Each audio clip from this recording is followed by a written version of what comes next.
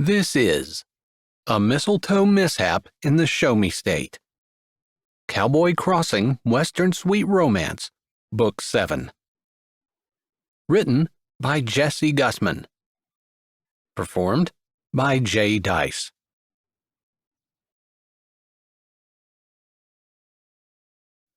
Chapter 1. Reagan Boyle looked up as the bell above the veterinary clinic door chimed, and a blast of cold air ripped through the waiting room, ruffling her papers. She put a hand down to make sure her papers didn't blow away, but she did not for 1 second, wish she was back at her place of previous employment, which had been completely paperless. Some things weren't worth it. "It looks like Toto has a clean bill of health, Mrs. Hudson," Reagan said as she handed the receipt to Mrs. Hudson. She smiled at Toto and patted the miniature poodle mix on the head, around the tuft of fur tied up with a pink ribbon as she poked out of Mrs. Hudson's over-the-shoulder dog carrier purse. Mrs. Hudson set her checkbook down on the shelf and began writing. Many of their older clients still wrote checks, even though they encouraged electronic payments. "He sure does. It's a nice report to get," she said as she scribbled on the paper.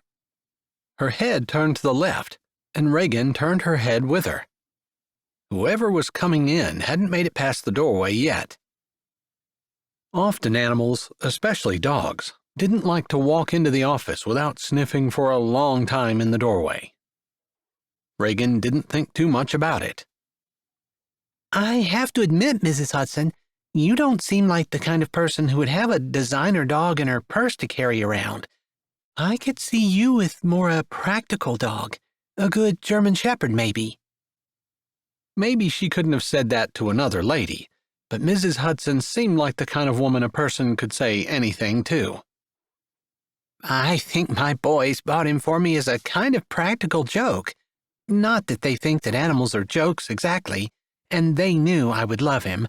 But you're right, this is not the kind of dog that I would have chosen." Her work-roughened hand stroked over the dog's head while the pink tongue came out and licked her worn fingers.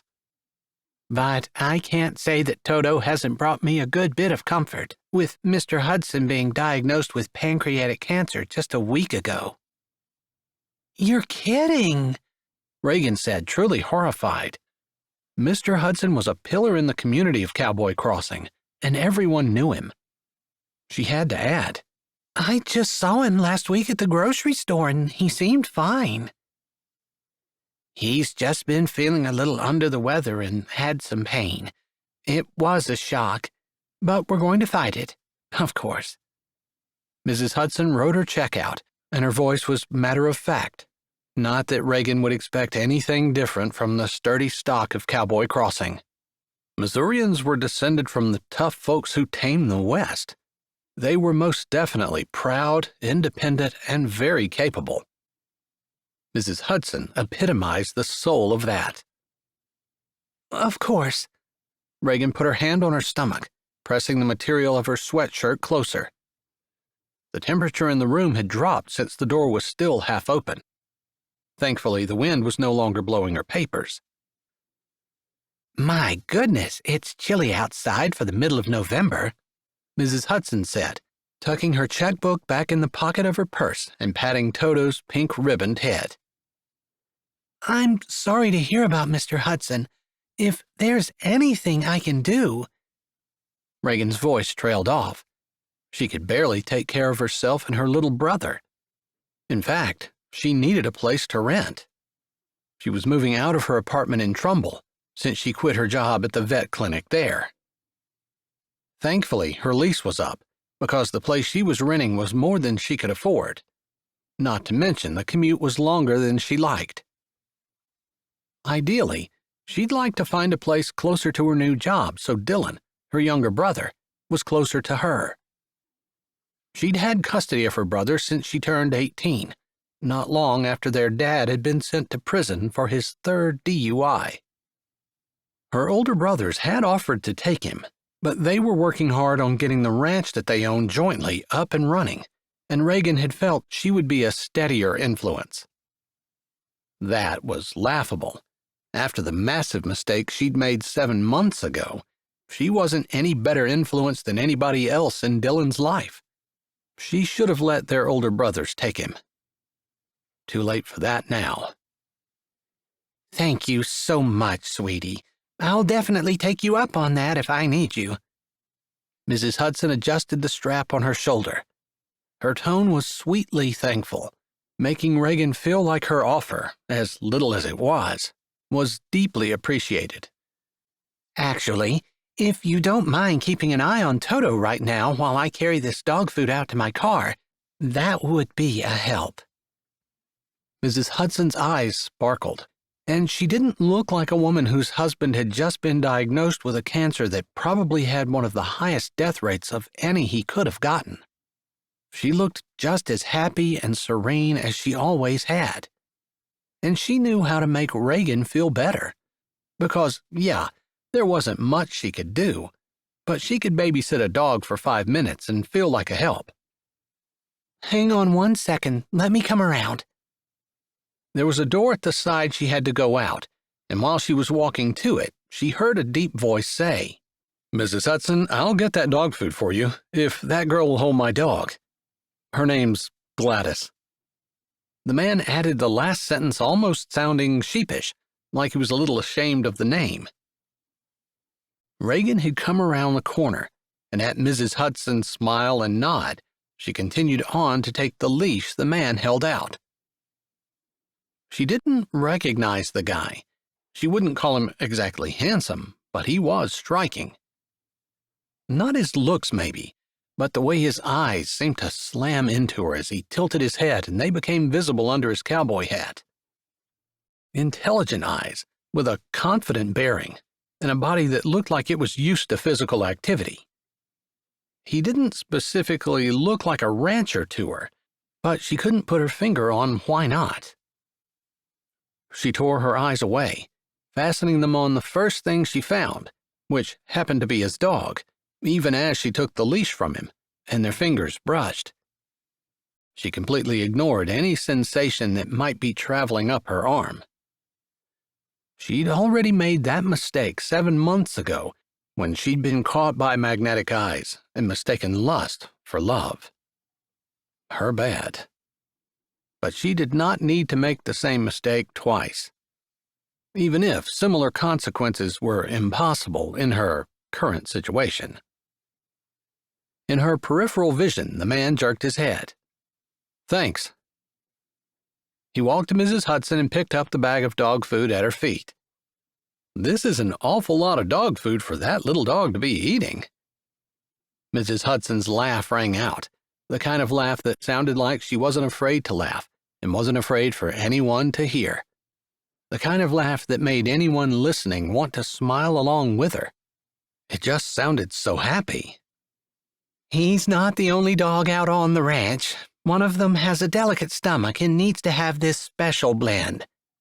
"I see." The man paused with the bag slung over his shoulder. "How'd you find out that your dog had a delicate stomach?" Mrs. Hudson's face glowed with humor. Every time after she ate, every time, she threw up. We couldn't get her to stop, so we brought her here. Dr. Violet suggested we put her on a more bland diet. That did the trick, and she's been fine ever since. We're kind of afraid to change her back, although Dr. Violet said it's probably okay. A lot of times, puppy stomachs are just a little sensitive for a period. "Yeah, sounds a little like what Gladys is going through. I'll make sure I say something to the doc during my visit." He eyed the dog connected to the leash Reagan was holding. It was a beautiful German Shepherd, golden with black highlights, but she huddled against Reagan's leg like she was scared to death. Not uncommon in the vet's office, and her eyes never left the man. She strained a little against the leash like she wanted to be with him, even as she cowered behind Reagan. She did seem a little underweight, too, although her fur was thick and beautiful, and there were no ribs visible through it. You do that. I'm sure Dr. Violet will fix you right up. Mrs. Hudson said as the man adjusted the bag of dog food and turned toward the door. Mrs. Hudson hurried around and opened it for him, holding it. But instead of walking out to her car, she came back to the doorway. "Reagan?" she asked softly. "I believe Dr. Violet told me that you were looking for a place to stay. If you check this board," she indicated the bulletin board that was right beside the door when a person walked in, "it looks like there are a couple of offers here." Her brows lifted, and her face kind of lowered as her voice came out in more of a warning tone. "Just be careful. If you want one of my boys to check it out for you before you go by yourself, you just let me know. Cowboy Crossing is a very safe place, but bad people are everywhere."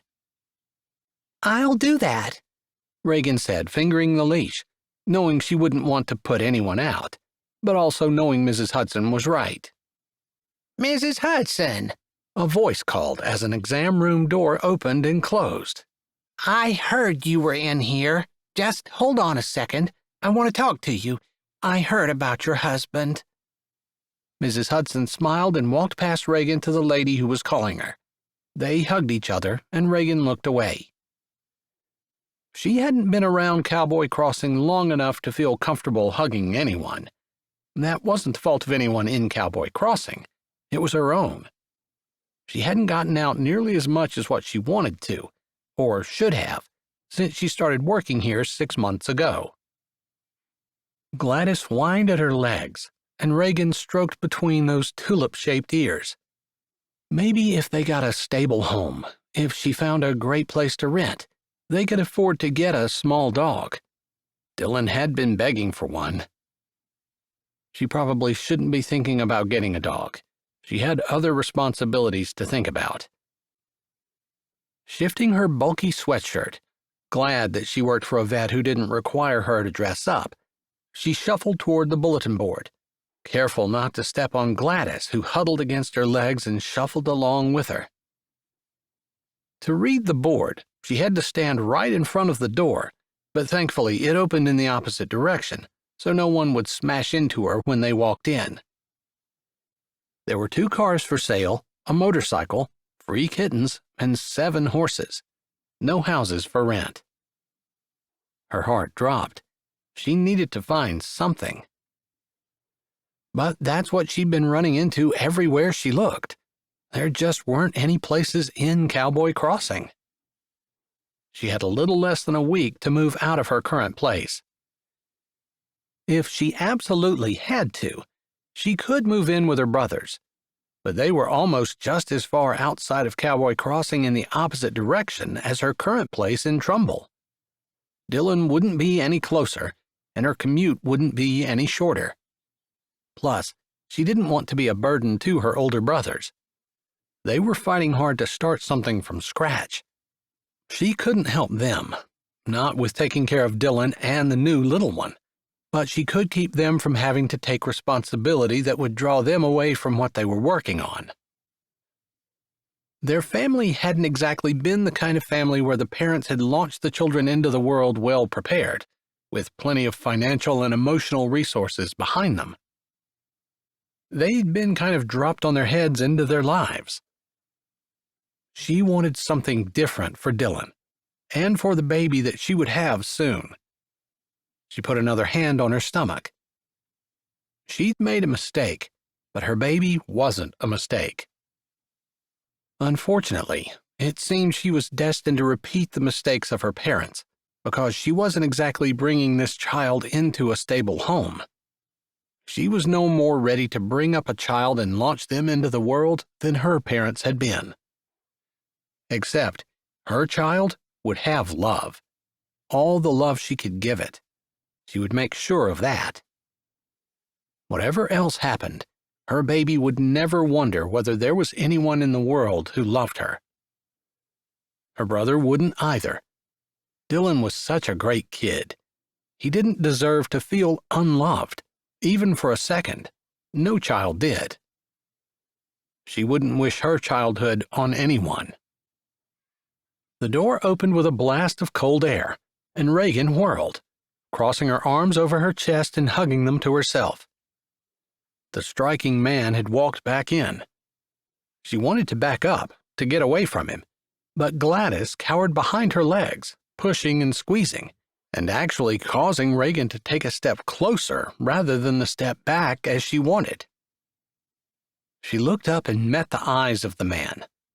His hat was pulled low down on his head, probably so the wind wouldn't blow it away, and his coat hung loose over his broad shoulders, unbuttoned. She didn't drag her eyes down, but she'd already noticed the jeans and boots. She supposed they would draw the eye of a typical girl, and she had been a typical girl earlier this year. She wasn't anymore. She had a baby to protect, and she needed to do a better job for her brother. So, despite the almost magnetic pull the man had on her, she turned her head away. She wasn't interested, not even a little. Chapter 2. Andrew stood at the door, somehow disappointed that the girl in front of him had turned away. Her eyes had been the color of warm sugar cookies, expressive and hypnotizing, and he found himself feeling like they were talking without saying a word. It was an odd sensation. He didn't know her and had never seen her before, and it was probably fanciful thinking on his part, maybe brought on by the holiday season, or maybe just the last week or so of owning a dog had affected him. He almost laughed at that thought. Gladys had affected him all right. She was so anxious and needy he could barely leave her alone. In fact, he didn't if he could help it, to the point of even taking her into the restroom with him. She lay on the floor while he showered, her eyes never leaving him. Interestingly, his dog was now cowering behind the girl's legs. Normally, if he were anywhere around, Gladys was glued to his side. It had been that way since he'd taken her home, like she'd instantly bonded with him. The woman in front of him wore a bulky sweatshirt and loose pants. It was impossible to see even a hint of shape, not that it mattered. It was her eyes that intrigued him, or maybe the expression in them. Vulnerable and anxious. Somehow they reminded him a little of Gladys, which was ridiculous. His dog pushed on the back of the lady's legs, and she stumbled toward him. He reached out a hand to catch her, her arm feeling thin through the material of her extra-large sweatshirt. "Sorry about that," he said, waiting until she seemed to have caught her balance before he dropped his hand. She turned the sugar cookie eyes on him again, and her lips parted. Before she could say anything, a burst of friendly laughter came from Doc Violet. He'd barely noticed her standing back by an exam room door in conversation with Heather Johnson. Actually, Heather Clark now, as she'd just married Cade Clark, son of one of the most influential families in Cowboy Crossing. Heather appeared to be trying to talk, and even as she struggled to hold on to the leash of Dara, a part Newfoundland mix who was almost as big as Heather. Andrew had been out to Cade's many times, and Dara was a real sweetheart, even if she was as big as a small pony. "Look, Andrew and Reagan are standing under the mistletoe." Doc Violet didn't say any more, but she didn't need to. Heather was a romantic, and the whole town knew it, regardless of the pony and the grunt she'd married. Saying grunt in the most affectionate way possible, since Andrew considered Cade a great friend. "You know what that means. It'll be the first kiss of the season." Heather's eyes danced. "Huh, I don't even know if any other businesses have it up. We decorate early for Christmas around here, and I just put that up this morning," Doc Violet said as she glanced at the Christmas tree in the corner, strung with lights shaped like bones and laden with dog biscuit ornaments. Andrew had no idea where a person would find decorations like that, but figuring that out was the least of his worries right now. He could back away and refuse to do what Doc Violet and Heather had just suggested, what mistletoe tradition demanded, but he didn't want the woman in front of him to get the idea it was her. Her eyes already seemed like they held more hurt and baggage than a woman as young as she deserved. Of course, he didn't want to force attention on her that she didn't want. Plus, she could be married. He could kiss her cheek. As though in answer to that issue, Doc Violet said, "I think the mistletoe tradition only demands kissing when the people caught under it are unmarried and available." "And my goodness, Reagan, you couldn't be caught under there with a more available man," Heather said with a gentle smile in her voice, her fondness for Reagan, who must be the woman in front of him, evident in her voice. Reagan. Different, but he liked it. It seemed to suit her. Her hair was darker than her eyes and fell down past her shoulders. Probably the conversation around her had made the red pop on her cheeks. Pretty. Young. He didn't go around guessing women's ages that often, but he'd be willing to bet she was 10 years younger than he. That made him even more determined to buss her cheek. She hadn't moved away, and already several awkward seconds had ticked by while he did nothing. He lifted a brow when she met his eyes, and she didn't shake her head, so he decided she'd come to the same conclusion. It was better to just do a simple kiss, make it so it didn't mean anything, and appease the people watching. He shrugged, gave a little "what can I do about it" grin, and lowered his head, aiming for her left cheek. Unfortunately, Gladys, who'd been cowering behind the woman's legs and had already knocked her off balance once, either didn't like him moving toward the woman, maybe Gladys was protecting her, or maybe she was jealous. That was the more likely scenario in his mind later when he thought about it. Whatever it was, Gladys moved suddenly, knocking the woman off balance again and causing her to gasp.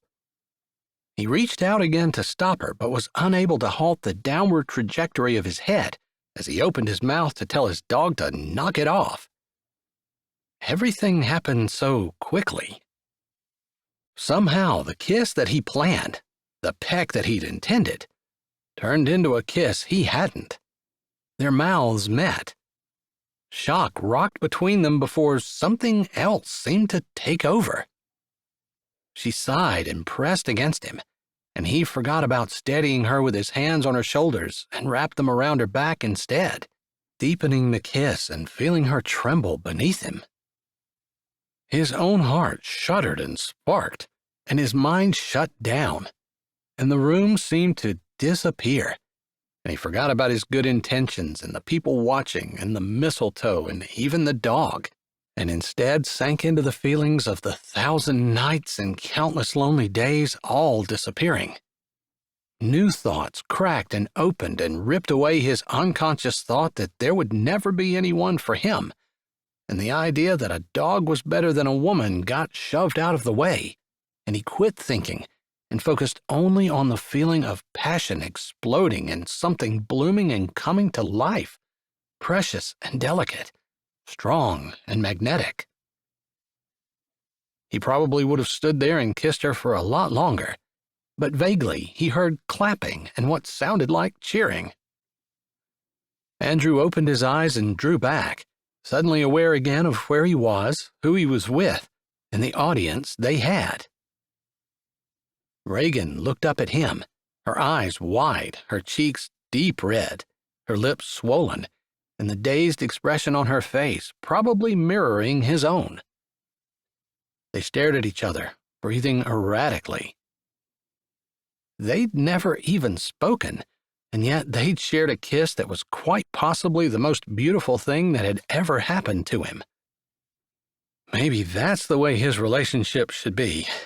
No talking, no interaction, just kissing.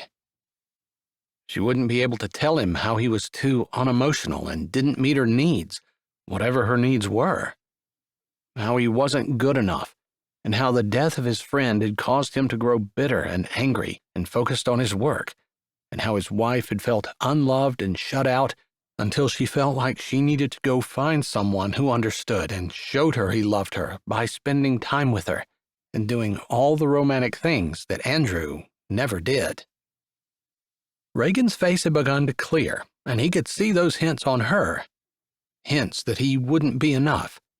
Hints that his inability to have the pretty words, to say the pretty words, to do the pretty things, to give her what she wanted, to show her the deep emotions that he was afraid to let out, would make him not be enough for this woman either. No matter how good the kiss was. He saw it all, and he knew he should say something, apologize, make a joke, tell her she was beautiful, and when she kissed him, she made him forget his own name. No, not that last. He should say something, maybe a nod to the fact that he hadn't meant to kiss her like that. If his dog hadn't run into her and caused her to lose her balance, his cheek might have touched hers, and he probably would have ended up kissing the air beside it, and he wouldn't be standing here right now, knowing he never had the right words, never said the right thing, and never showed enough of what he was feeling. That was about the best mistletoe kiss I've ever witnessed, and I think Gladys had a big part in that. Fitting, since I'm a vet. Doc Violet had come over and put a hand on each of their backs, which made Andrew want to move back. He could, since he didn't have his dog cowering behind his legs.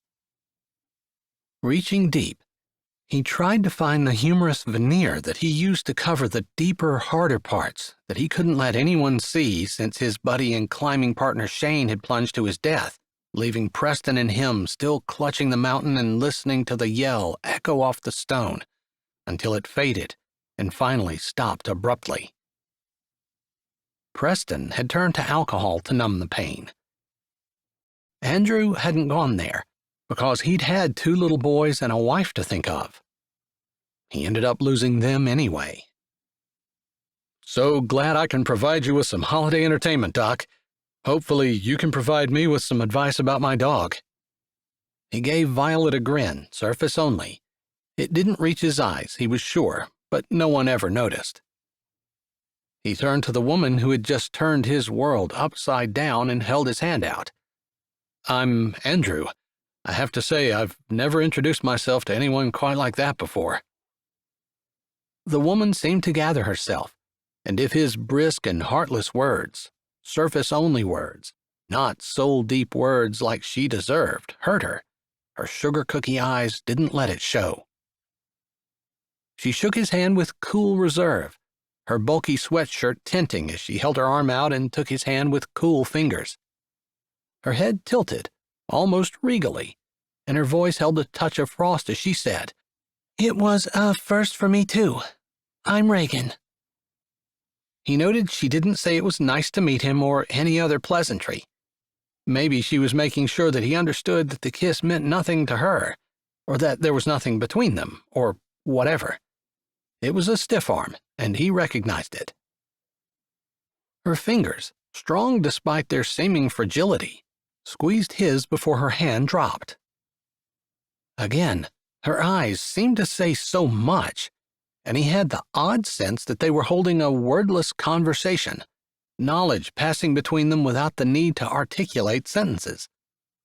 It was an odd sensation to be able to communicate with someone without opening his mouth.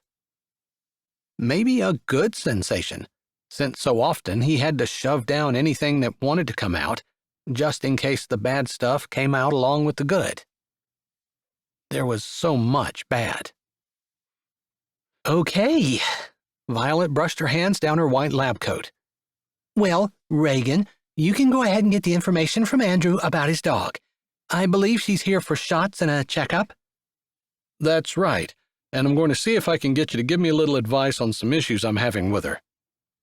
Andrew did not let his eyes follow Reagan as she handed him his leash before she turned and walked around the corner and through the door and back to the other side of the counter, pulling out a chair and sitting down with a plop, almost like her legs collapsed underneath her.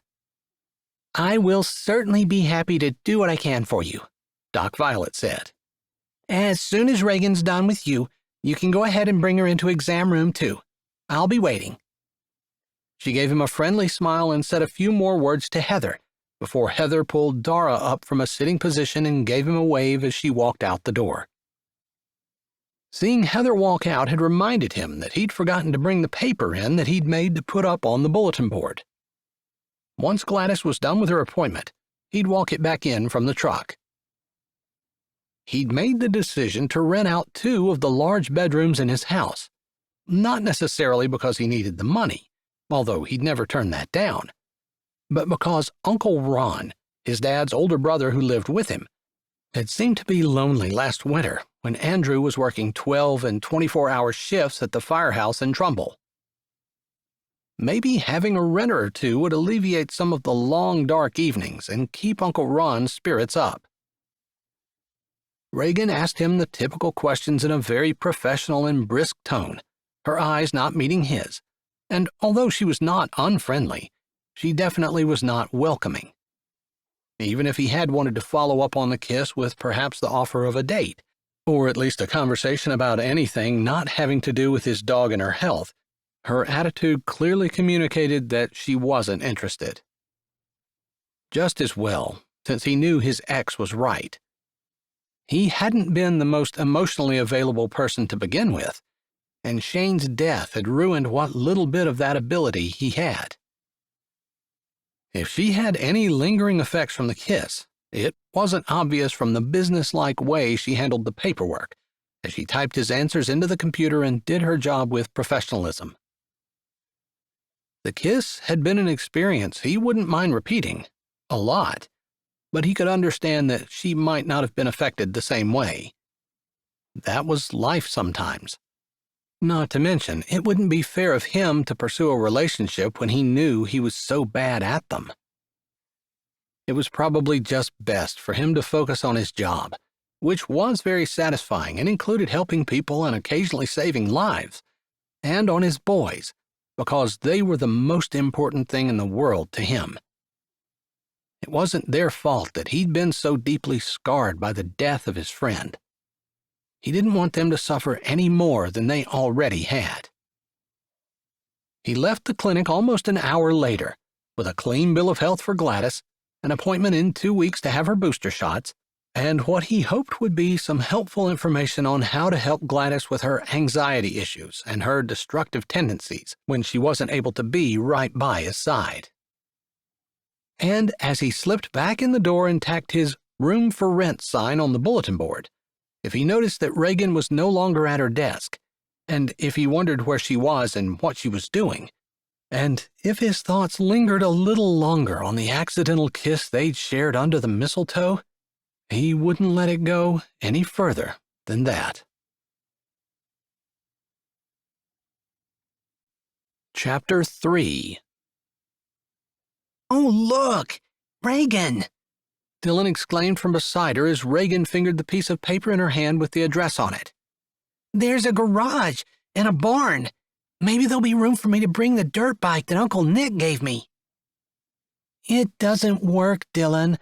There's no point in bringing it with us," Reagan said absent-mindedly as she eyed the big old house. It was the only house in sight, down a long drive, a big barn hunched behind it, a little scary and threatening in her opinion, but she wasn't used to being out in the country this far. Living in Trumbull had been far enough out. This was way beyond her comfort zone. But she'd considered it a godsend when she'd checked the board 2 days after that horrible, awful, amazing, earth-shattering kiss and had seen that someone had tacked up rooms for rent. She was getting desperate, and when she'd called, the kindly old gentleman she'd spoken with had seemed sweet and nice and not threatening at all. She looked around again. Not a house or another person in sight. How did people live like this? How could they stand to be so isolated? There would be no walking to the store, no walking to the post office, no walking anywhere except for down long stretches of deserted highway. And one had to navigate the driveway first. It appealed to a part of her, the part that wasn't pregnant, the adventurous part of her, the one that had her running on the cross-country team in high school and had her saving money to go backpacking across Europe. The backpacking trip had never panned out, mostly because of Dylan, but now It probably never would, because she had another life to think about. Squaring her shoulders, she pushed through the gate and headed up the walk. They were expected, and if the rooms were anywhere near what they were supposed to be, she would be renting them. The price was right, the location of just outside Cowboy Crossing was perfect, and this would be great for Dylan. "If they let us have the rooms, I'll ask about the garage," she said as Dylan walked quietly beside her.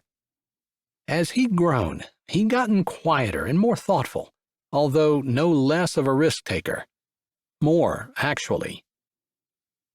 She wasn't sure what to do about that, or if there was anything she could do.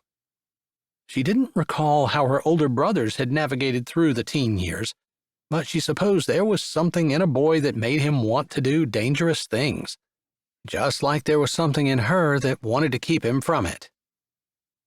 If he could be kept interested in working on the dirt bike which didn't run, maybe he would not be tempted to do some of the more outlandish things he'd mentioned to her in passing. She highly doubted he could get the dirt bike running, so she wasn't really concerned about him hurting himself on that. "Thanks, Reagan. I really want to bring it. I know I can get it together. I was watching YouTube videos about it, and I think I know what I was doing wrong the last time when I put it all together but it wouldn't start.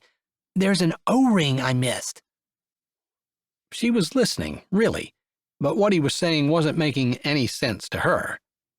Maybe if she'd seen it, maybe if she had time to focus on it, but she was just trying to survive and not make any more major mistakes.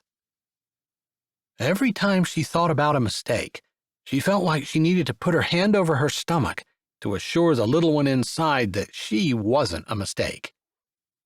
Reagan had made the mistake. God didn't make mistakes. She knew that, but God allowed her to face the consequences of her own bad choices.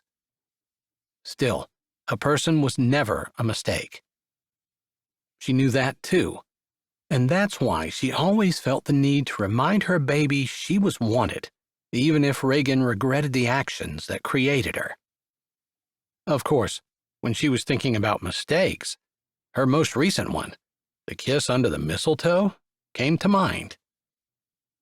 Not because it had been so wrong, necessarily, but more because it put thoughts in her head that were completely impossible. Thoughts about men and dating and happily ever afters, and all those things that were no longer possible for her. At least, not now, since she had her baby to think about.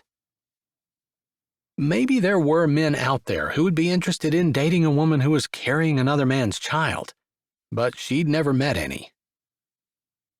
She didn't want to do that anyway. Her whole focus and being right now had to be on creating a stable home for her brother and her child. That kiss had distracted her from everything she knew she needed to be doing. It was a mistake. And there she was, thinking about it again. At least she was thinking about the kiss now, and not the man who had given it to her. Dylan walked beside her as they stepped up on the porch steps and onto the big, wide country porch, where there was a swing hung at one end and comfortable-looking rocking chairs sat on the other. Inviting, and it made her hope the rooms would be just as perfect. She knocked on the large wooden door. A cool breeze rustled the leaves of the oak tree in the yard. Many leaves had not fallen yet, and were pulled off with the tug of the air and fluttered onto the porch. Watching the leaves gave Reagan the oddest desire to just float. No more struggling, no more striving, no more hurt or pain, just floating. It seemed so unfair that some people's lives just seemed to be floating lives, with no real problems or issues, while her life seemed to be one long fight and struggle. A struggle to survive, a struggle to see her parents stay together, a struggle to see her mother leave, a struggle to see her father sink into the bottle and prison before leaving his family, chasing the promise of a good time in a woman's arms. And when that didn't pan out, he found someone else, and had never made it back home. A struggle to watch her brothers leave and assure them it was okay, that she could raise Dylan and take care of herself too, even though she was only 18. She'd been wrong, obviously, since it hadn't been but a few years later when she'd been seduced by the pretty words of a professional man who'd promised her that she was beautiful and desirable and everything he ever wanted, and he was leaving his wife for her. It had only taken him one night, not even all night, just the date and what came after, for him to decide that he wasn't leaving his wife after all. In hindsight, Reagan could see nothing he'd said had been true, and she'd believed every lie. Struggle. That had only increased it. She sighed and turned back to the door, rapping again, as Dylan shifted beside her. "I like this place, Reagan. I hope we get it," he said softly beside her. As much as it scared her to be so far away from any other people, there was definitely something homey about this place. And if the man who was renting the room was as kindly and grandfatherly as he sounded, then maybe they would feel at home. She was eager to meet him. Maybe that's why there was a smile on her face as the door opened and a man came into view. Only, he wasn't old, and he wasn't grandfatherly, and he wasn't someone she wanted to see. Her stomach lurched and shook, not that sturdy in the best of times in her current condition, and as it dipped and swayed, she put a hand over her bulky sweatshirt, pressing in, knowing she wouldn't throw up, but the feeling was there. The man she couldn't stop thinking about, the one that had derailed her from her purpose and made her think things that were impossible for a woman facing the situation she was facing, making her long for the little girl dreams that she'd left behind and wish she were free to find out who he was and if he might be interested in the same things she was. The man she'd vowed to stay away from and stop thinking about. His eyes had widened. His mouth, maybe open to form some kind of greeting, didn't move. The strong nose and jaw she couldn't forget were in stark relief behind the screen of the storm door. She couldn't see the dark swirl of his irises, but it wasn't hard for her to remember the stone gray with just a touch of brown. Eyes she could get lost in. She knew the danger and lifted her chin. "I'm here to see Mr. Ron. We spoke on the phone about the rooms he has for rent. He's expecting me." Apparently this man, Andrew, she remembered his name, apparently he rented rooms here too. This was the only place she knew of, in Cowboy Crossing and the surrounding areas, that was renting rooms she could afford. But she didn't want to be stuck in the same house with him. He hadn't even opened the screen door, hadn't touched her. She couldn't even see his eyes that well, and her heart was racing. Her breath had shortened. Whatever it was about him, it was dangerous for her to be around him. She was tempted to make the same mistake that she'd already made.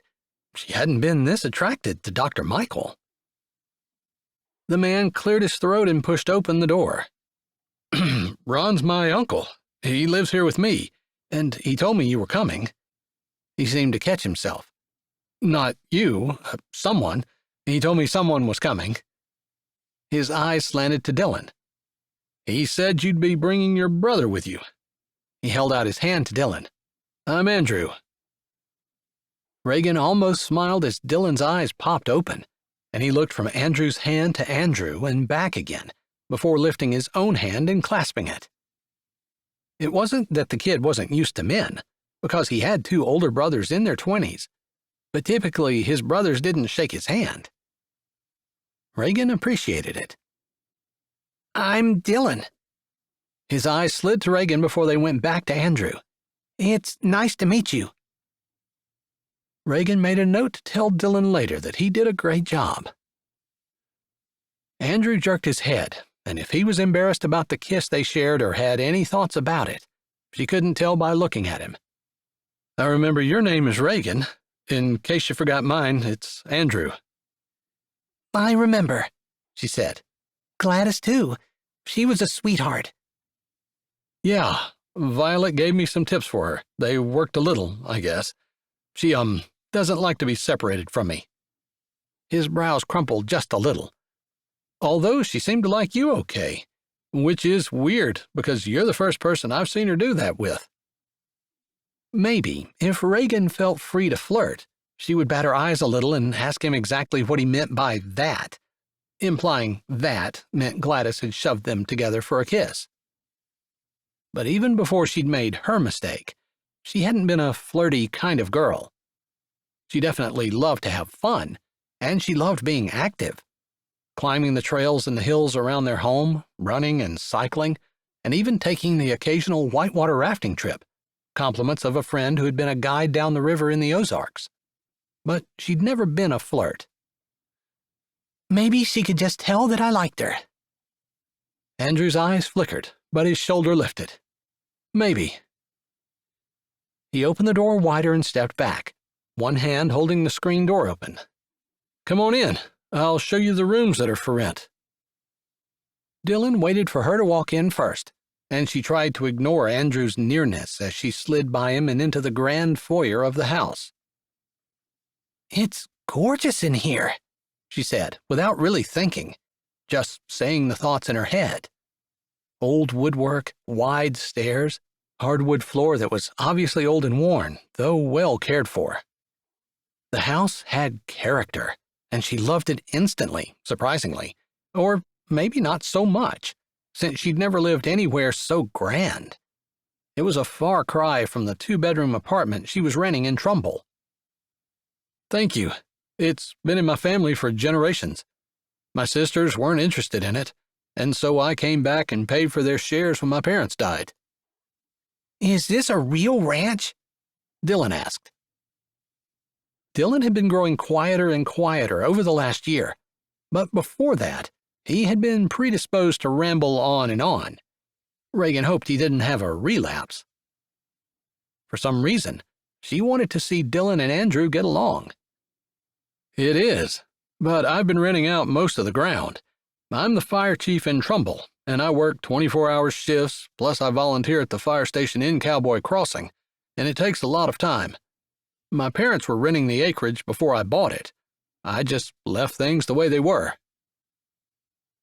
Dylan had asked the question, and Andrew started out speaking to him, but by the time he was done, his gaze had traveled to Reagan, and he seemed to be watching her. She wasn't sure why, unless he was telling her he didn't want someone in her condition bringing a baby into his home. But that was kind of presumptuous, since she hadn't told him, asked him, or even suggested it, and from what she'd been told by the people that she'd been around, they didn't even know she was pregnant until she told them. They just assumed she was pleasantly plump and wore big clothes. Maybe that was a result of her natural slenderness, because the midwife had assured her that the baby was measuring the proper size. The midwife had also said something about her stomach muscles and first babies, and people who were as fit as she was, but she hadn't really been paying attention at the time, because she had still been trying to wrap her head around the changes in her life and body. Her pregnancy was no better a subject than the kiss. Dylan had no idea, and maybe a flash of panic crossed her face, because his eyebrows shifted before he seemed to shake his head and look away. "How about I show you the rooms first, then we'll come back down and I'll show you the kitchen and the living room. Basically, I was thinking that whoever rented the rooms would have access to the kitchen and the whole downstairs, assuming, of course, you clean up after yourself.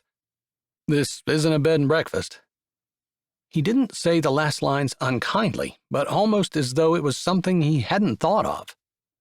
"I'm sorry, this is the first time I've rented any rooms out, and I guess I'm just kind of establishing the ground rules in my head." Why decide to rent now? As though he anticipated her unspoken question, he said, "You spoke with my Uncle Ron.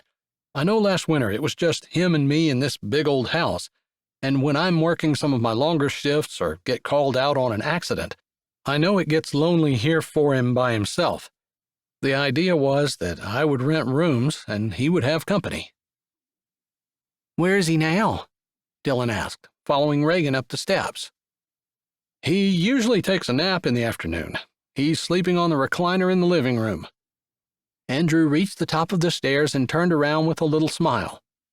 It will probably upset him that I didn't wake him up, but his afternoon nap is like clockwork. Reagan found herself smiling, and some of her discomfort faded. She hadn't wanted to be stuck in the same house as the person she'd shared such a passionate mistletoe kiss with, especially since she wasn't interested in any kind of relationship. But maybe things wouldn't be as awkward as she thought they might be. At least, he didn't seem to be inclined to pursue anything beyond casual friendliness, which suited her exactly.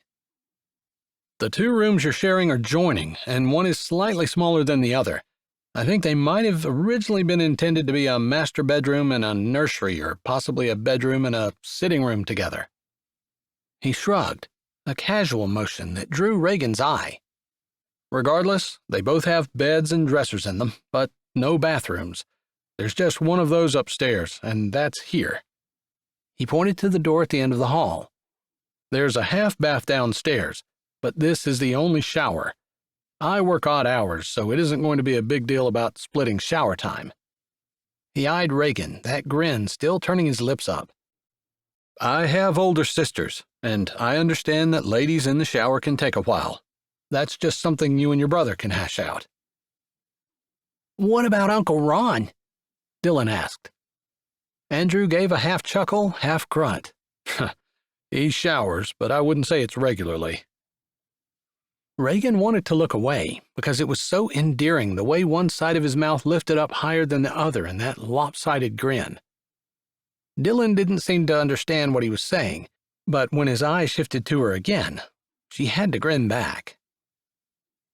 She liked him in spite of herself, and that probably wasn't good, but it definitely made her feel more relaxed. Obviously, Dylan liked him too. He almost had that hero worship look in his eyes that he had with his older brothers when they were around. He would have gone with them in a heartbeat if Reagan had let him. Maybe she should have. Andrew opened the bathroom door, and Dylan peered in with interest, while Reagan was slightly more reserved. A shower tub combo, a sink, and a toilet.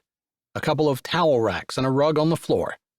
Nothing fancy, and none of the warm touches a woman might have made to make things look homier. The hall had been the same.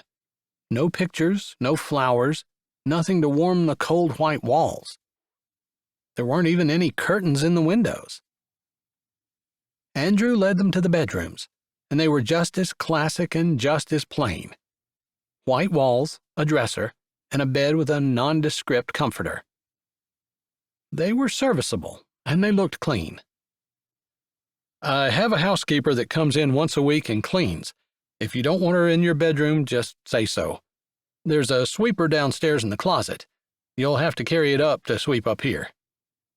He was all business, which was probably how it should be. Although Reagan kind of missed the smile and the shared joke. Maybe, rather than relaxing him, it had scared him. She should probably feel relief. He didn't seem to want to relive that kiss or bring it out into the open any more than she did. She felt their secret was safe. Going downstairs, he showed them the kitchen, and they peeked into the living room where, sure enough, Uncle Ron was leaned back in his recliner, his mouth open and his mustache wiggling with every snore. It was endearing in an elderly gentleman kind of way, and it made Reagan automatically like the old man, as she had when she spoke with him on the phone. And that's pretty much it. Like I said, the kitchen is yours, you cook for yourself, and I'll give you space in the refrigerator to keep your groceries. He paused here, almost as though he was thinking, and then he said, If you want to make regular meals and feed Uncle Ron every day, and me when I'm here, I'll take some money off the rent, and I'll buy the groceries. Reagan considered that. It would be nice to have a little less to pay, but would she be able to keep it up when the baby came? She decided to chance it. I'll take you up on it. He named a figure that felt fair to her, and she agreed to it. Does that mean you're interested in the rooms? He asked. I am. How soon can we move in? It wasn't even that she had any choice. If she didn't take these, she wasn't sure exactly what they were going to do. Thankfully, these suited in every way. Well, you saw them. They're ready. Whatever works for you. There's a week left until the end of the month when we need to move out of our apartment. How about we'll start moving things in, although there really isn't much to move? She considered putting her bed in storage because she owned it, but she'd bought it secondhand, and actually, Dylan's day bed that he slept in had been in the apartment when they moved in. If you need some help, I can give you a hand. His words were casual, but when she looked at his face, it seemed like he was surprised that he had spoken. That shouldn't be necessary, but thank you. Let me give you a check. She reached for the shoulder strap of her purse and slid it off her shoulder. Andrew shifted, like the idea made him uncomfortable, but he didn't say anything. She pulled her checkbook out. Do you want a security deposit as well? She asked, hoping that he would say no. She wasn't sure she had enough in her account to cover the first month's rent along with a security deposit. Not until she got paid on Friday. That was 4 days away. No, I don't. She almost thought that maybe he was making that up as he answered, and hadn't actually planned on whether or not a security deposit would be necessary. He said this was his first time renting. She definitely believed it. Still, relief was cool and sharp in her chest. She hadn't wanted to admit how low her funds were and how close to the edge she lived, paycheck to paycheck. She didn't want to get into her past and her home situation, although surely he would wonder just a little bit why she was running around with her brother in tow. Maybe he didn't care. He seemed like the kind of man who had other things to think about than her personal history. Thankfully. She tore the check out and handed it to him. I assume the rent will be due on the 1st of every month? He nodded. That's what I was just going to say. I know we're a few days early right now, but let's just plan on that. You guys can move in any time and we'll use the 1st as our due date. That'll keep things simple. She could appreciate that. Thank you. He reached out to take the check, and their fingers brushed.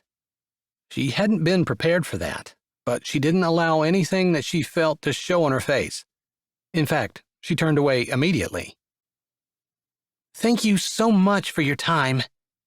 She didn't need to tell Dylan to come. He opened the door for her. She realized as they walked out what bothered her more than anything. Well, more than anything except the fact that there was what amounted to a secret history between them. It was the drab nature of the house. She should have asked if she could throw some decorations up. She wasn't sure she wanted to live somewhere that was so depressing. She didn't think he'd mind, but she'd be sure to ask the next time she saw him. Chapter 4. I thought you said you wanted to rent to a man. Preston huffed as his biceps curled and the weight came up. Andrew lifted his own weight and wished he hadn't started the conversation. He'd rather concentrate on counting his sets and reps than think about his new renter and her brother. Not that he'd been able to think about anything else all day. I wasn't the one who told her to come look at the rooms. Uncle Ron had. When she showed up at the door, I wanted to tell her that I had someone else and I'd let her know, but I just couldn't lie. They hit their 10 reps and set the weights down for a rest. Is she cute? Preston smirked, his bloodshot eyes narrowing slightly. Ladies had always considered Preston good-looking and easy to talk to, but the death of Shane had affected him too. All 3 of them had been on that rock wall. Only 2 of them had survived. No doubt the experience had brought Preston and Andrew closer, but there was always that elephant between them, because they certainly didn't talk about that day, nor of Shane. Both of them were handling things differently. Preston had turned to drink, which, thankfully, was one vice Andrew didn't have, although they'd both lost their marriages over the accident. I guess she is. She had on a baggy sweatshirt and a big scarf, and I don't even remember what else she was wearing because I wasn't paying attention. I don't want to be attracted to my renter. There are probably laws against that or something. Andrew didn't have any idea. He should look up the renting laws, but it had been a spur-of-the-moment thing. He hadn't expected to put his ad up and get a renter within a week. He thought it was going to take a little longer. I don't think so. You're not her employer or anything. Preston wiped his forehead with the towel around his neck, then wrapped his hands around his weights to begin the second set of reps. Andrew didn't need a towel. He'd never been a sweater, but he followed Preston's lead and started his second set as well. Did you hear anything about your new job? Preston asked when he finished the second set of reps and laid his weight down. Nah, it's kinda soon, and I'm honestly not sure what I'm going to do if I'm hired there anyway. When Andrew had seen the ad for a first responder instructor, he applied online, thinking that it might be better hours, if not better pay, than the fire chief position. Not to mention the job was in Cowboy Crossing rather than Trumbull. The main reason he wanted a change of pace was Uncle Ron. Andrew felt like he spent an awful lot of time away from home, and the old man was lonely. Plus, if the new job worked out, he might be able to start ranching on his own rather than renting his ground out. All thoughts and ideas for down the road. He didn't really want to give up his fire chief position. He eyed his friend, who was wiping his forehead again with his towel. It was guy code to not talk about personal stuff, but he didn't feel like he was being a very good friend if he didn't mention it. You gonna lay off the drink? Not even a flicker of annoyance crossed Preston's face. In fact, he grinned. I don't see any reason why I should. Killing you, man. He wasn't even joking about that. Preston looked sallow and skinny, and his butt was dragging. Gonna die sometime.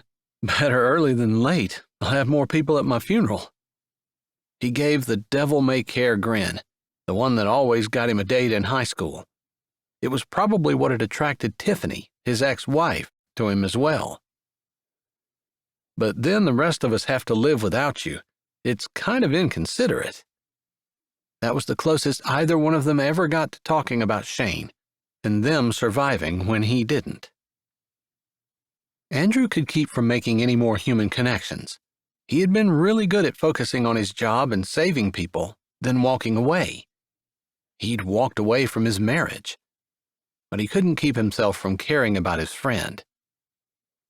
Caring about people meant pain, and he preferred to not care about anyone. You can grab a six-pack and join me in front of the TV tonight. No one's stopping you. Preston jerked his head up, then grabbed his weights for the last set. You know I'll pass. I don't need another vice. Andrew grabbed his own weights and started his last set as well. They lifted in silence for a bit. Even though their conversation hadn't been exactly friendly, their silence was the easy silence of old friends. As Preston laid his weights down after finishing the rep, he said, You know, you could invite me to Thanksgiving. That's the least you could do if you're really concerned about my health and welfare. Thought you'd be going down to Mommy and Daddy and the big family celebration in Dallas. I can't imagine they'd want their boy Preston to be anywhere else for Thanksgiving. Which is exactly why I'm not going to be there.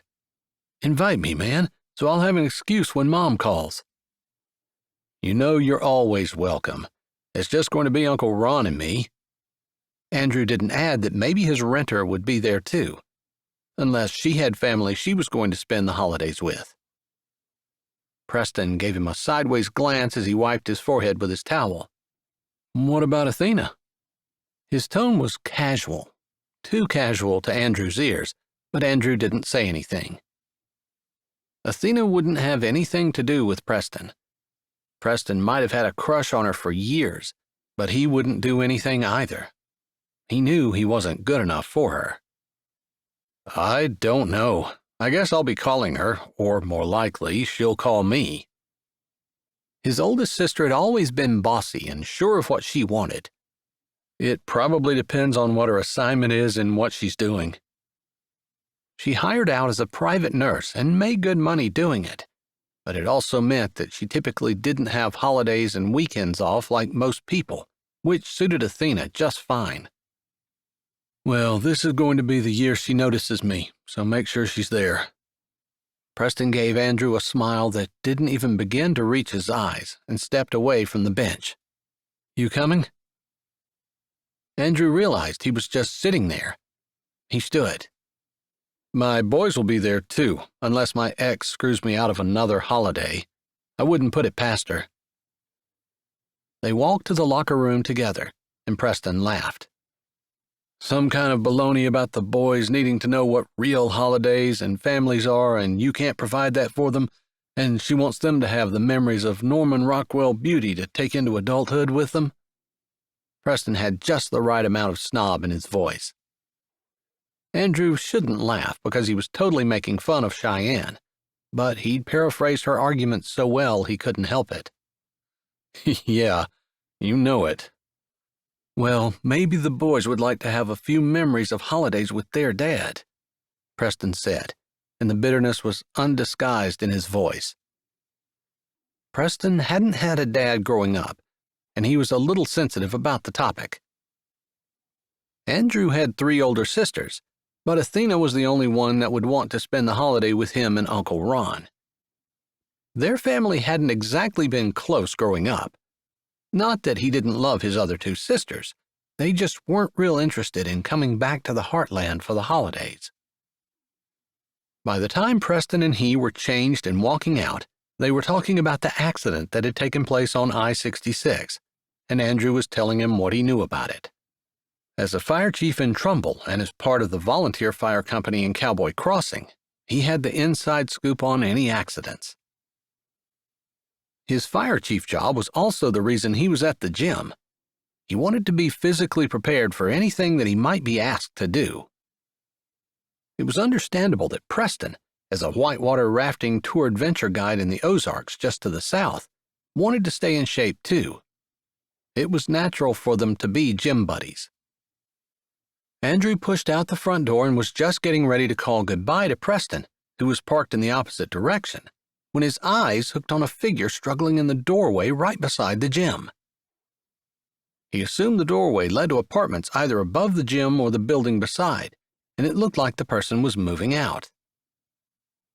His eyes recognized her immediately, although it took his brain a couple of seconds to catch up, as he took in the scene and the girl struggling to move what looked like a wooden chest out of the tight doorway, her baggy clothes hanging off her, and a voice, Andrew assumed it was her brother, calling from the interior where the other half of the chest had not emerged. It seemed to be caught on something. She didn't notice him at first, but looked up as he walked over.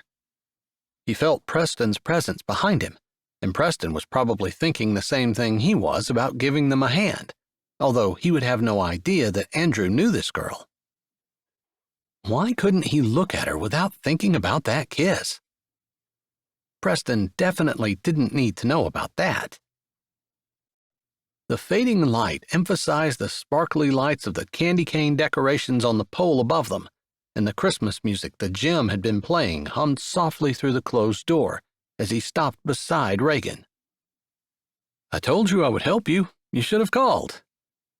She gasped and straightened, and then stepped back, a little off balance, probably because she had been pulling so hard on the chest. I couldn't have done that. Dylan and I can get it. Her voice was still that husky smoothness he remembered, and it stirred in his chest like soft leather wrapping around his heart. He ignored the feeling. Preston snickered behind him, covering it with a cough, but Andrew wasn't fooled. He didn't know why Preston would be snickering. The girl wasn't gorgeous. She was certainly dressed like a hobo with more baggy clothes and her hair thrown up in some kind of haphazard, half-bun, half-ponytail hybrid thing. Preston had known him for a long time and apparently didn't even have to see his face to know that this girl could be different. Not that Andrew would allow her to be. "Well, my buddy and I are here now. We'll give you guys a hand." It was odd, but Andrew just stood there, looking at her. Normally, he didn't stand around waiting. But for some reason, she kind of froze him and just made him want to watch her, which was odd. The spell didn't last long, because Preston broke in. "Why, Andrew, how kind of you to ask me if I would like to help this young lady. I'm so glad you thought of me, and I'm honored to be asked. Of course I'll help you." Preston was in full-on smart-aleck mode, and even bowed in Reagan's general direction with a silly grin that had her smiling back at him. Their silly byplay sent a pang through Andrew, along with a shaft of irritation. Why was Preston even bothering to try to charm her? He wasn't going to do anything more than move her chest and leave. Neither was Andrew. That didn't mean he couldn't be nice while he was here. Irritation at himself warred with the irritation at his friend because of his own stupid reaction. Reagan could laugh and smile with whoever she wanted to laugh and smile with, and it didn't mean a thing to Andrew. "A lady in your condition shouldn't be lifting heavy things like this anyway. As my friend just said, you should ask him to help you." Preston bowed again. "Allow us. And where are you taking it?" A lady in her condition? What in the world? Reagan turned and pointed to the blue car 3 spaces up, with the hatch up. "I think it'll fit in there. It seems like it would, anyway."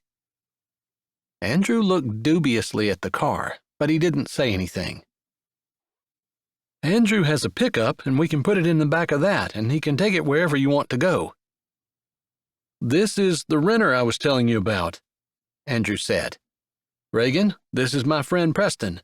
I just invited him for Thanksgiving dinner, so if you're planning on eating at the house, which I know we haven't talked about, he'll be there. Preston, this is Reagan."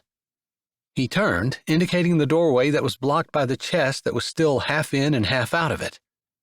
"And that's her brother, Dylan." "I can get this end. I'm strong. Reagan was having trouble with her side. It's stuck somehow," Dylan said, rather than returning the introduction. Andrew would have expected Preston to give the kid a hard time, but he didn't. "The renter." Preston's voice still held that annoying teasing note as he stood with his hands on his hips looking between Andrew and Reagan. "Believe it or not, we were just talking about you." He nodded his head, his whole body moving up and down. The way he was talking about her made it sound like they had been spending hours discussing her entire life history, rather than the few sentences at most. "I told him I had a renter. That was the extent of our conversation about you." Andrew's words came out short. He didn't want Reagan to think that he was talking about kissing her under the mistletoe. Or anything else. Any weird interest. Even if he had a weird interest. He wasn't talking about it. Reagan jerked her chin at him, her friendly smile fading, which annoyed Andrew even more. They had a little tenuous thread of shared humor between them before she had left his house, and he wished he could get that back. Now he felt like there were chasms between them, with Preston standing there smirking at him.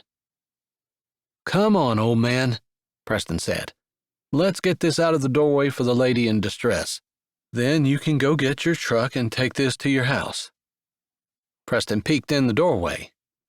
"I think the brother can give you a hand getting the chest in the house when you get there." He gave him an eyeball. "I can't believe you'd allow a lady in her condition to move furniture around. What kind of fire chief and EMT are you anyway?" He smirked. Like his previous smirks, this one had not reached his eyes either. "Maybe you're trying to drum up work? Or maybe you're just trying to make the news." What in the world was Preston talking about? Andrew scratched his head and met Preston's gaze, but he didn't say anything and ended up just rolling his eyes and shaking his head and turning back to the chest. After examining it, he said, "I think it's caught down here on a nail sticking up from the door jamb. I think if we lifted it up by an inch, we'll be able to get it over that hump and get it out of the doorway." He looked at Reagan, his face carefully expressionless. "Is that okay with you? If we put this in the back of my pickup? Dylan and I can get it out and carry it upstairs to your room when we get there." She nodded, biting one lip which somehow made her seem vulnerable and young. And it made him want to protect and shield her from the harsh realities of life. Whatever had happened in her life that had left her in charge of her younger brother and trying to make a living on her own. It also reminded him of the mistletoe. He tore his eyes away and looked over the buildings lining the street, the Christmas decorations that already blinked even though it wasn't even Thanksgiving yet, and the traffic signal that was just now turning from yellow to red. Anything to keep from looking at her, and her lips, and thinking about mistletoe. "If it's not too much trouble, I guess that's what we need to do. I'm sorry to put you out." That voice was soft and smooth like wheat kernels through his fingers, a childhood memory he hadn't thought of in years. But being around Reagan and that voice, or maybe it was the holiday season, one couldn't help but think about family and good memories. "You're not putting me out at all. I'm expecting Dylan to do most of the work anyway." Andrew caught the eye of the boy in the stairwell, and his grin split his face wide open. "I can do it," the boy said eagerly. Andrew could totally commiserate. Growing up with 3 older sisters, he'd always wanted to prove that he could do things too. That seemed like such a long time ago, but Dylan also reminded him so much of his own boys. Maybe his boys were just a little older, but it was such a great age, and they had so much fun together. Those thoughts sent longing through him. He didn't miss Cheyenne. He didn't hate her or anything, just didn't have any particular special feelings for her, other than maybe a mild annoyance and a slight hurt that their marriage hadn't worked out. They'd decided they wanted different things and agreed to divorce, but sometimes he wished they'd held it together for their boys. It killed him to not get to spend time with them like he wanted to. After growing up with 3 older sisters, he'd been thrilled to have 2 boys of his own. He hadn't expected Cheyenne to move to Chicago when she left. Shaking those thoughts away, he said, "I guess that settles it then." He reached down, and after a little bit of struggle, they were able to get the hope chest over the nail on the door jamb and out the doorway. It sat on the sidewalk while he went around to the back lot and grabbed his pickup. When he came back, Preston was saying something and gesturing with his arms, and Reagan was laughing. Not smiling, not grinning, but belly laughing. Dylan laughed along with her. He didn't hate his friend, but he kind of resented him at that point. He wanted to be the one to make Reagan laugh, which was stupid, and he recognized the feeling immediately as stupidity, but that didn't change it. And there she was, police cars all around her vehicle, and the firefighter that she babysat when she was a teenager stuck in the front seat of her car delivering her baby. They shut down all 6 lanes of the Beltway outside of Dallas for an hour during rush hour. It was nuts. But the baby was healthy, and they named him Dax after the guy who delivered him. When they ran the story in the paper, they had a picture of the woman when she was babysitting him. Pretty cool. Andrew walked over in time to catch the end of that, and he wondered why in the world Preston was telling that story. He recognized the story, but it happened over 10 years ago, and yes, it was funny, but what had brought that up? All right, looks like the hero's back. I'll grab this and toss it in the back of his pickup, then I'm out of here. Nice to meet you, Reagan. "Nice to meet you too, Preston. We'll see you on Thanksgiving, if not before." She gave him a sweet smile, her voice just as throaty and smooth as it had been before, and Andrew looked away, wishing he could close his ears too. "Dylan and I have some things to bring down yet and put in the car. We'll be out in a bit to your place." Andrew assumed she was talking to him, and he grudgingly turned his head back, jerking it in acknowledgement before going to the chest and lifting it with Preston. The two of them disappeared up the stairs and into the building. "You didn't tell me your renter was pregnant," Preston said immediately when they were gone. The chest slipped out of his hand, the corner of it smacking his toe, which wouldn't have hurt at all if he'd had his work boots on. But since he was wearing sneakers, it cut short and hard, and he figured his toenail would be black, and he'd be lucky if he didn't lose it. His leg throbbed, his foot and toe feeling like they were as big as tree trunks, and he bent over the chest. But he looked up, one eye squinted, his head tilted. "Pregnant? Can't you tell with her stomach sticking out like a basketball? I didn't ask when she was due, but I'd guess soon." Preston grunted as he set his end of the chest down. "We gonna move this thing today, or you gonna stand there and think about levitation?" "You asked her if she was pregnant?" Andrew's stomach still hadn't settled. It was rolling around like marbles in a jar, and his head was kind of spinning. The pain in his toe wasn't helping his concentration either. "I didn't have to ask her. I could tell she was." Preston had to be wrong. Andrew tried to remember what she looked like, but the baggy clothes had hidden her figure. "I said she's lucky to be living with you, an EMT and a firefighter, and she agreed that if she didn't make it to the hospital in time, you could deliver her baby. And then I launched into the story about the firefighter who delivered the baby." Preston crossed his arms over his chest. "I guess I shouldn't expect you to notice, but I honestly can't figure out how you could miss it." He had. He'd totally missed it. But now that he was thinking about it, it made sense. And he actually remembered seeing her put her hand on her stomach yesterday when they were walking through his house. He hadn't thought too much of it at the time, because he'd been more interested in her lips and thinking about mistletoe. Stupid. So was she moving out of her boyfriend's house? Where was the father?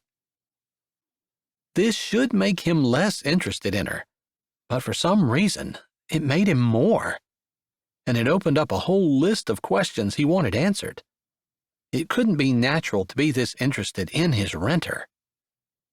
Of course, it wasn't exactly natural to have the person, the stranger, that he had shared the most passionate kiss of his life with, renting rooms from him. This entire time, he thought it was nothing but stupid, and nothing had happened today that had changed his mind. Although, at this point, the idea of not having her in his house kind of made him itchy. "Thanks, I need to get home. I've got Gladys in her cage and she hates it." "Tell me again why you named your dog Gladys?" He ignored the question, not wanting to explain that she'd had that name when he'd adopted her and he'd been too slow in changing it. Gladys had stuck. Chapter 5. Reagan set the bag of hamster bedding on the counter at the feed store. Marlo Hudson smiled at her and scanned it. "It's good to see you, Reagan. How are you feeling, and how's the baby doing?" Reagan nodded. "She's doing fine. The midwife says she's growing perfectly and everything's good." "Your due date's coming up, the day before Christmas, right?" Marlo asked as she grabbed a bag and put the bedding in it. "That's right, Christmas Eve. Poor planning, wasn't it?" Zero planning. That's what it was. Her joke was weak at best. "I think if Christmas is a good enough day for Jesus to be born, it's good enough for anyone else. Maybe you'll be a day late." "That would hardly be fair for the baby. Christmas and her birthday on the same day." "True, I guess. Still, I think that would be sweet. What a way to celebrate Christmas." Marlo took the debit card that Reagan handed her and swiped it across the slot on the cash register. "Grandma Hudson is having a big Thanksgiving dinner at her house. I'm sure you're welcome if you want to come," she said casually, with no mention of the fact that Reagan's family wasn't the greatest. Dylan and your older brothers are welcome as well. Maybe you guys already have something planned together? No, nothing planned, but I am renting rooms now, and I might cook Thanksgiving dinner for everyone there. They hadn't talked about it, but she'd agreed to make meals in return for having her rent reduced. How is Mrs. Hudson handling things? Don't overdo it, Marlowe said as she handed Reagan's debit card back. That's a lot to take on, and you should be taking it easy with working full-time and now moving. Marlowe gave a smile. You know I just have your best interest at heart. Sorry, I'm a little bossy at times. Mrs. Hudson is doing well. It was a shock to everyone, the news about Mr. Hudson, but I've never seen anyone handle things with such grace and faith. All the advice she's handed out over the years seems to come from an internal well that she actually lives by. She's doing fine. I'm glad to hear it, and don't worry about being bossy. Sometimes I need someone to give me the knowledge in order for me to do what I know I should. We all do sometimes. Marlowe seemed to be thinking about something, as her eyes clouded over for just a bit. Then she shook herself. Who are you renting from? Where at? I didn't even know there were places available. Is it in Cowboy Crossing? Reagan tried to keep up with all the questions Marlowe lobbed at her. Yes, from Andrew Coleman. You know, he's the fire chief in Trumbull, but he volunteers here. He's renting rooms in his farmhouse just outside of town. A beautiful house. I love it. And I hope he'll let me do some decorating. Marlowe's eyes had gotten big. Andrew? A grin tugged her mouth up, and she leaned over the counter.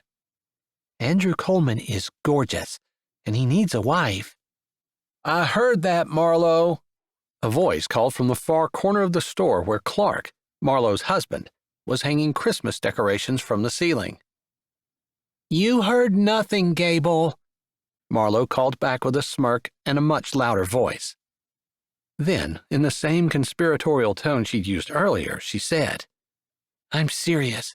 He's such a great guy, and he's amazing to his boys, and he's always ready to lend a hand to anyone. I'd love to see him get a good wife. I don't even think he knows he needs it. Maybe living with you under the same roof, you'll open his eyes.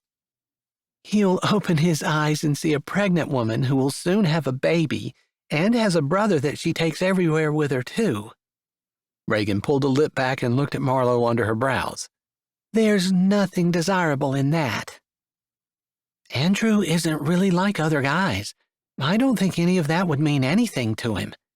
I do think he used to do some kind of extreme sports, but I'm not sure exactly what. There was some kind of tragedy, and he gave everything up. Marlowe tapped a finger on her chin. But sometimes it's hard for guys like that to settle down. I don't know if that had anything to do with his divorce or not. That's all gossip. Regardless, my point is don't discount it. He's a good man. Well, I'm renting from him because I have to, but I certainly don't have any ideas like that in my head. She did have ideas about the kiss they'd shared. That was definitely in her head. They hadn't made their way to her heart, though, and she didn't intend for them to. Wouldn't allow that. Although it had been kind of him to help her with her chest.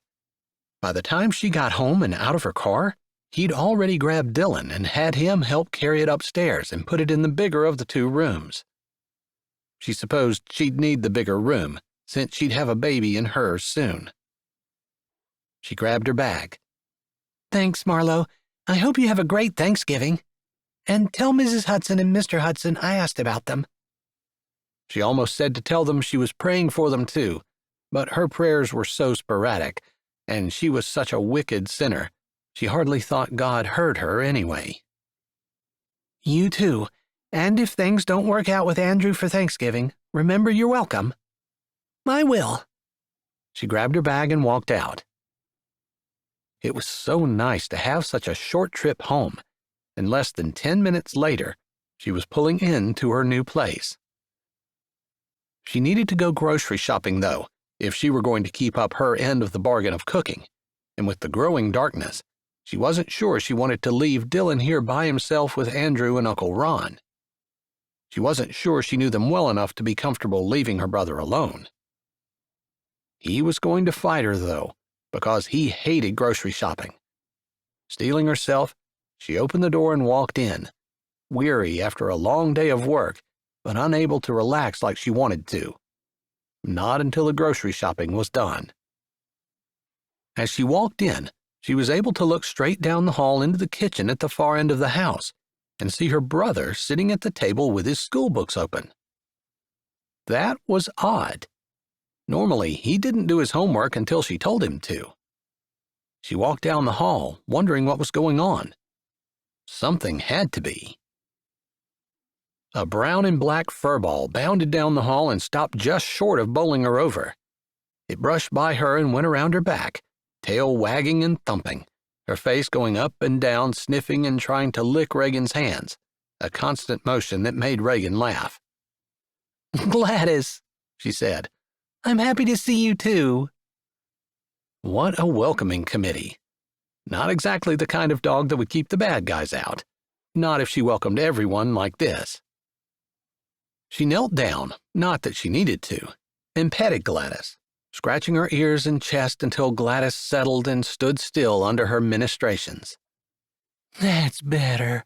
Relax. You're a good girl," Reagan said softly. Gladys had so much excitement and exuberance it was hard not to smile at her, but it didn't hurt for her to calm down either.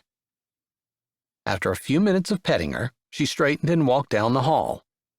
Gladys, now apparently her friend for life, followed closely at her heels. "Hey, Dylan," she said as she walked into the kitchen, setting her bag and purse down and walking over to the table. "That's amazing that you're doing your schoolwork without me telling you to. Appreciate it." Dylan glanced up, but his pencil never stopped moving. "Mr. Andrews said if I got my schoolwork done, he and I would go out and could start putting up Christmas decorations. I've never done that before. I thought it'd be cool. I'm almost finished." "You can do that after you go with me to get the groceries." She couldn't make supper until she had the groceries anyway, and she couldn't leave Dylan here by himself. "Aw, Reagan, he's going to start soon. He wanted to start before it got completely dark. Don't make me go get the groceries." "I don't know him very well, and I don't want to go and leave you here. It's like imposing." "It's not imposing. He wants me to help him." Reagan wasn't entirely sure about that. Maybe Andrew had felt like he had to offer, or maybe Dylan had begged. Regardless, she couldn't just dump her kid off on somebody else, even if he was her brother and not actually her child. "Maybe when I know him a little better." "I offered. I truly don't mind and would enjoy the help." She spun as Andrew entered the kitchen, a wary look in his face. Gladys immediately went over, her tail wagging and thumping as she did circles around Andrew's legs. His hand came down and absently scratched her ears. "That's what I was trying to tell her," Dylan said, with more than a little belligerence in his voice. Reagan almost said something to him about it, but she didn't want to have that fight in front of Andrew. "I don't want to impose, but I do have to go get groceries." "We just had sandwiches for supper. I'm sorry we didn't wait on you, but we were all hungry and I wanted to get the Christmas decorations going outside." Reagan had smelled something, and now she realized that's probably what it was. He'd been cooking eggs. "I'm sorry you had to feed him. I can pay you for that." Hopefully he wouldn't charge her much. "No, I offered. Eggs aren't expensive. It's not a big deal." He rubbed the back of his neck. "If you don't want to stay, that's fine. Or if you need him to help you and want him to go, that's fine too. I just want you to know that it's not imposing if you leave him here. I'm planning to put the kid to work, and that can pay for the meal I just made him." He grinned at Dylan and gave him a wink. Reagan chewed the inside of her cheek. She didn't have any reason not to believe him, but sometimes people didn't say what they meant, and she hadn't ever been any good at trying to figure that out. Did he mean it and not really mind, or would he prefer not to have Dylan with him? Fine, he can stay, as long as you're sure it's not a problem. It's not a problem. She closed her mouth and jerked her head down. She wasn't going to worry about it. If he said it wasn't a problem and Dylan was fine staying, she wouldn't overthink it. She had too many other things to think about. Is there anything you'd like me to pick up while I'm out? I have a list of groceries on my phone, and I haven't made it to the store this week. If you don't mind, I'll forward them to you. If you can grab them, I'll pay for them. They exchanged phone numbers, and his grocery list popped up in a text. She transferred it to the notes where she had the rest of her groceries, and tried not to look longingly at the chairs at the table. Once she got the groceries, brought them home, and put them away, she could sit down and rest. Not before. Do you work full-time? Andrew's voice startled her because she thought their conversation was over. 4 10-hour days, and I have 1 weekday every week off, but it changes depending on scheduling, as well as the weekend, of course. Just wondering. You look tired. He took a breath and then spoke again. Maybe Dylan and I should go get the groceries. You take a rest. Uncle Ron's in the living room sleeping on the recliner. There's a second recliner in there, and it looks like you could use some time in it. Right. He was basically calling her ugly. Probably she had black bags under her eyes and looked like an old, worn-out dish rag. Nice. With Marlowe's words ringing in her ears, she almost laughed. She looked so exhausted he didn't think she could even go for groceries. She wasn't going to be the solution to any wife issues he had. No, it's okay.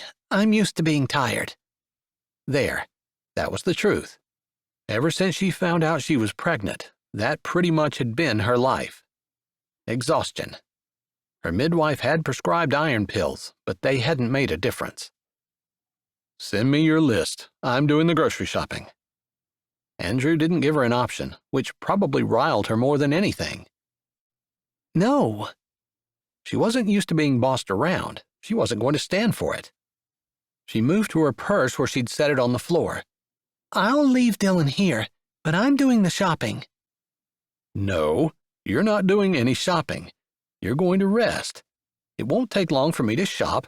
Then Dylan and I will put the Christmas lights up when we get back. Before Reagan could say anything, Dylan slammed his book shut and shot up. I'm done. He threw his pencil down on the table. I can go shopping with you. His face fell a little bit as his eyes shifted to Reagan. If that's okay. He was her brother, but he'd been so used to her taking the place of his mom that it was automatic for him to ask permission. She appreciated that, but he'd missed the point. I'm doing the shopping, and you can go with me if you want to. I said I was. Andrew's voice hadn't raised, but there was a new note in it, a note that maybe was meant to intimidate, but it didn't work on her. Her eyes, however, did linger on him. She supposed he looked like a firefighter, with burly arms and a thick chest. He didn't have the tapered waist or narrow hips of a younger man, and was slightly thicker through the middle, which gave him substance. She liked that. And how had she gotten distracted with looking at him and admiring him when she was supposed to be focusing on her argument? Send me the list. I'm going. She shook her head because his new, lower tone had somehow reminded her of their kiss, and the memory felt heavy and hot between them. I had today off.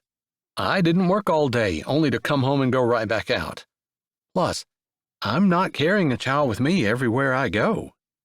You stay here and relax. When we get home, you can put the groceries away, and you can make some kind of snack for Dylan and me for after we work on the Christmas lights for a while. Deal? He lifted a brow. Those dark eyes swirled and seemed to see right through her to the tired exhaustion of her soul and the discouragement and fear that she kept carefully hidden from everyone. Deal, she said before she even realized it. She never backed down from a fight, and she never lost an argument. But she just had, and she hadn't even realized it until it was too late. The list? He nodded at her phone. She lifted it up and started to do as he said when a new voice joined the conversation.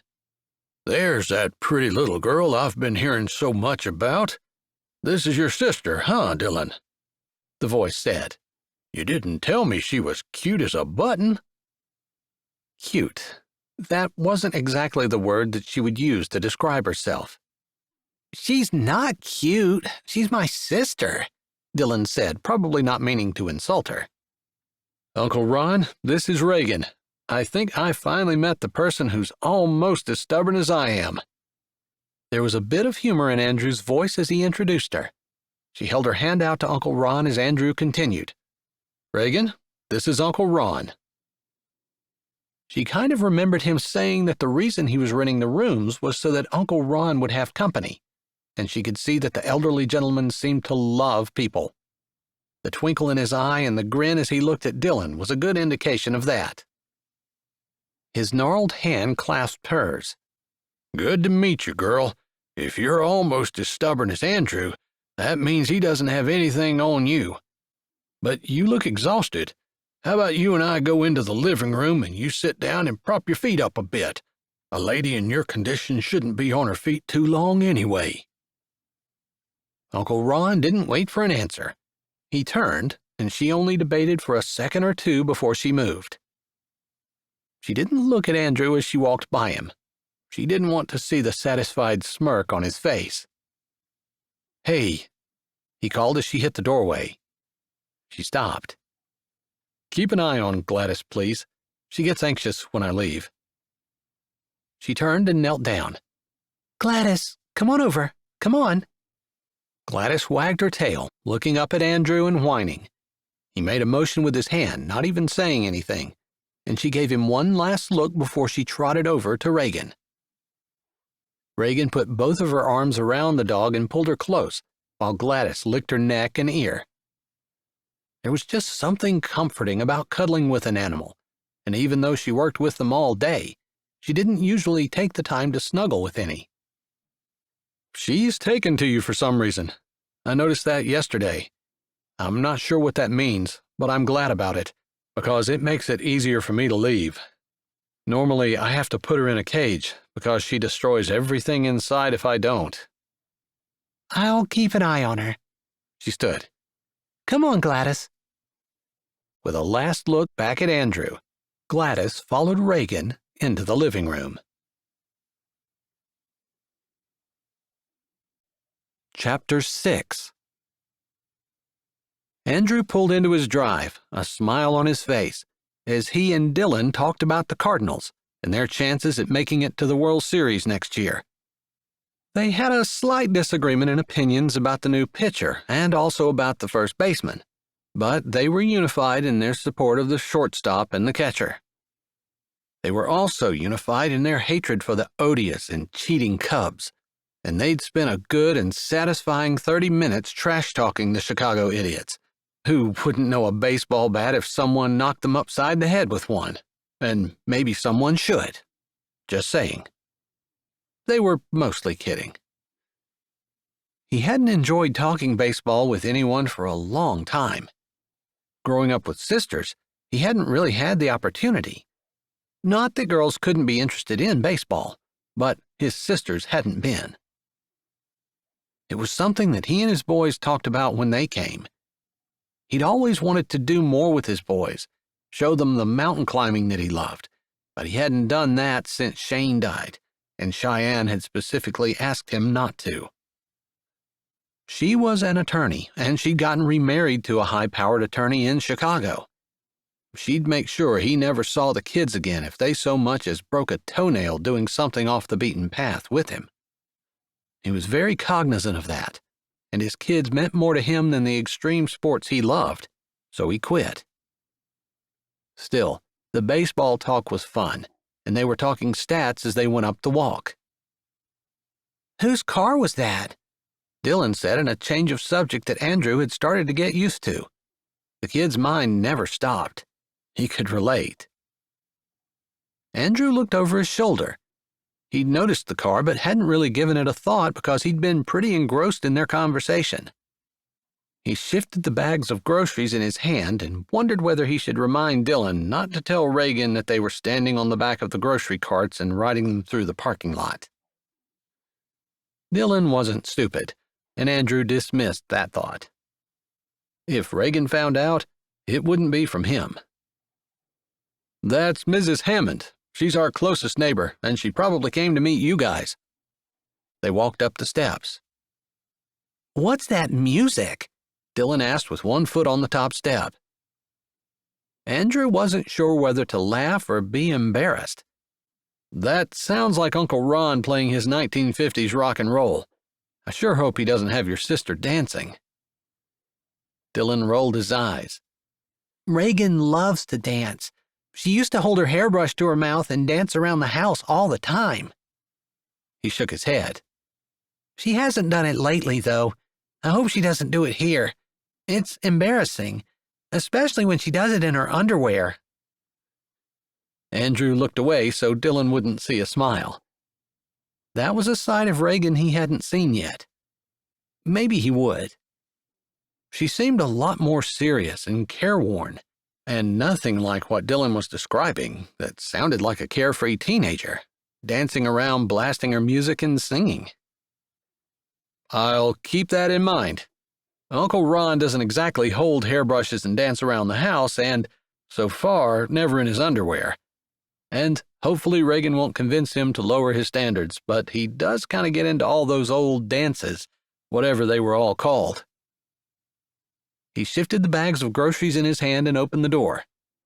The music became louder, and it was definitely 1950s rock and roll. He was almost afraid to look in. With Mrs. Hammond in the mix, who knew what in the world was going on? He just hoped Reagan hadn't decided to move out in the last hour that he'd left her alone with these people. He supposed he needn't have worried, since when he stepped in, he could see over to the left in the living room where Uncle Ron, with his hands reaching up and sitting primly on Reagan's shoulders, was dancing with her. They were doing what looked like maybe a foxtrot, but Andrew wasn't sure.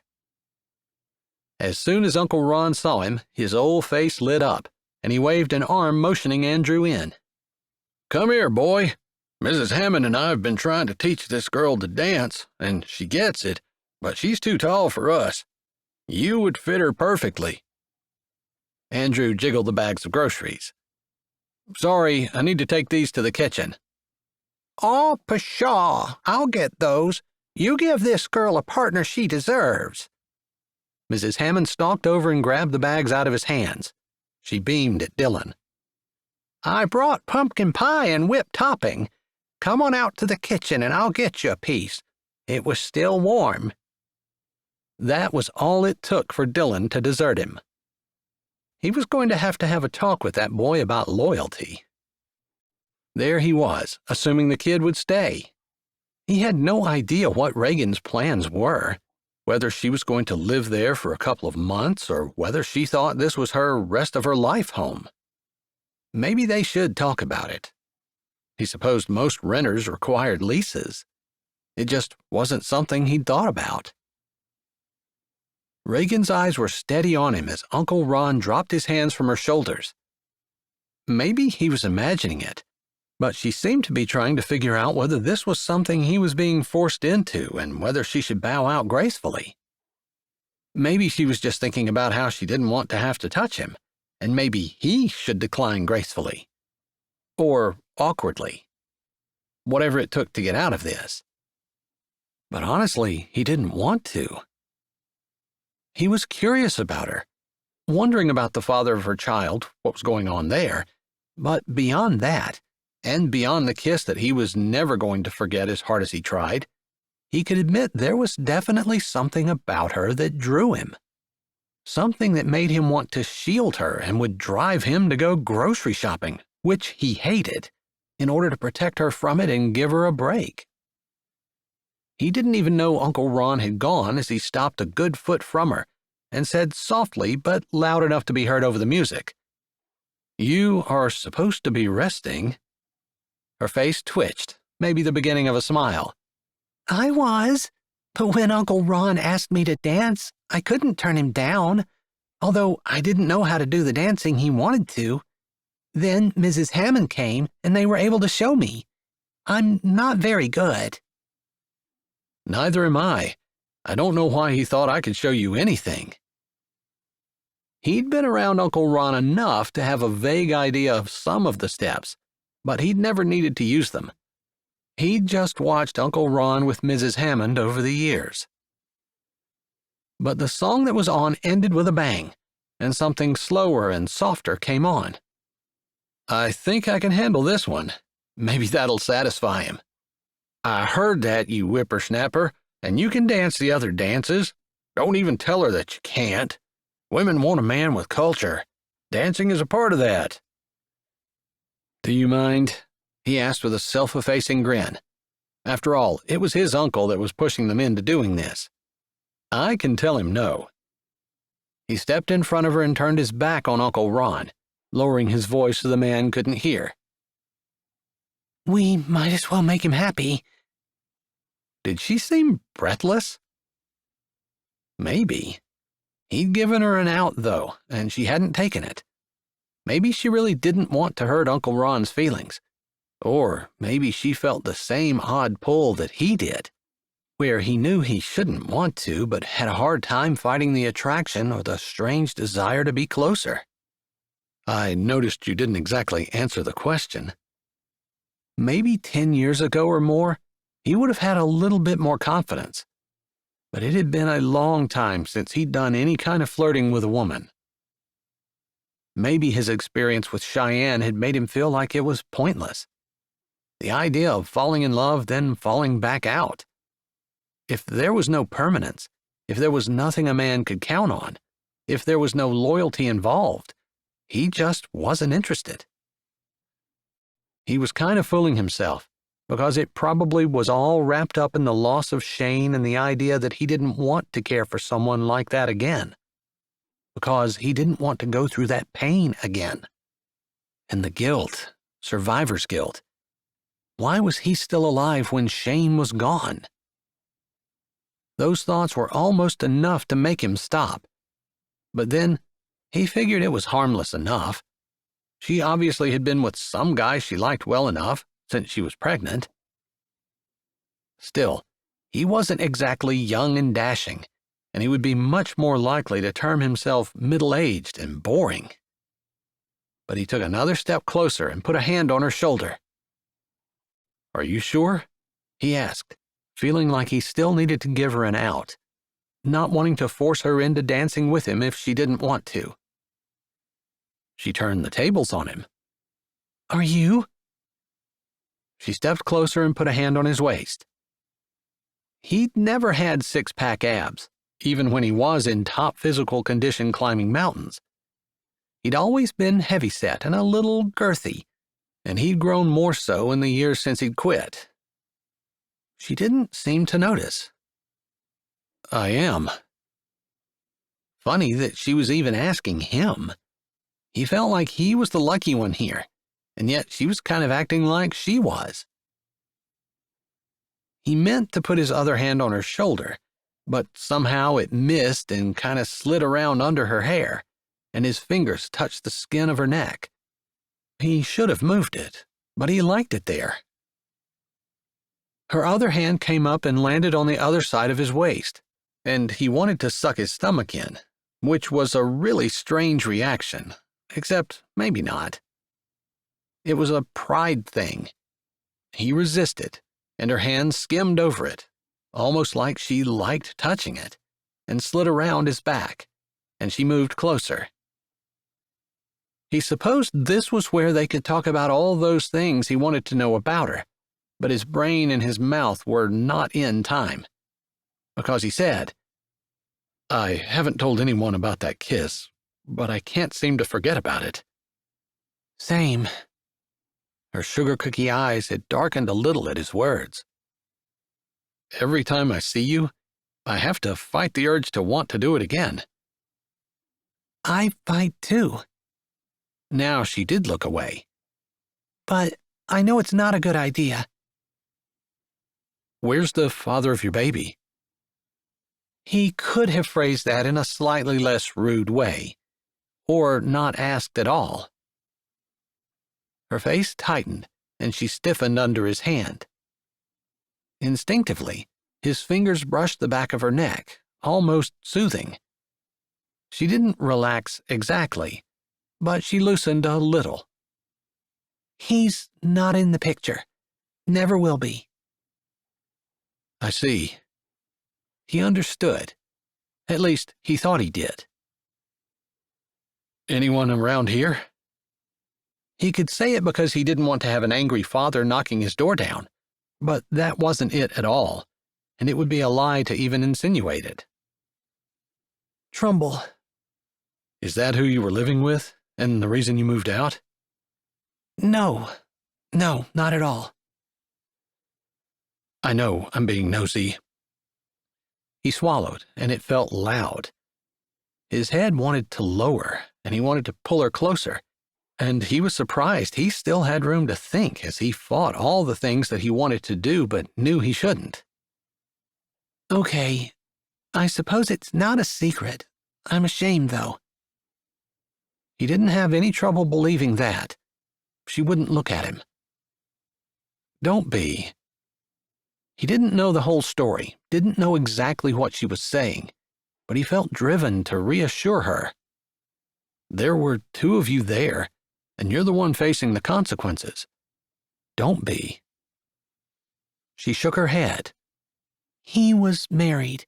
He told me he was separated, getting divorced. All lies. I was stupid. That's why I'm ashamed. Her words seemed to echo in his empty chest, bouncing around and emphasizing the hollowness inside. Served him right. He'd asked. He was prying. He'd wanted to know. He should let it go. He hadn't wanted to. He was glad he hadn't. Mostly. Are you still in love with him? He didn't even know why he was asking that. People fell in and out of love so easily it didn't even matter. In love one day, out of love the next. In and out, in and out. Love didn't mean anything. I was never in love with him. I suppose I was flattered at his attention, and, ironically, I thought he was well established and successful, and would be a good person for me to be with, and a smart decision for my brother and me. That bit me. The bitterness in her voice sounded foreign, and he doubted it was normal for her. I find it hard to believe that you didn't have some feelings for him, but were just looking at him as basically a free meal ticket. Her eyes closed, like something hurt. It bothered him. He didn't want this man he didn't know to still have the power to hurt her. You're right.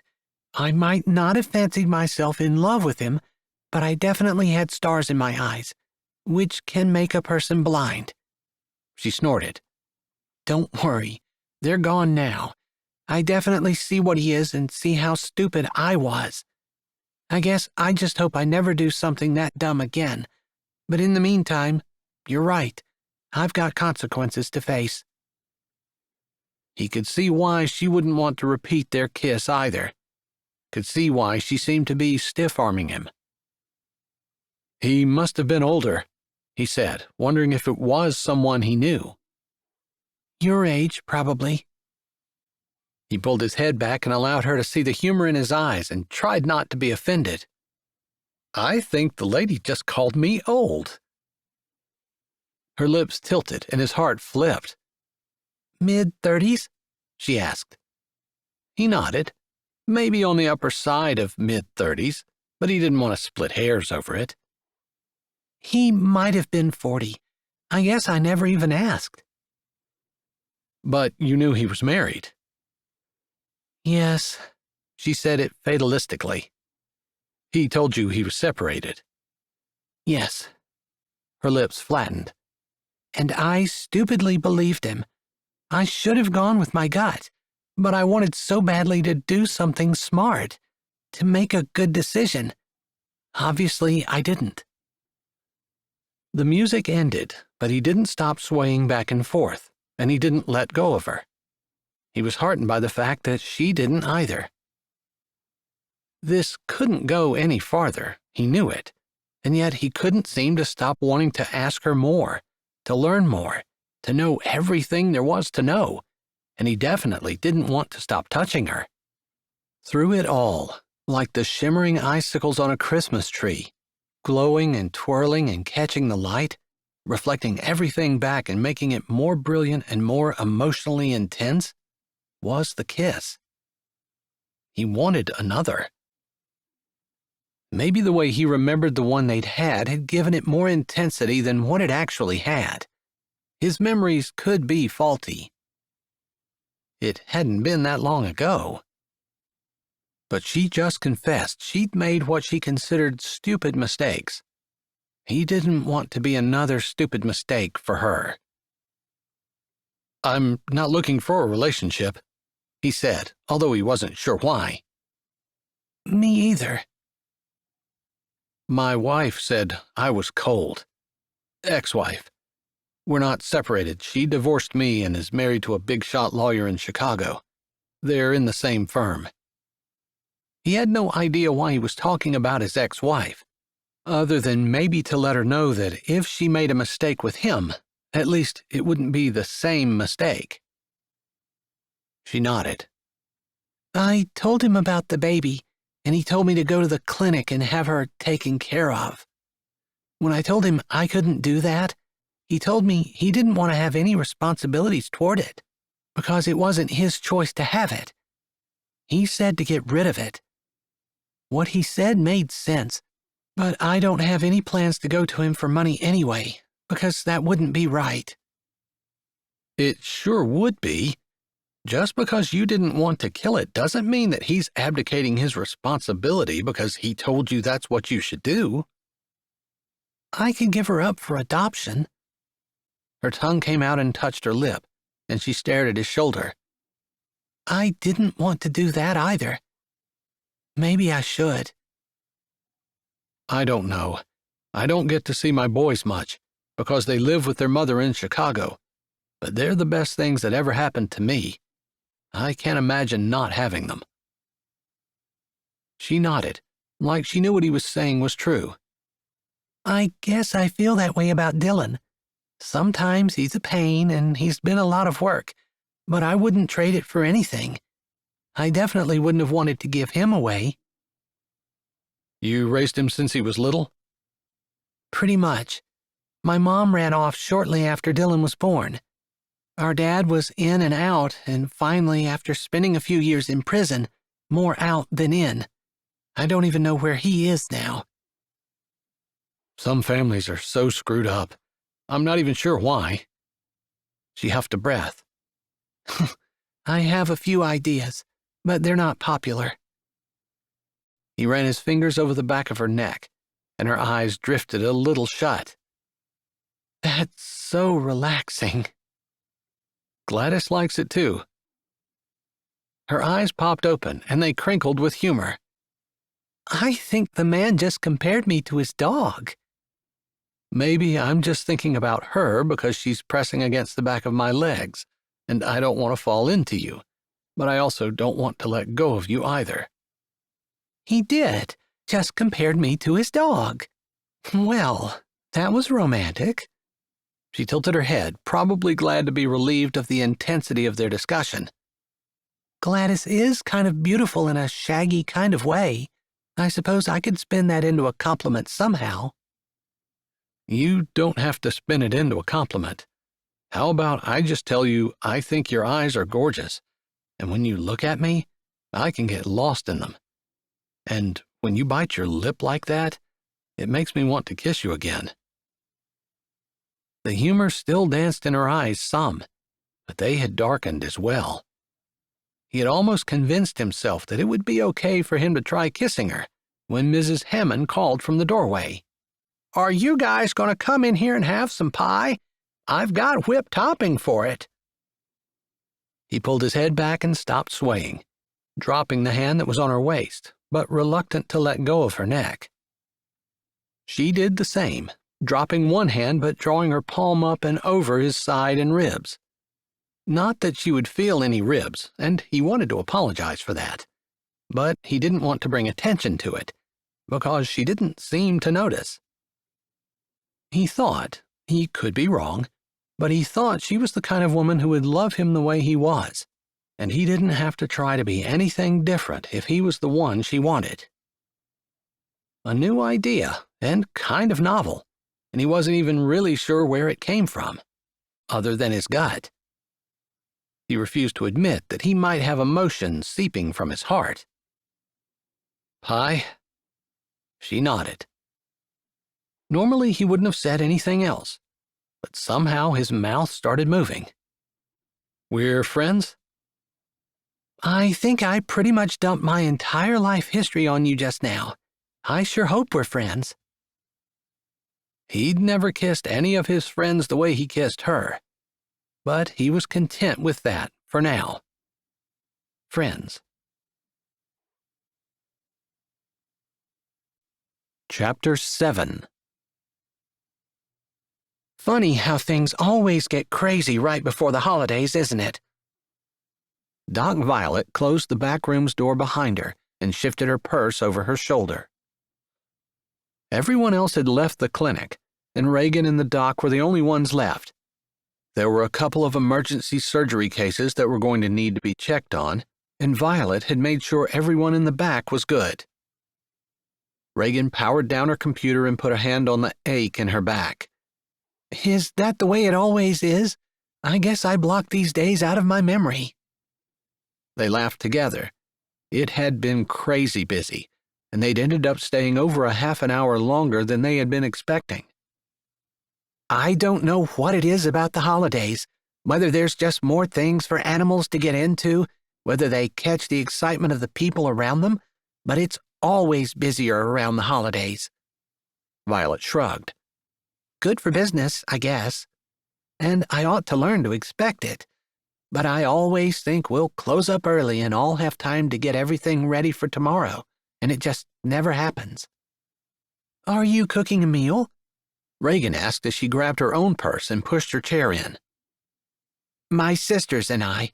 Our brothers are coming in, and our parents will be there. She laughed, her eyes bright. It'll be kind of crazy, but in a fun way. How nice it must be to have all that fun and family to look forward to. It's what Reagan had sworn she'd have in her own life someday. Those prospects didn't look bright. She'd just make her own family and fun. She could do it. Violet stood in the doorway and waited for Reagan to walk over. What about you? Do you have somewhere to go? I'm renting from Andrew Coleman. You knew that. Violet nodded. Reagan didn't expect her to remember every single thing she'd ever told her, but that was pretty common knowledge. Andrew was well known as the fire chief in Trumbull, well loved here in Cowboy Crossing, and well known because of being in the volunteer fire company. Our deal is he took some money off the rent, and I cook. He didn't say I had to make a big Thanksgiving meal, but his boys are coming in, and a lot of times his wife doesn't let them because she wants them to have the big traditional meal, and so I'm going to make sure that they get it, so they can go home and give their mom all the details of how much fun they had at their dad's. Violet's gaze shot up. Her head tilted. Wow, that's very considerate of you. If I were you, I think I'd be looking forward to sleeping all day tomorrow. But I love that you're trying to help Andrew look good. He deserves it. I don't know if I've ever met a nicer guy. Violet kind of trailed off and seemed like she was thinking about something, which made Reagan realize that Violet and Andrew were probably about the same age. Maybe Violet was a little younger. So, you and Andrew... Violet laughed. No, I see him like a brother. He was older than us in school, hung out with our brothers and the Hudson boys, especially Zane, who's the oldest. So, no, not me. But he deserves someone wonderful. I hope he gets it. Thanks for taking care of him. Reagan shut the lights off as she walked out the door into the hall, and Violet flipped the hall switch as they walked to the front door. I've already locked up everything in the back, and everything should be locked down good and tight until Monday. Although, again, it wouldn't shock me to have a couple of emergency calls over the weekend. Like I said, the holidays seem to bring it out. If you need me, give me a call. I should be close to home. We don't have any plans to go anywhere or do anything. They parted with holiday wishes, and Reagan drove home, thinking of the things that she needed to do. Andrew would have his boys, and she assumed he'd want to spend time with them. She had almost warned Dylan not to bother Andrew while his boys were there, since he got to see them so seldom, and she didn't want Dylan getting jealous or trying to butt in. She hadn't, though, and was concerned about that as she pulled in. Maybe she shouldn't have been. Somehow she always seemed to worry about the wrong thing. She opened the front door and stepped in. A boy wearing a mask and waving an orange and yellow toy gun went flying by her, and she felt like she should duck. She did put a protective hand over her stomach and considered walking right back out the door as a second boy chased the first. She wasn't surprised when a third boy came ripping down the stairs and around the corner, barely missing her, as she put a second protective hand over her stomach and flattened herself against the door. She just had to make it to the kitchen. She should be safe there. But then, Andrew, a gun in each hand and a ball cap pulled low over his face, came running out of the kitchen and down the hall. Balls flew from each gun. She blinked a couple times because he looked hilarious, hunched over and running, guns crossed across his chest. Okay, so she was smiling, because it was just so funny. He was a grown man, and was acting like a kid. He was so involved in the game, he almost missed her standing against the door, and that was what made her laugh out loud. When he looked at her, kept running, then stopped so fast he skidded in his stocking feet on the hardwood floor, lost his balance, and landed on his butt with a plop. "You're home early." She laughed again. "I can see you weren't expecting me. I thought I told you I was going to be off at dinner time." "I thought you did, but when you didn't show up at noon, I figured I must have heard wrong." He cleared his throat. So I was, just keeping the boys entertained." "You begged them to play with you, didn't you?" she said, her arms crossed over her chest, and tried for a stern look on her face. "Maybe." "He did," a boy shouted as he raced through, balls flying, before his gun apparently ran out of ammo, and he snatched 3 or 4 balls off the floor before disappearing up the stairs. Reagan waited. There were 2 more, and there was no point in her moving until they were both through and followed the other one. It didn't take long, and while Andrew did climb to his feet, he didn't shoot back at them, maybe because she was in the line of fire. "I don't suppose your mother ever told you that you should do this kind of thing outside?" she asked, only half joking. "I think my ex might have said that a time or two. I suppose that's why I really enjoy doing it inside." One side of his lips curved up in that lopsided smile that made her heart do something wobbly in her chest. She had to snort again. He was going to have her laughing if he didn't stop. "I see. This is revenge." She nodded. "I'd better escape to the kitchen, or is there any place that's safe?" Andrew opened his mouth, then closed it, opened it, and closed it once more. "Maybe I'll just go outside." She turned around, thinking about the things she'd wanted to prepare for lunch tomorrow in the kitchen, but deciding it might not be such a good idea if there were going to be balls flying around everywhere. Surely they would get tired of playing at some point. "We can make the kitchen off limits." She turned around and narrowed her eyes at him. "How about I make a batch of brownies? Would that sweeten the pie?" "Make chocolate chip cookies, and I'll stand guard at the kitchen door myself." This time his grin wasn't lopsided, it was full on. "And if you make peanut butter cookies with those chocolate things in the middle, I'll take the boys outside myself." "What in the world makes you think I have any idea how to make cookies?" He shrugged, a challenging look in his eyes.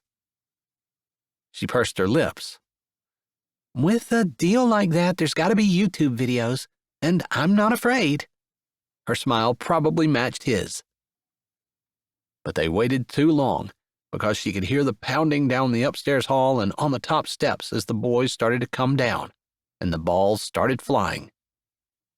Andrew heard them the same time she did.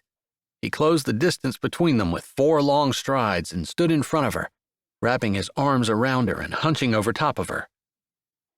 He smelled like spice and the outdoors and another thing that reminded her of goofy playfulness, which she wouldn't have associated with him at all until just now. But it went down good, and she breathed deep. I could have told them, and I will, not to shoot at women, but there was just something in me that couldn't resist the opportunity to be your protector, even if they are just squishy balls. She giggled, yes, giggled, and put her hands on his stomach, just below his chest, loving the feel of him, solid and substantial. He didn't feel rock-hard or even slender like the father of her baby. There was enough of him that she hid behind him easily, and somehow he made her feel small, despite being 8 months pregnant, and very protected, and she liked that feeling. Her fingers moved a little, and he jerked, almost like he was going to suck his stomach in, but he relaxed, and she was glad. Maybe someday she could tell him she liked him just the way he was, because she'd been around men who were more interested in what their abs looked like than whether they were having fun with their kids or protecting their women, and those men were boring. Not that she was anybody's woman. Why would her mind even go there? Except it had, and the boys were gone, and he was still standing there, and she was still running her fingers slowly over his stomach and loving it. He cleared his throat. That was a little flatter back in my rock climbing days, he said in her ear. She wasn't sure she could joke about this, but she was going to give it a shot. She lifted her head up and raised a brow. Mine was a little flatter just a few months ago. His eyes crinkled, and that grin she loved appeared. She returned it, then smirked. I hate to rub it in, but I'm going to lose mine. His face tightened just a bit. She swallowed. If they were friends, she might be pushing the boundary some, but she didn't like the fact that she said something that might have hurt him, even a little. I like this, she said, her hand stopping on his stomach, then sliding around. It feels substantial to me, like a good wind won't blow you away, and you're an anchor I can depend on. She moved her eyes away because she was a little embarrassed. So she didn't really know what kind of effect her words had, if it was what she wanted or not. But she couldn't really expect him to understand. Skinny guys didn't hold any appeal to her, not physically. After what she'd been through, it never even really mattered what a guy looked like, not really. You don't have to say things just to try to make me feel better. I don't really have feelings. His words were brisk and he stepped back. I guess you don't know me very well, because I don't say things just to make people feel better. If I don't mean it, it doesn't leave my mouth. Maybe her words were a little snippy, but how could they not be? He'd assumed she'd lied. It bothered her. She had a lot of faults and things she needed to change, but that wasn't one of them. Hey, relax. I meant what I said. I just figured since you couldn't meet my eyes while you were saying it, they were just words. He looked away.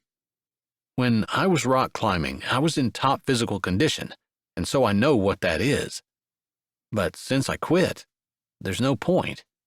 Just good enough shape to do what I need to do for my job. I didn't meet your eyes because I was embarrassed, because it's not something I normally talk about with people. He grunted. It's not something I ever talked about with anyone. Sorry. No, I am. I know I don't want someone judging me on my shape. People looked at me before I was pregnant and were angry sometimes because I was slender, like I starved myself in order to be that way. It's just the way I was naturally. I didn't appreciate having people give me a hard time because I wasn't shaped like they were. Like it's almost a sin to be skinny or admire people who are or want to be that way. I get it. Seems like people enjoy tossing names around, without real substance to back it up. Sometimes you feel like you're in kindergarten with the new way people enjoy insulting others. It's unfortunate, but true. It's definitely harder to overlook and give grace. I'm not that good at it myself. I suppose I shouldn't be complaining about others since I'm just as bad. She narrowed her eyes. But, just so we're clear, while all shapes are fine, I like yours. She tilted her head and looked up. She'd never had such an odd conversation with someone, but Andrew had been different from the beginning. As tough and manly as he seemed, it was even odder to her that they were almost, well, actually kind of talking about his insecurity with his size. Don't hate me, but I do have a tendency to prefer the womanly shape without the basketball front. She pressed her lips together to try to keep from laughing and shook her head.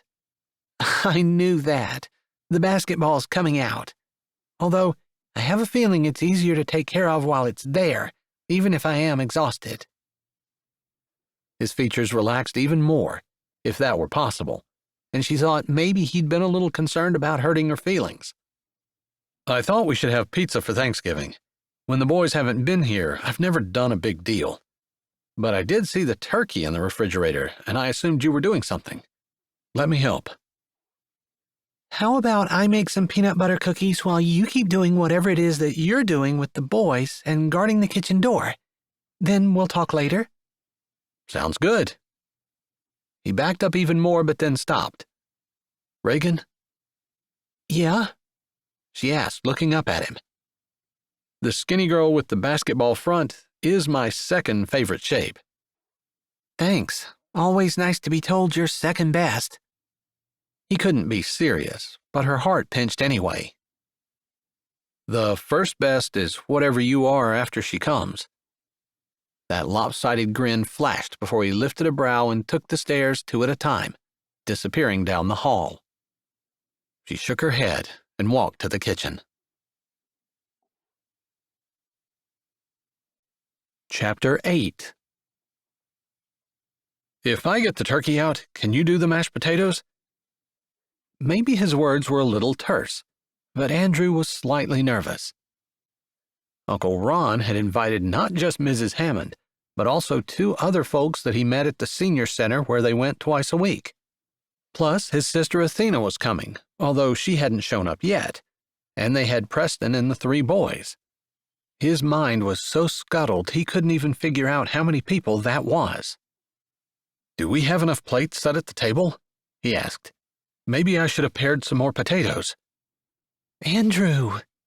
Reagan grabbed his arm and tugged, moving him so she could reach his other arm, and when she had them both gripped in her hands, she shook him just a little. It's okay. We'll roll with it.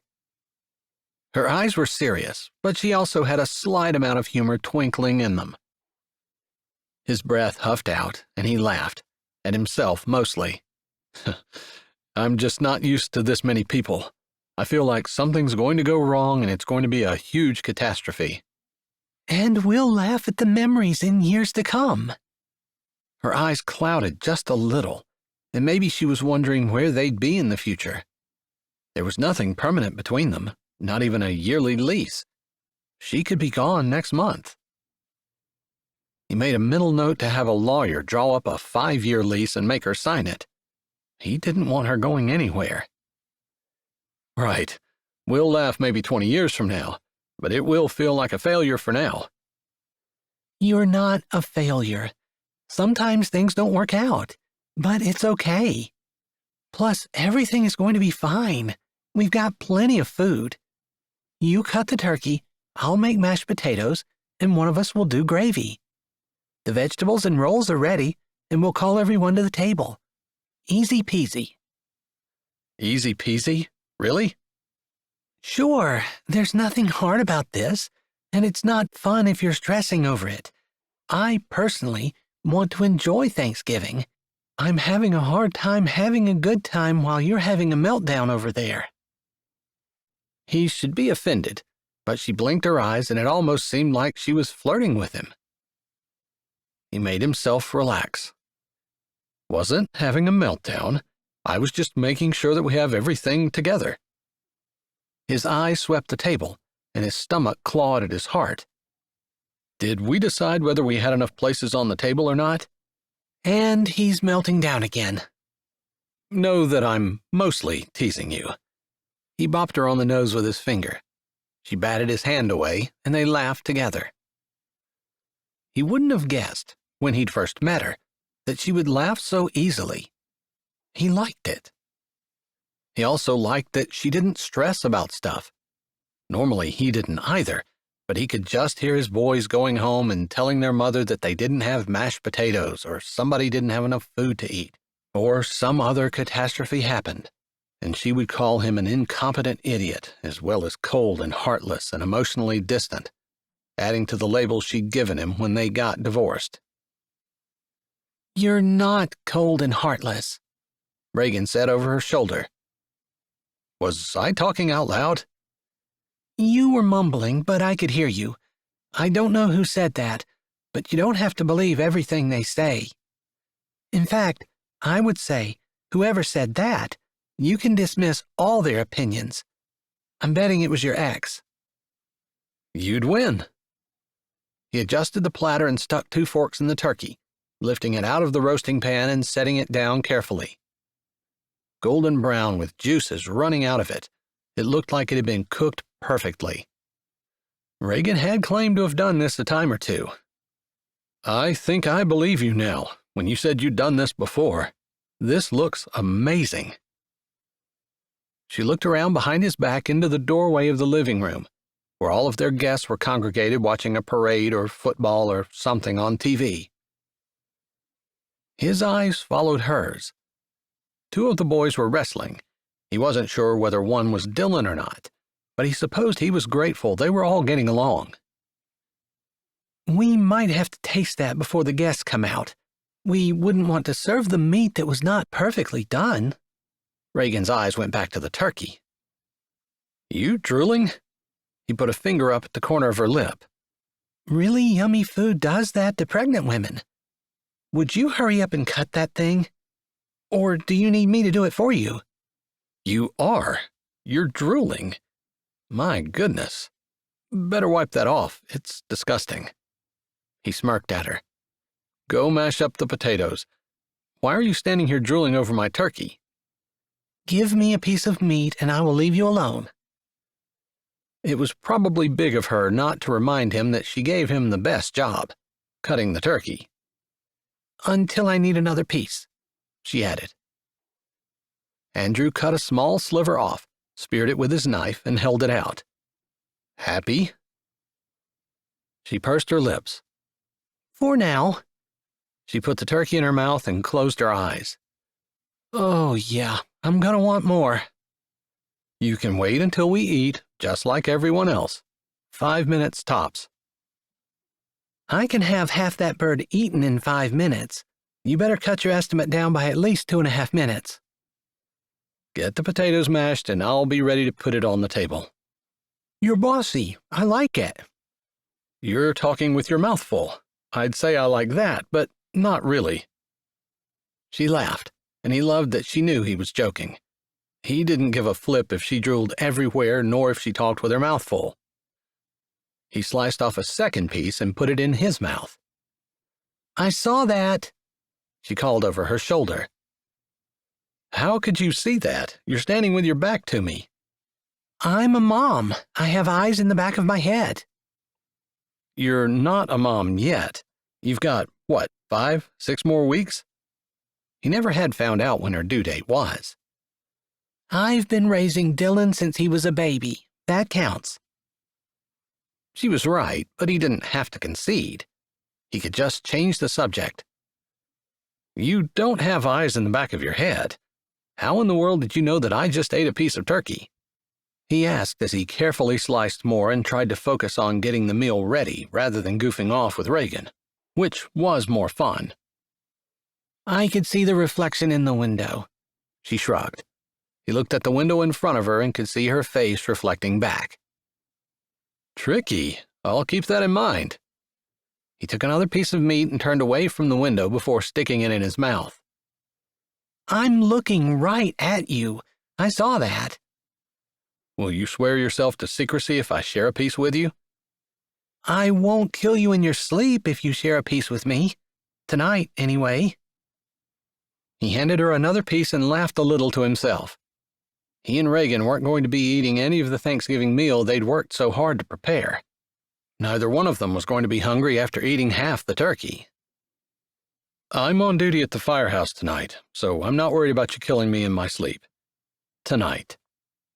He speared a piece of turkey and handed it out to her, sliced thin and dripping in juice. That looks really good, she said before grabbing it and putting it in her mouth. She turned the mixer on, and they didn't talk much more.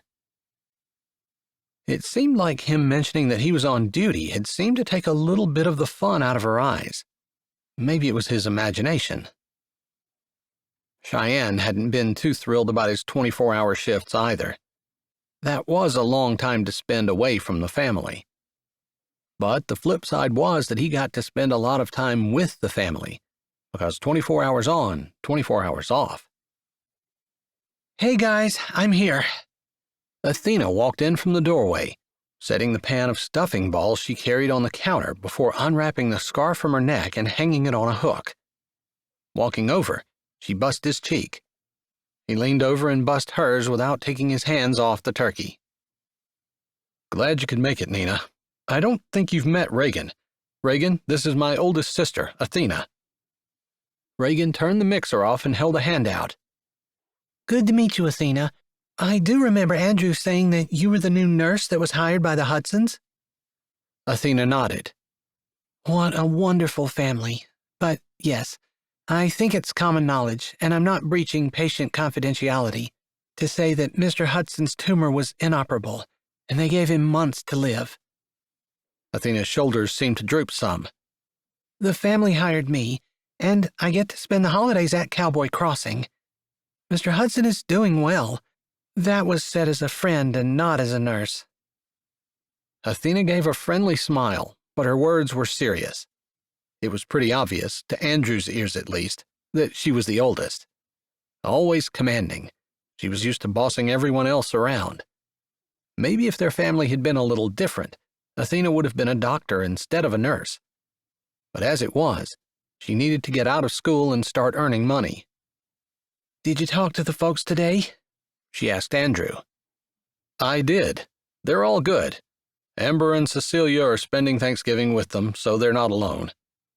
Sounded like everyone down there was having a good time. Andrew finished slicing the white meat and carefully arranged it on the tray.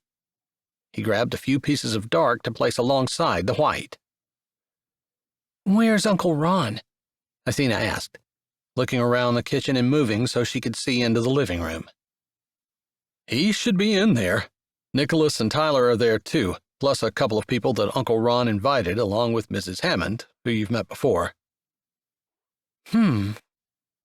Looking back and seeming very, very casual, she said, Preston, I thought you mentioned that he might be here. He should be coming, if he's not too hungover. I don't think he's working too much, and when he doesn't work, he drinks. Andrew didn't mean that in a mean way, but it was the truth. Whether Preston showed up or whether he didn't was anyone's guess. The thought was no sooner in his head when wind blew through, and then the door slammed closed.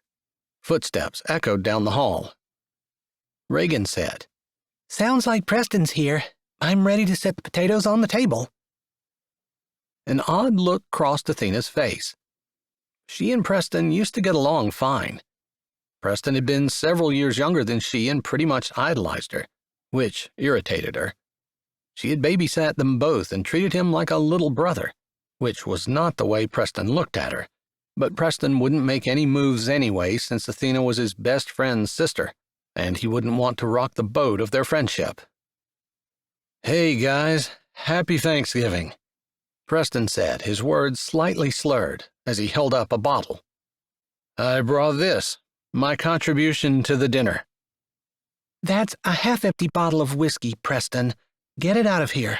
And you're drunk. Athena, her words snappy, flashed her eyes at Preston, her hands on her hips. Oh boy, she's in rare form today, or I guess that's common form. Preston wobbled a little and waved the bottle as he spoke. You don't need to get so uppity. I brought the wrong bottle in. I'll go out and bring the other one. You shouldn't have driven here to begin with. Athena took one menacing step toward Preston. Andrew met Reagan's eyes over the table. He didn't want Athena and Preston to start slugging each other. His ex would just love hearing about that from his boys. Athena kept talking. Throw that in the garbage can and see if you can't act half decent for the children. Better yet, you should probably go somewhere and sleep it off. Give me your keys first. Athena opened her mouth to say more, and Preston smirked at her before uncapping the bottle and upending it, drinking it in a way whiskey wasn't meant to be drunk. Before she could speak, Andrew said, Athena, that's enough. His gaze cut to Reagan, and then he turned his shoulder away from Preston, speaking softly to her. Are you okay with this? I hate to turn him away. He doesn't have anywhere else to go. I think he should stay. Seeing someone act like an idiot shouldn't inspire the children to want to follow in his footsteps. We can talk to them about it later, but it might actually be good for them. Athena's eyes narrowed at their whispered words, since she was close enough to hear, and her lips pressed together as her arms crossed over her chest, and her whole being screamed irritation, but she didn't say anything. I'll be right back. I really do have a bottle that's appropriate for a family Thanksgiving in my truck. Preston popped the lid on the bottle he was holding and took another deep swallow before he slapped it back on and turned around, only walking into the wall once before he made it down the hall. Once the door closed behind him, Andrew turned to his sister. Nina, you know what happened. You can't blame him for this. I most certainly can. Just because something hard happens to you doesn't give you the excuse to hide behind a bottle and be too scared to live the rest of your life. Bad things happen. We deal with them. We get through them, and we go on. Maybe you do. Some people aren't that strong. It's a choice. It has nothing to do with strength. Maybe someone ought to reach out to him. You can't help people who don't want help. You can, however, keep them from ruining your life or Thanksgiving dinner. She tapped her foot and gritted her jaw. I should have stayed at the Hudsons. Preston is too disgusting to even watch. That kid has so much potential, and he could have been so much more than what he is, a sloppy alcoholic with no manners. She took a deep breath and closed her eyes. When she opened them, she looked at Reagan. I'm sorry, Reagan. I grew up with him, and he was such a good kid. Smart and funny. Everyone loved him. He was athletic. Everything was easy for him. An all-American boy. It kills me to see him like this. She sighed. I guess it brings out my mean streak. I want to grab him by the scruff of the neck and force him to have a brain. Reagan shook her head sadly. You can't help someone who doesn't want it. But I think Andrew's right. We can be here for him. It's not going to hurt anybody, and it will help to show the children what they don't want to be. He'll help us to remember that we need to have empathy, because I think maybe alcohol is the easy way out. At least it looks that way, and that's why it's so tempting. Athena nodded. She was still obviously upset, but Andrew was pretty sure that Reagan's words had penetrated and made sense to her. You want to go call the kids, Nina? And Uncle Ron and his friends? Andrew asked, putting his hands under the platter of turkey and carrying it to the table. Sure, I can do that. Just make sure that I'm sitting as far away from Preston as possible. She strode into the room, every bit the confident woman that she was. Andrew appreciated her self-control. She could have made the dinner a misery. He didn't want to turn Preston out. Sure, he didn't appreciate his friends showing up to Thanksgiving dinner drunk, but growing up, Shane had spent a lot of Thanksgivings with Preston's family. The three of them had been like brothers. Time hadn't eased it at all for Preston, and maybe he hadn't let it, because he'd been hiding behind the bottle as Athena charged. Still, she didn't know what it was like to have someone beside you alive and laughing, and seconds later, gone. Just that fast. To feel those last seconds, hear the screams, know there was nothing you could do, and know that your friend knew he was slamming into eternity, to have those seconds slow down and become ages, to know it could have been you, and to feel guilty because you were glad it wasn't.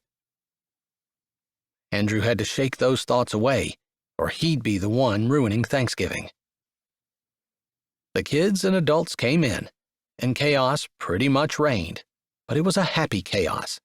And other than the slightly dark cloud over Preston, who handled himself fairly well beside getting up twice during the meal to use the restroom and not really eating anything, Andrew thought things went well.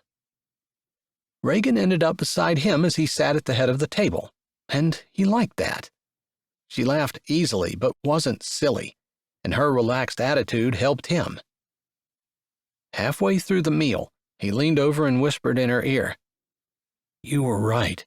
There was no need to get anxious. I'm sorry. Thanks for talking me down."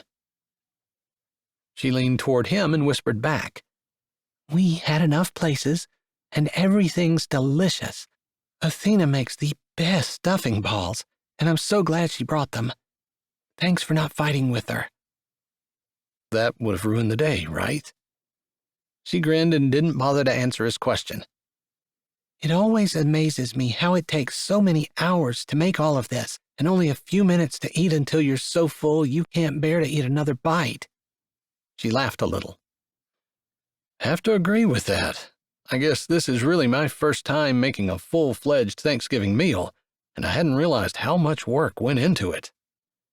"And we're not done. We have to do something with the dishes and all these leftovers. I don't know why, but I always make so much, and then I'm wondering what in the world I'm going to do with everything." "Better than running out of food." "True. It wouldn't do to have your boys go home and tell their mother that." "Right about that," he said with more feeling than he meant to. He used his fork to stir another piece of turkey in his gravy before he said, "How do you feel about going to the park for a little bit after we get this all cleaned up? We could throw a frisbee with the boys, and there's a trail to an overlook. We could take a walk." Reagan's eyes widened and her brows went up. "Are you telling me that that's what you want to do afterwards with the boys?" "And you. I'm asking if you would go too." She laughed a little and looked back down at her plate, one hand going to her stomach. "I would look ridiculous chasing a frisbee around. Not to mention I've never been any good at it, even when I didn't look like I'd swallowed a watermelon." "You could sit on a bench with Uncle Ron if his guests leave. You could still go on the trail walk with us. It's not that steep. I mean, if you don't want to, you don't have to. But I guess I was asking because I think the boys would enjoy it. But I'd like for you to go."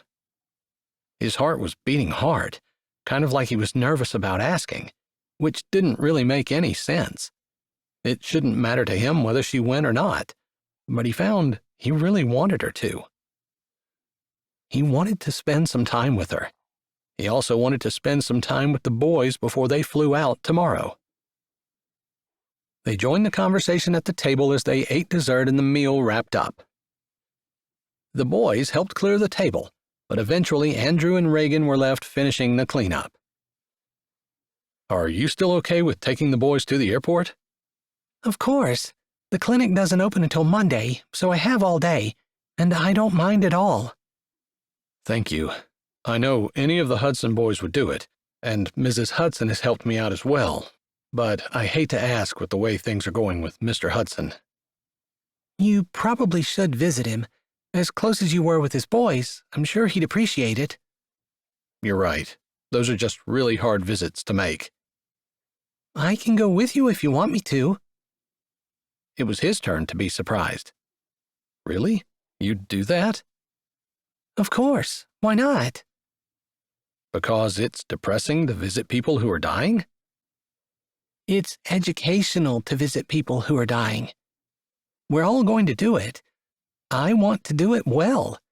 I'm guessing Mr. Hudson probably would be a good example of that. You can't be thinking about dying. You're young, bringing new life into the world. Dying is a long time away. We don't know that, and it's the last thing we all do in life. We want to do it well. I don't want to do anything in my life poorly, and that includes dying. You have the weirdest ideas. And we have the weirdest conversations. We talked about body shapes yesterday. I've never spoken about that with anyone in my life before. Yet you and I had a whole conversation about that. And now we're talking about dying, she said, shaking her head. On Thanksgiving, no less. And you're telling me that I need to do it well. I don't want to do it at all. This isn't an area where you get your want to. You're going to do it. You might as well focus on doing it as well as you can and giving it your best shot. That sounds like suicide. No way. Never. I'm just saying, all your life, you want to do things so that people can look at you and follow you and do what you're doing, because you're doing it to the best of your ability. Living. But all of your living, all of your life, is focused on dying. Because that's how you're going to end. That's how everyone ends. You want it to be done well. He had never met anyone quite like her. He just stared at her, shaking his head slowly but thinking about what she said. It made sense. She was right. The last thing that he was ever going to do was die. First impressions, last impressions, they're both important. That's right. Everyone who sees your end is going to remember how you die. What are they going to remember? This should be a depressing conversation. He was honestly surprised it wasn't. But it's actually inspiring. I need to think about it. Because you're right. And I definitely want to go see Mr. Hudson. I'll go with you. And to the park this afternoon? Yes. Once we're finished here, let's go to the park. But then I get to take a nap. When we get back, it's going to be time for bed. For you. Could be time for me to go to work. She nodded, looking down at the dish towel in her hand. Again, he thought about his 24-hour shifts and how hard they had been on Cheyenne. He'd applied for that other job. Maybe he should think seriously about a career change. Chapter 9. Reagan sat on the park bench, watching Andrew throw the frisbee with Nicholas and Tyler and Dylan. She'd been a little concerned that Dylan would get left in the dust, because he hadn't played frisbee much in his life at all, that she knew of. But he seemed to be doing okay, and she'd been having a good time cheering them on. Andrew tried to talk her into playing a little, and if she hadn't been pregnant, she would definitely have been out there even though she'd never played frisbee either. It was almost as fun to watch them and to watch Gladys as she ran back and forth, barking and yapping and jumping between them, having the time of her life, too. The temperatures were decent, but maybe everyone else was taking a Thanksgiving Day nap, because the park wasn't busy. Andrew had said that he and his boys had done a good bit of frisbee playing together when they were there. She got the feeling that he'd wanted to talk more about what he and his boys had done, or maybe what he wanted to do with them, but he hadn't had time, and she didn't press. Maybe there'd be more time to talk on other days. She didn't want to take up any more time since he had a limited amount to spend with his kids. Her back had started to ache, and she adjusted her position, running her hand over her stomach. Gladys seemed determined to get caught in Tyler's legs, and just as Reagan was thinking she should call her over, Tyler swerved, chasing the frisbee, and tripped over Gladys, sprawling out face down on the ground. Reagan gasped and stood, but didn't run over, since he was old enough to probably not want her to make a big deal about it. He lay there for a few seconds, which felt like forever, until he moved. Reagan let out a sigh of relief. Gladys sniffed all over him, nosing his head, almost as though she were apologizing, and Reagan felt almost as bad for the dog as she did for the boy. Andrew had gone over and picked up the frisbee, but he didn't walk over to Tyler either, instead calling, "Hey, kid, you okay?" Reagan almost grinned at the casual way men approached parenting. It was probably the better way, because it was never good to baby kids, but she still wanted to check him out to make sure nothing was broken. Tyler pushed up to his knees. "I'm good." He shoved up a little more until he was standing. "I'm gonna sit down for a minute. I'm fine, I just need to catch my breath." He walked carefully over to the bench, his hand on his stomach, and sat down beside Reagan. He gave her what probably could pass for a smile, but it looked droopy and sore. She scratched at her face. "That looked like a pretty hard fall." "Yeah, knocked the air right out of me." The other boys had started throwing again, but she noticed Andrew kept looking over. She lifted a few fingers to let him know that she was on it, and he jerked his chin. Tyler had no idea they just communicated about him as he put his elbows on his knees and bent over. "It's just your breath?" Reagan asked as casually as she could. "No sharp pain anywhere?" She didn't think he'd sprained an ankle or anything, but she thought it would be a good idea to make sure. If he needed to go to the ER, she wanted Andrew to get on it before he had to go to work. "No pain. Just tripped over the dumb dog. Although she wants to play so bad, I can't help but feel bad for her." "You're right. I think she would probably be good at learning things, maybe even catching the frisbee, but it's going to take a little bit of time to teach her. Maybe use tennis balls to start out with." "You think?" He looked at her, then over at Gladys. Reagan nodded, trying to continue to be casual. She had 3 brothers, and in her experience, they kind of shut down when a girl got all excited. They also wanted to make their own decisions, so for her to tell Tyler what to do was probably pointless. Her eyes drifted over, and she saw a plastic ice cream container with a little bit of ice cream left in it, sitting halfway between the bench and the garbage can. She made a mental note that when she got up, she'd pick it up and throw it in the can. "You boys could probably work with her at the house, even tonight after your dad goes to work, and again tomorrow before we go to the airport. I think Gladys will be a quick study because she's super intelligent. She just has those anxiety issues." "Yeah, I noticed that. Dad mentioned it in some of our texts and even sent a few pictures of things she's destroyed. I've made sure to keep my stuff away from her because she's not afraid to rip things up." "That's true. I think part of it is she's anxious, but I think another part of it is she's bored. If you guys work with teaching her stuff, it might help." Tyler nodded thoughtfully. "I'm not sure where to start." He looked at Reagan like she might somehow know how to train a dog.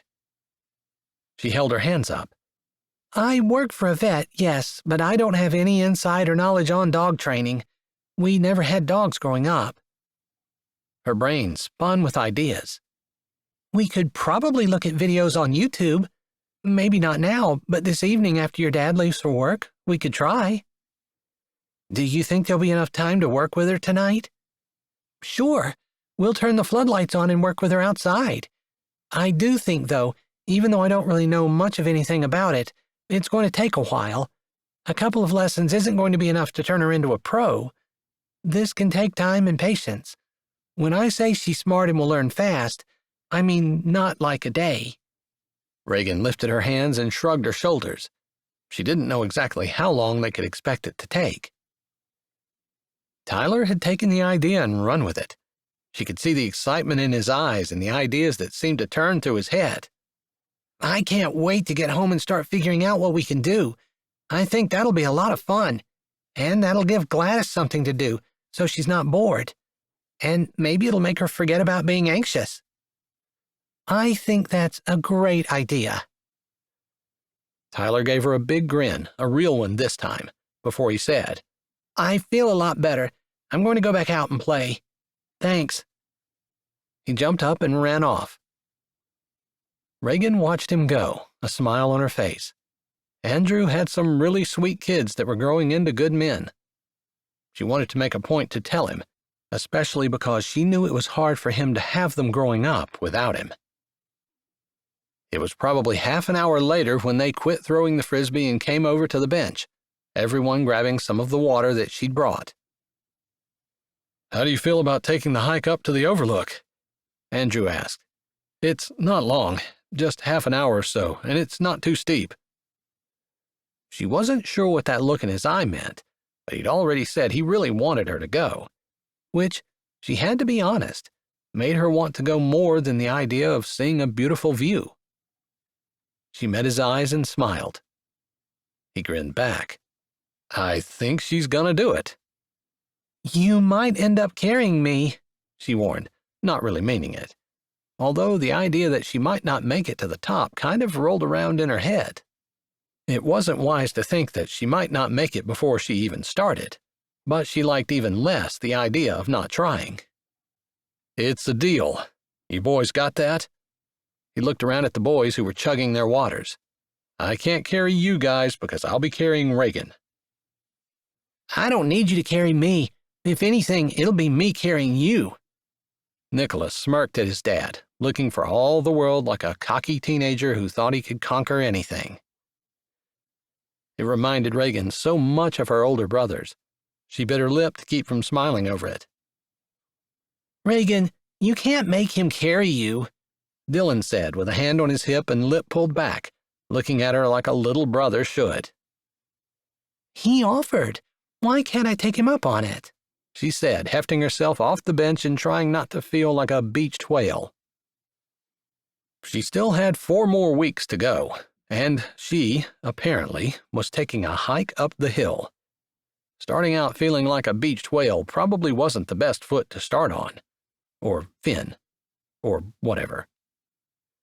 Reagan said maybe we could start teaching Gladys some tricks, like how to catch a ball and maybe even teach her how to play frisbee. I want to go home so we can watch YouTube videos and figure out how to start training her. Tyler stood beside his dad with an eager look on his face. Well then, we won't take very long. We'll get this walk in and go home and see if we can find some good YouTube videos before I have to go to work. Yay, Tyler said before he turned. Gladys, come here, girl. Reagan looked around for the plastic container she was going to throw into the garbage can. It had been right there, but she didn't see it anymore. She searched the area, thinking that maybe one of the boys kicked it, but it wasn't anywhere around or even under the bench. Did you lose something? Andrew asked, waiting for her while the boys ran on ahead toward where the arrow pointed for the trail to start. There was some garbage on the ground I was going to pick up, but I don't see it anymore. Sorry, don't let me hold you up. You're not holding me up, he said, holding his hand out for her. His face was a little ruddy, and there was a slight sheen of perspiration on his forehead. His ball cap was pulled down, and his grin was boyish and endearing. Reagan's heart twisted. What they were doing today could be something that any actual family could do on a Thanksgiving afternoon. She wondered, not for the first time, if her baby might not be better off if she gave her up. Surely there were other families who did things like this, with a mom and a dad and siblings who would love to welcome a new little one into their home, where she could grow up with a dad who loved to throw frisbees, and a mom who took walks with them, and brothers who played with their dog and taught it tricks. Of course, that's what they were doing today, but they weren't really a family, and they never would be. Not with Tyler and Nicholas not even living with them, and Dylan and her only renting rooms with Andrew. It could end any time. She wanted something stable and permanent for her child. Shaking those thoughts off, she studied Andrew's outstretched hand and assumed he was holding it out for her to slide hers into and clasp his fingers and have their joined hands between them like they were more than friends. The thought made her eyes widen, and it scared her some too. She didn't want to start thinking they were more than what they were. She didn't want to start a relationship she wasn't ready for. She had a baby coming. She didn't have time for relationships. She needed to focus. That was where she ran into these problems to begin with. But the idea of having someone beside her, the idea of walking together, of being a family, seemed to be represented in his outstretched hand, and she loved that. She wanted that. Maybe she was being foolish. Maybe she was making another bad decision, but she went with her gut and lifted her hand, slipping it into his. Their eyes met, and a current of awareness seemed to shift between them. He didn't linger but tugged her hand and followed the boys to the trail, which was a gradual ascent, with several places of steep climbing but nothing long, and just exactly what he'd said, a 15-minute walk. The overlook was stunning, and they stood for a while as the boys walked to the edge and took pictures with their phones. "Have you come here much?" she asked. He seemed like he was pretty familiar with the area. "I have. I guess I haven't been here in a while. When I was younger, growing up on the farm, I never really wanted to be a farmer. Always wanted to be an adventurer. I loved the danger and excitement. It's addicting. This wasn't exactly dangerous or exciting, but I guess it represented a common dream." He seemed to be thoughtful, pensive even. Maybe it had to do with their conversation about death earlier. But she didn't ask. It seemed like a depressing subject to talk about on a holiday or any day. She wasn't going to bring it up again. She had some weird ideas, so she just stood beside him and tried to think of something casual she could talk about that wouldn't be depressing. "So you went off and did what you had planned?" She thought he'd said he had left the farm for a while. He nodded. "Some buddies and I worked when we had to and saved up money to do different crazy things, rock and mountain climbing mostly. Preston was one. I suppose he still does some extremely dangerous stuff. He leads whitewater rafting tours through the Ozarks down south, and in the winter he still goes to Alaska. I think he raced sled dogs up there." He grinned a little. "I have to admit the cold put me off. I'm not real big on freezing to death. Although any peaks over 8,000 feet, you're going to get cold." "So you've done high peaks?" "A few." He lifted his shoulder and looked out across the view, contemplative. "We mostly did rock climbing, straight vertical walls, untethered, rope work." His jaw clenched a little when he looked down. "Haven't done it in a long time." "Hey, Dad, can we go home now? I want to get those YouTube videos for Gladys." Tyler came over and grabbed a hold of his dad's arm. Andrew seemed to shake himself. Reagan regretted the interruption. There was something going on there, and she kind of suspected it had something to do with Preston, too. Andrew and Preston had been through something hard together and handled it differently. She wasn't sure exactly what and wanted to find out. "Sure, son. Let's go home so I can grab some things and get you guys set up before I have to leave."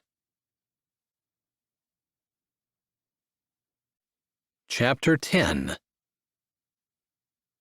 "They really wore her out," Andrew said as he grabbed the cooler Reagan had packed for him and got ready to walk out the door. Gladys lay sprawled on the floor, panting. He looked a little closer. Was that drool on her face? She didn't usually drool.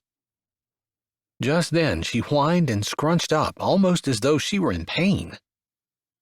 "That's odd," he said, bending down beside her and putting his hand on her head. She barely lifted it. Usually she whined and was extremely anxious when he was about to step out.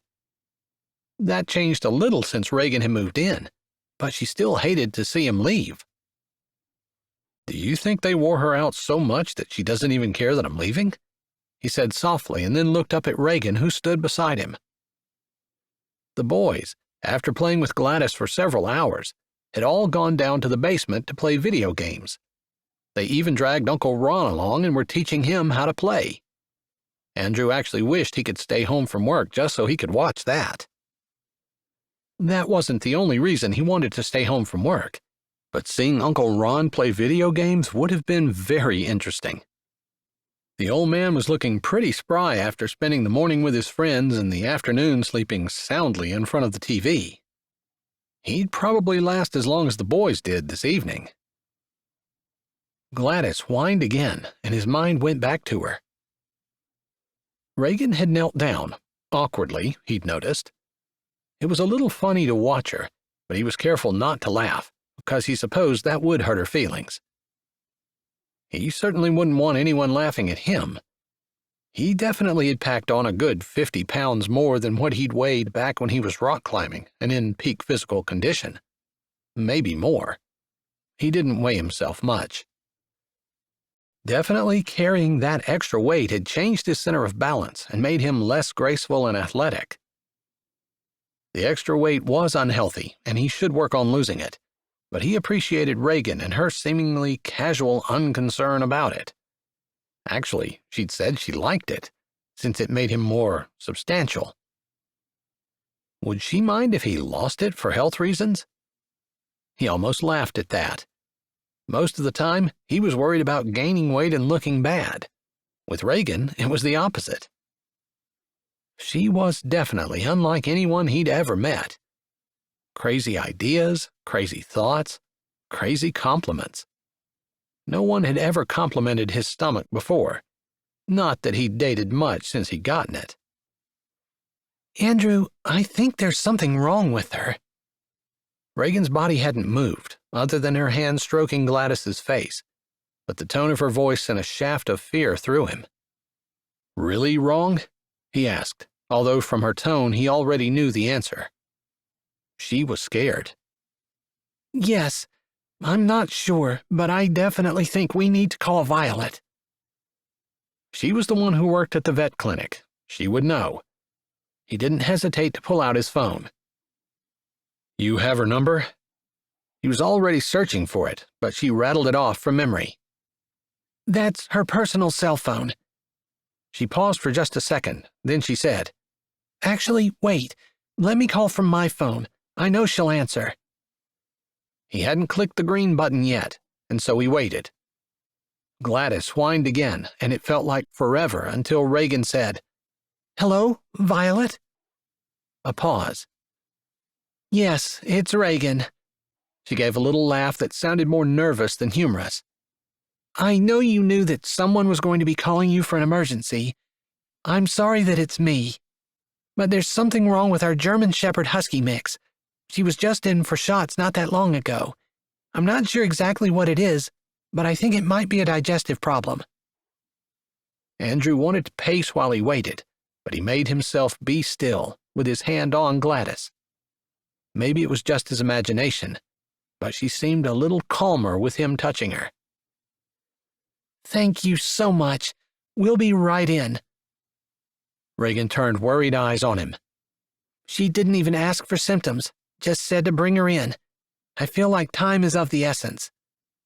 "Let's go." Andrew spoke as he put his arms under Gladys, who didn't lift her head off the floor but whined when he lifted her. "Go get the door." Reagan clumsily lifted herself off the floor, then hurried as quickly as she could to the door. As she was walking, she said, "What about work?" "I'll call someone on the way and ask them to cover for me. This is an emergency. I have to at least get her into the clinic. There's no way you're carrying her." Some of the worry lines between her eyes eased. She gave a tremulous smile as he strode through the door with Gladys in his arms. He tried for a reassuring look, but knew he probably failed. "I think you're right. I'm not sure what's wrong, but it's scaring me." "Me too. I'm so glad you're going to be here." She hurried off the porch beside him and walked ahead, opening the back passenger door of her car, and he eased Gladys onto the seat. "You can drive," she said as she opened the passenger door and got in. He hurried around, his heart feeling shaky and tender in his chest. He hadn't even had Gladys that long, and most of the time she'd been bent on destroying everything he owned. But somehow, he'd fallen in love with the stupid thing, and he was scared to death that something was going to happen to her.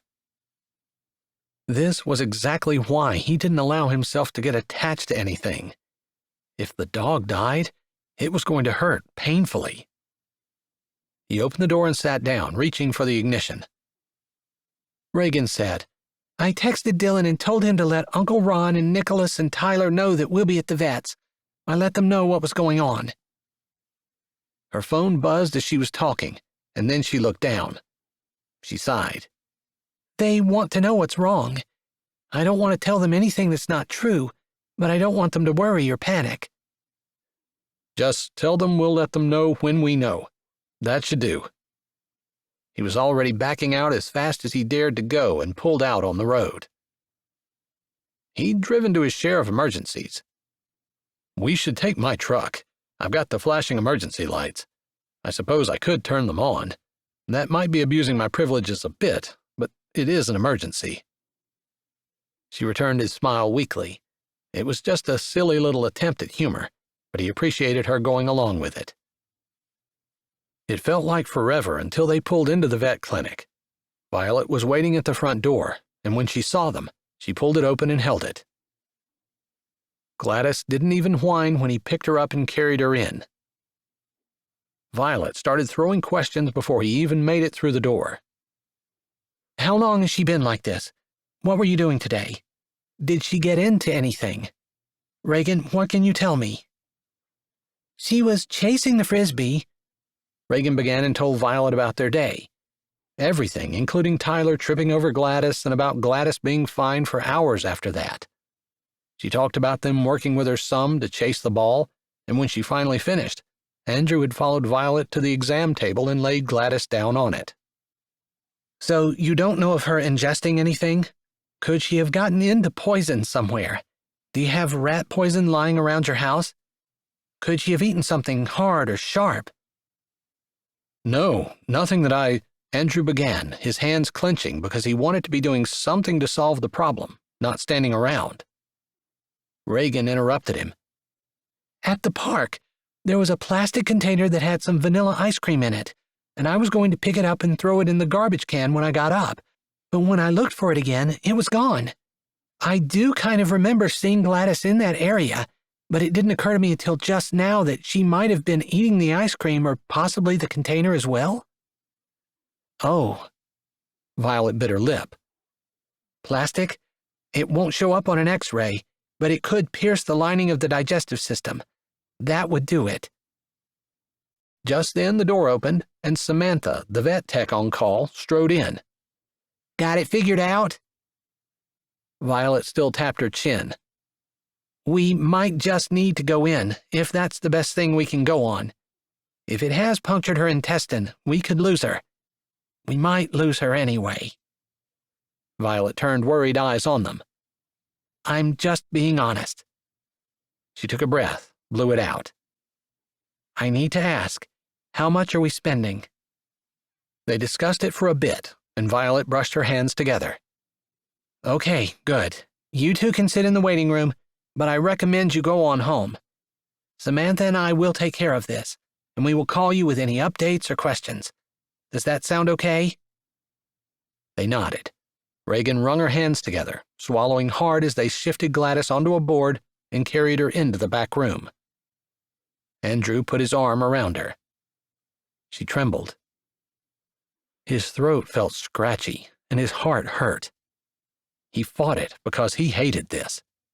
He hated this feeling of not being able to do anything, and the idea of losing something that he loved. He'd been through it before, and he didn't want to go through it again. This was why he didn't get attached. This was why he remained unemotional. He didn't give a flip if that's what his ex-wife accused him of, because it was true. When his emotions got involved, when he started exposing himself and allowing himself to be invested in other people and things, he ended up getting hurt. Because they left. Things died. People didn't stay. There was pain. He hated the pain and the way his whole body felt like it was stretched out and broken open and on fire. He hated what it was doing to Reagan, too, because she leaned into him, occasionally shaking like she was biting back sobs, and she slipped an arm around him, squeezing. She was so happy today. I just keep picturing her as she was, running around chasing the ball with the boys, and every time she caught it, she took it to you. Reagan's whisper was soft and scratchy, and when she was done talking, she looked up at him, like she wanted him to acknowledge her words somehow. But he didn't want to. He didn't want to remember any of that. He just wanted to go to work and get called out and be busy his whole shift, too busy to think about Gladys or anything else. Instead, Andrew ignored what she said. "I'll take you home. Then I'm going to work. You okay?" His tone was brisk, and he regretted it, because her eyes clouded, and her brows wrinkled like she didn't understand. And then her face dropped, and she stiffened beside him, drawing away. Not much, but enough that he missed her, and hated the way that hurt him too. "Yes, that's fine." He wanted to explain, to tell her that he couldn't handle the pain because he couldn't control it. He didn't want to deal with it. He didn't want that to define his life and affect him. He couldn't work when his heart was breaking. But he didn't tell her any of that, just allowed her to move away and open the door so she could walk out. Chapter 11. Reagan was flipping eggs over easy Saturday morning when her phone buzzed. Violet had called late Thursday night and told her that they had done surgery on Gladys and removed the plastic cup that had perforated her intestine. Once they were finished, they'd given her heavy doses of strong antibiotics and sewn her up. They did the best they could. Yesterday, she called again and said Gladys looked like she was going to pull through. When Violet's number came up on her phone, she turned her back on Dylan and Uncle Ron and Andrew and answered softly, hoping for the best but fearing the worst. "Hello?" "She's up today. I'm not feeding her. She's just getting water, but I'll be in here for another 20 or 30 minutes. If you'd like to come in and see her, you can. You know that's not something we normally do, but you work here. There has to be some kind of perk to that, right?" "Thank you so much. I'll be right in." She ended the call and turned around, relief making her weak. She put a hand on the oven handle to steady herself. "She said Gladys was up. We can go in if we want." Her eyes went to Dylan. "I think you probably have to stay here with Uncle Ron, but Andrew, if you'd like to go." He'd gotten weird after they dropped Gladys off, and they hadn't really talked since they'd done that. He'd been at work all day Friday and come home late last night. She hadn't worried too much about it, since they'd not seen each other much, but they'd not said anything more than good morning to each other so far today. His eyes brightened, but like he deliberately shut down, they dimmed and his expression closed off, so she wasn't sure what he was going to say when he opened his mouth. "I'll go. You coming too?" The way he said it, it sounded to her like he wanted her to, but he didn't say, so she just nodded. "If that's okay?" He jerked his head. She turned back around and scooped the eggs out of the skillet, turning it off and sliding it to the back burner, which was cool. "Here are your eggs, guys. We kind of need to hurry because she's not going to be there very long." She set the eggs on the table. Andrew had already stood and started walking toward the door, grabbing his hat from the peg. She snatched her purse and a light jacket and followed him out. It was raining, but they didn't bother with an umbrella. He went to the passenger side of his pickup and opened the door for her. She mumbled a thank you as she climbed in. It was probably for the best. Whatever had seemed to come over him, maybe it was just concern and worry for Gladys, had brought him to his senses. She had decided that a romance was out of the question, and she needed to stick to that. probably he was just being nice to her because of her condition, and knowing that she and Dylan didn't have anyone else. They didn't say anything on the drive in, or when they hurried through the rain to the door, which he opened for her. The clinic door was unlocked, and they walked in. Violet was just stepping around the corner and gave them a cheerful smile. "She's looking good, and I know she's going to be happy to see you." Her eyes went to Andrew. "I think this will perk her up. She seems pretty devoted." Andrew nodded. "I tried some of the things you suggested to help with her anxiety when I wasn't around. They've worked. I thought that she was not doing her destructive things anymore." "I don't know if it was a destructive thing as much as she just liked ice cream and ate the entire container. She seems like a dog that doesn't do things halfway." Violet smiled, then shrugged. "From what Reagan had said, you guys were playing and you were right there, so I hardly think it was her anxiety coming out. Maybe she just was worked up and overeager." They had turned a corner in the hall and walked into the back, where Gladys lay in her cage, the first one on the left. At the sound of their voices, she lifted her head and sniffed. When she saw Andrew, she whined and struggled shakily to her feet. "She's up and looking great. I think she can probably go home tomorrow. Normally, we would wait for regular clinic hours, but again, perks of the job." Violet gave Reagan a grin, which Reagan returned, although she was pretty sure the worry lines between her brows didn't disappear. They were only partially for Gladys. Andrew just seemed so closed off, unemotional. He had mentioned that before, that it was something his ex-wife had complained about, but she hadn't really seen it. Not until the situation with Gladys. Maybe thinking about his ex-wife and Gladys and the unemotional connection made things click in her brain, but it made her realize the issue was most likely not her, but was Andrew's way of protecting himself from pain. He loved the dog, and they could have lost her. Maybe it reminded him that he couldn't be so open and willing to trust.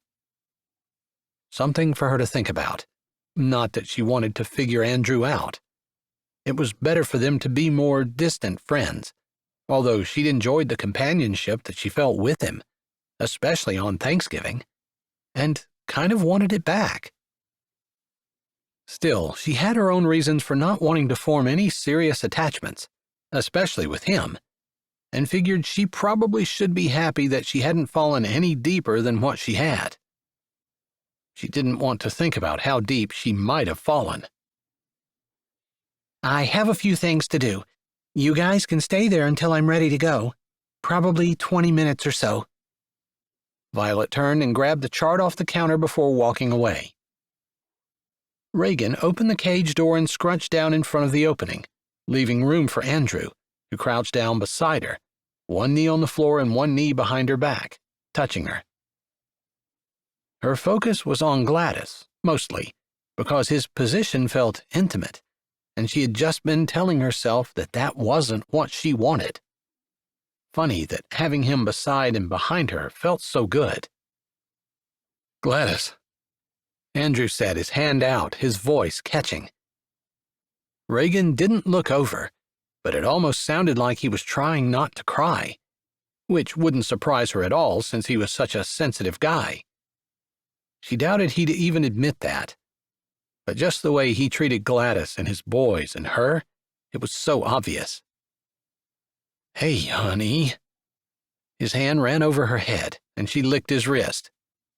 "She looks a lot better than she did," he said, his voice still scratchy and rough.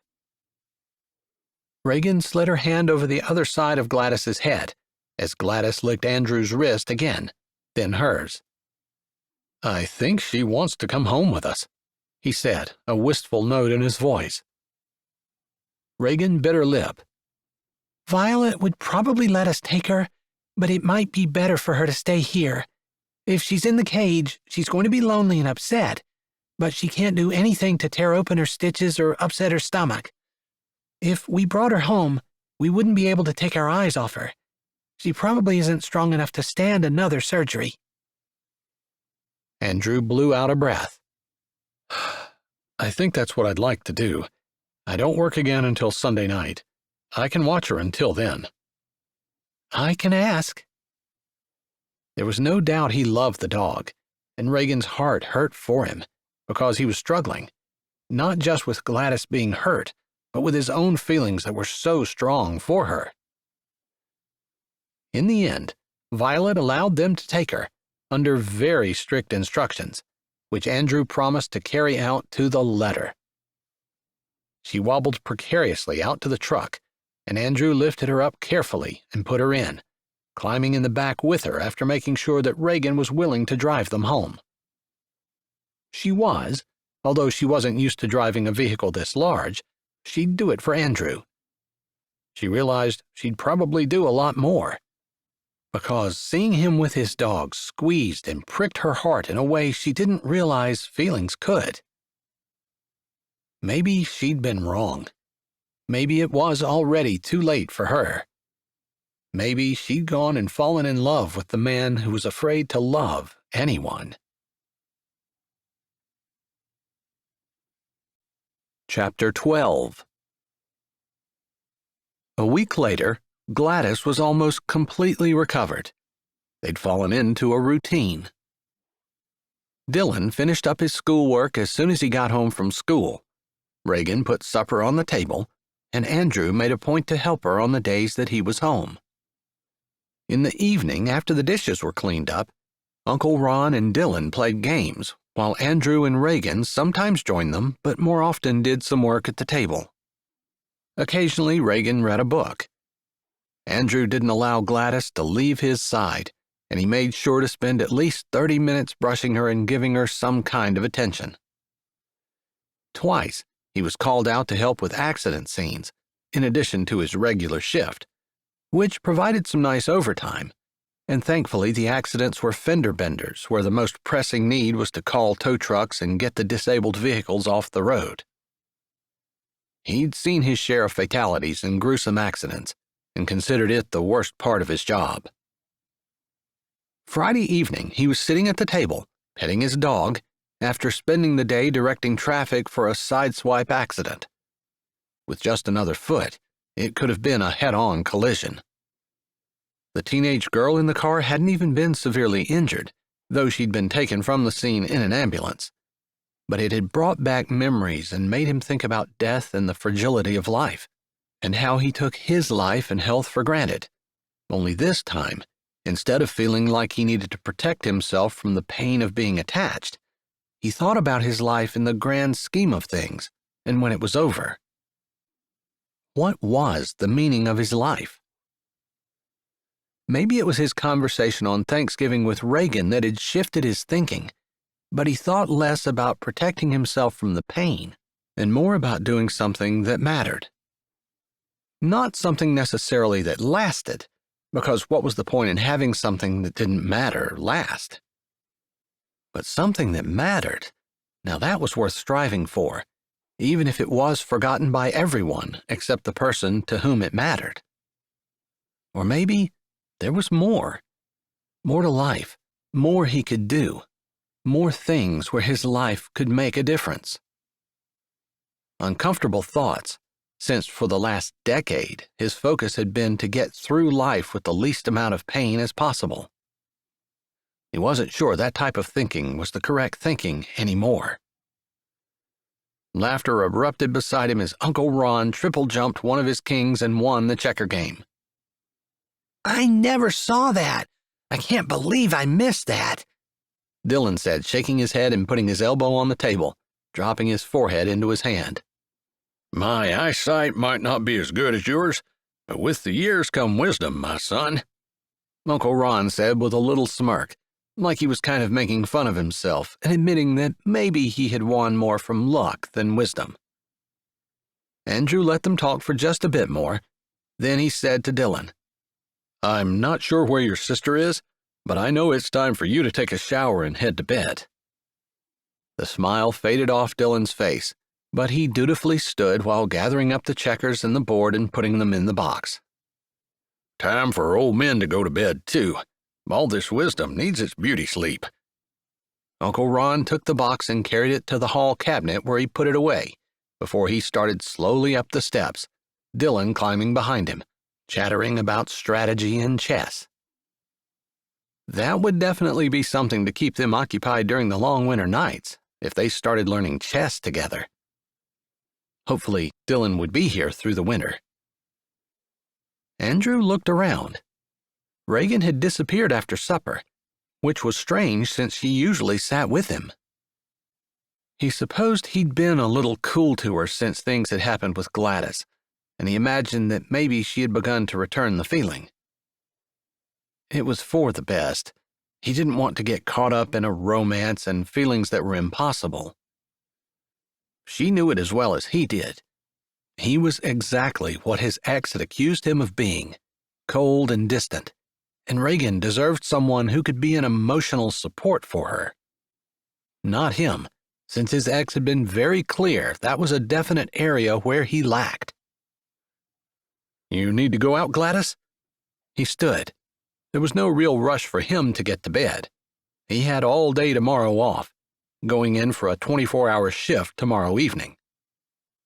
He didn't have anything planned and wondered if Reagan did. This nagging desire to be with her, to do things with her, was something else he needed to fight. But he tried to excuse it as wanting to be her friend, even though he knew better. They walked through the hall, with him grabbing his hat and his jacket and Gladys trotting along at his heels. Maybe she was a little less excitable, but no less clingy than she had been before her operation and ordeal. Her hair hadn't grown back, and Reagan had been taking her into work with her on the days that Andrew worked. On the days when he had to go in the middle of the day, he dropped her off at the clinic. Violet had been perfectly okay with it, and Gladys was great with people, although she spent most of the time in the little receptionist office, lying at Reagan's feet. He opened the door and stepped out into the dark night of the porch, almost immediately seeing Reagan on the swing, sitting sideways with her feet propped up beside her, leaning back against the chain. The outline of her stomach was clear, and she rested a hand on it as though it was hurting her, or maybe she was feeling the baby move. She startled when the hinge of the door creaked and looked toward him. "I'm sorry, didn't realize you were out here. We wondered where you were." "I'm sorry. My ankles were swollen and my back hurt, and I thought sitting out here with my feet propped up enjoying the quiet would be a nice break. I should have told you where I was going." She seemed to give a nod to the fact that they'd been spending evenings together, although it hadn't been something they discussed. He also realized that she hardly ever complained about the physical discomfort of pregnancy. Cheyenne had a lot to say about it, and he had to admit at the time he wished she would just quit complaining. It seemed like something a woman just needed to suck up and live with. Cheyenne had been right. He hadn't been the most sympathetic person. He'd been in plenty of uncomfortable situations while climbing, freezing cold, soaking wet, excruciating pain. Step after painful step, being so tired he could barely keep his eyes open, but knowing he couldn't fall asleep for hours. He'd been through that all, aching muscles, sore back, complete exhaustion, and more.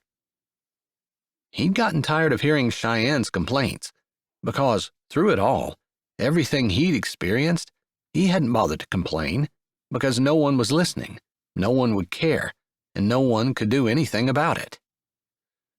Yeah, he'd been pretty hard on his first wife. Not that he told her she shouldn't complain, necessarily. He just hadn't been sympathetic. Emotionally distant. He thought, for the first time, that maybe Cheyenne had had a point, and he could have been better. "If your back hurts, I could rub it." He'd rubbed Cheyenne's more than once, but it had always been because she complained about it and finally asked him to. He didn't recall ever offering. In hindsight, he should have. He wasn't that close to Reagan, but he could feel the shock shoot across the porch. I'm sorry. I didn't mean to make you uncomfortable or go beyond whatever rules we've established for whatever kind of relationship we have. I was just offering to be nice. And to maybe atone somewhat for his unkindness toward his first wife. She'd gotten him back, if they were keeping score, which he didn't think they were, because she hadn't allowed him in the room for either one of his boys' births. It had killed him to miss them, but again, in hindsight, Cheyenne had probably felt like he didn't care about her and didn't deserve to be there. Maybe she had a point. Too late now. His words had seemed to relax Reagan some. Not that he thought she was truly upset that he had offered. Maybe she was just more surprised. I don't mind, and I'd like it if you'd let me, he finally said into the darkness. Maybe he could be doing more for her. Maybe that was part of what he'd been thinking about today at the accident that could have been a tragedy but wasn't. The shortness of life. The little things he could do and offer but never did. Reagan wasn't the only one that he could help, but she was here. I'd like that, she finally said. Do you mind sitting on the steps? It would be kind of hard to do that on the swing. Not hard, maybe awkward.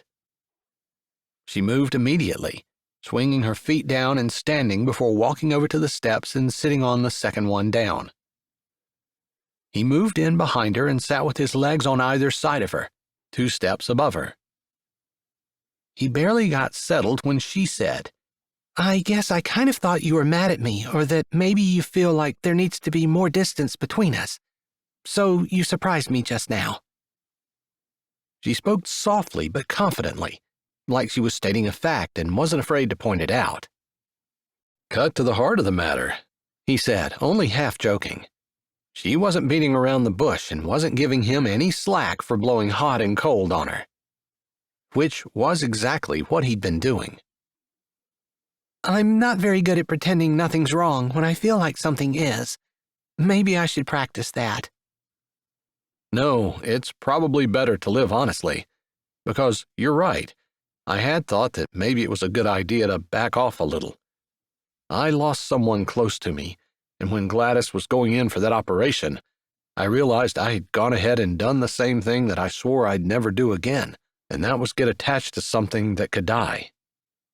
Everyone, everything dies, she said softly. I know. We had that whole discussion about death, and you're right. And I guess maybe I've been thinking about that, and the fact that my wife had told me repeatedly that I was emotionally unavailable. And maybe I was. On purpose.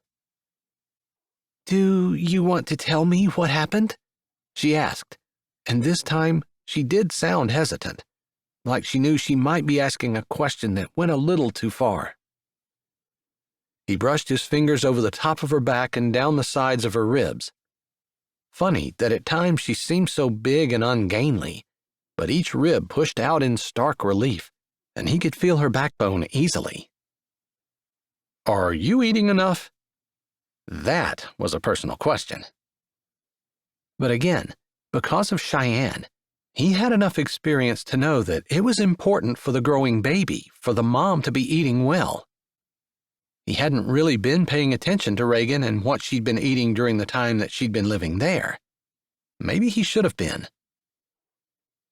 I'm gaining weight at an acceptable rate according to the midwife. Maybe not on the high end of the scale, but acceptable. She said, since this is my first baby, that's normal.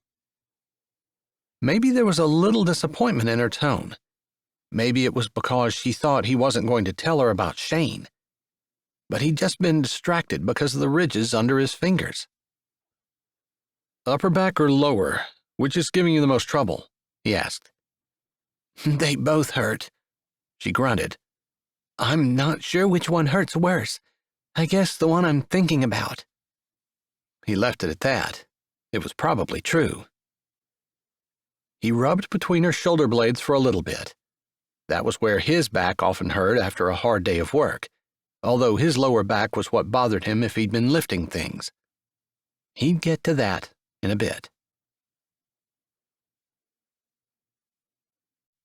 Chapter 13. The silence settled, and they let it as Gladys lay her head on Andrew's lap, sighing deeply, and the darkness wrapped around the three of them, with a few bold crickets chirping, and the wind blowing the bare tree branches together. Finally, he started. Shane was the life of the party, and the glue that kept Preston and me together. I was a lot more serious and driven, and Preston was more likely to be a slacker, and Shane made us both laugh. He made things fun. He was a great friend, considerate, and always pulled more than his weight. Just one of those people that are larger than life, and I guess I never really thought about it, but one of those people that you're just honored to be friends with. She seemed to nod a little, like she knew what he was talking about. Maybe she did. Shane wasn't exactly unique in his ability to make people laugh and feel comfortable. He made sure we had fun, but he also wasn't scared. Not to do the dangerous things, but I was the one who pushed the rock climbing.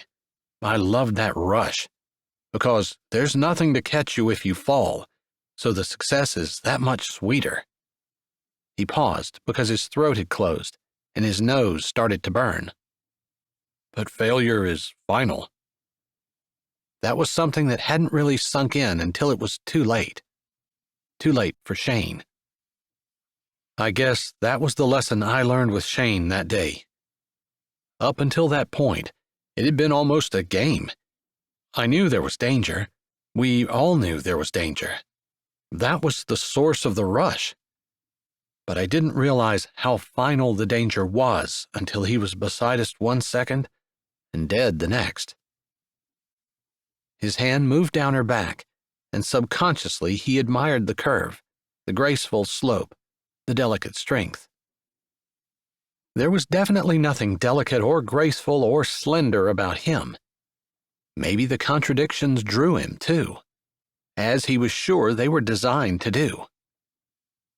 The contrast and the differences. He wasn't interested in someone who was the same as he was. He loved the differences. She waited silently, and he pulled his mind back to where it didn't want to go. I guess I was unprepared. I know I was. I'd never known pain like that before, and loss and heartache, and the longing to just go back and do those last 5 minutes, 10 minutes, week, year, whatever, everything over again, so the outcome would be different. I know I withdrew from my wife.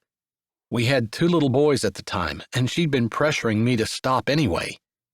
She didn't want the kids to get involved in stuff that was dangerous.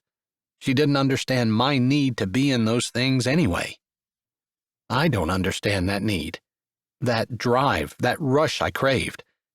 I felt like she didn't understand me, and I'm sure she felt the same way about me in hindsight. He could see Reagan's head going up and down, like she was agreeing. He wasn't sure whether she was agreeing that his wife didn't understand him, or he didn't understand his wife. Maybe both. But that taught me, Shane's death. It taught me that I couldn't hold on too tightly. I couldn't love so deeply. I couldn't get so emotionally invested in other people because it just led to pain. I vowed I would never feel hurt like that again. And the only thing I knew to do was to shut myself off, which of course Cheyenne didn't understand. I suppose that's what eventually led to our divorce. Neither of us cheated, although she is remarried and happily, I think. He moved his fingers to either side of her backbone, down to her lower back, where he pressed carefully in small circles. If his back hurt, that always seemed to make it feel better. He was pretty much done. Done with the psychoanalysis. Done with probing into his brain and trying to figure out why he was as messed up as he was. Shane's death had a lot to do with it, but it was probably also his male tendencies to not want to get entangled with the messy emotional stuff anyway. He thought maybe Reagan wasn't going to say anything. He also thought that probably, if anything, she would side with Cheyenne, since women tended to stick together. He wasn't expecting her words when she finally did speak. Did it ever occur to you that maybe you learned the wrong lesson? Maybe God allowed you to see Shane die, not so you could protect yourself from any more pain, but so that you could know to live harder, give more, be braver, because life is short and opportunities to love and laugh and live are soon gone. How could she articulate so clearly the things that had been in his head the last week or so? That was almost exactly what he'd been struggling with, in a more nebulous type of way, because the words hadn't been there exactly. Not as clearly as she just laid them out. Isn't that kind of what you're doing? She asked gently. I mean, the risk that you took being on the rocks, the danger and excitement, was a physical danger and excitement. But isn't it almost the same as risking your emotions? Of living without fear? Of loving without fear? Doesn't it take bravery to open your heart and give everything you have to someone? Isn't that risky? Isn't that a risk that's almost as dangerous as clinging to a sheer rock wall with no safety rope attached? How can you do one and shy away from the other? She hadn't turned around, hadn't moved, hadn't even turned her head. And yet, the point she made was so profound he couldn't believe he hadn't seen it before. Why was he brave in one area and a coward in the other? Physical danger is easier, he said for lack of anything else to say. But even he could see the hole in that argument, if he could even call it an argument. Isn't that the point? You want to do the hard thing. You want to do the dangerous thing. You want to stretch yourself and push yourself and make yourself be braver and do more. And yet, you choose the easier thing when it comes to matters of the heart and emotions, right? He didn't want to think about it. She was so right, but he wasn't ready to admit that she was. Maybe to himself, but not to her. She didn't have anything invested in him, and he wasn't even sure what her point was, what change she wanted to see in him. Or maybe she didn't care whether he changed or not, and she was just making an argument. I don't know where you get off thinking you're so smart, especially since right now you're carrying the baby of a man who doesn't want to have anything to do with you. You don't even have a house to bring her home to. You're just renting a room. Her relaxation disappeared like smoke on the wind, and her whole body stiffened. He wanted to slap himself. His words were so unkind and harsh. But she'd hit him with such a reasonable argument he couldn't argue back, so he had to do a personal attack. Except he didn't have to. He couldn't seem to stop himself, though. So he did the next best thing. I'm sorry. That was uncalled for. No, you're right. You're absolutely right.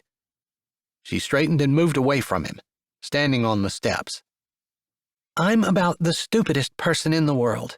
I don't even know why I thought I could tell you anything. I certainly have no right to give you advice, criticize the way you've lived your life. I wouldn't take advice from me, and I don't expect you to either. She took 2 more steps down to the bottom, holding onto the rail and looking out across the night-shrouded fields. Please, I'm sorry. Your point was too good, too right, too close to home. That's why I felt like I had to lash out. My words were wrong. I'm sorry. He didn't know what else to say. He couldn't take them back, as much as he wanted to, as much as he felt like they were completely inaccurate. Because it wasn't her fault, not any more than it was the man who'd lied to her. Maybe being gullible was a character flaw. Lying definitely was. She hadn't taken the easy way out, or what seemed like the easier way. She was doing the harder thing, and that was admirable and not something he should reduce into a crude comment. "I'm going to take a walk," she said before stepping off the porch and walking into the darkness. His phone buzzed in his pocket as he stood to follow her. Gladys whined, already on her feet and looking between Reagan and Andrew, as though she were torn as to which one she wanted to be with. Andrew wasn't torn. He definitely wanted to follow her, although not only did he think he wasn't welcome, but when he pulled his phone out, he saw that the call was from his ex. He took a fortifying breath before swiping and answering. "Hello?" He gritted his jaw and leaned against the pillar, wondering where Reagan was going and running over the dangers in his head, trying to keep from following her down the drive to be sure she was safe.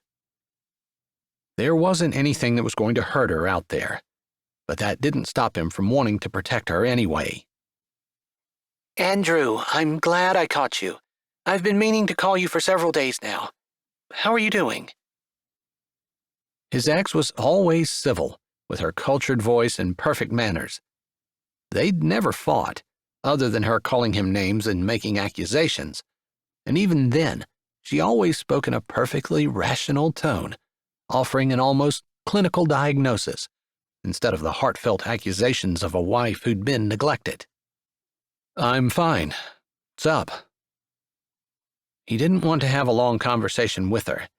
Maybe he'd been in love with her at one point, more likely just acted on his attraction, but she was married to someone else, and any bridge between them had been burned.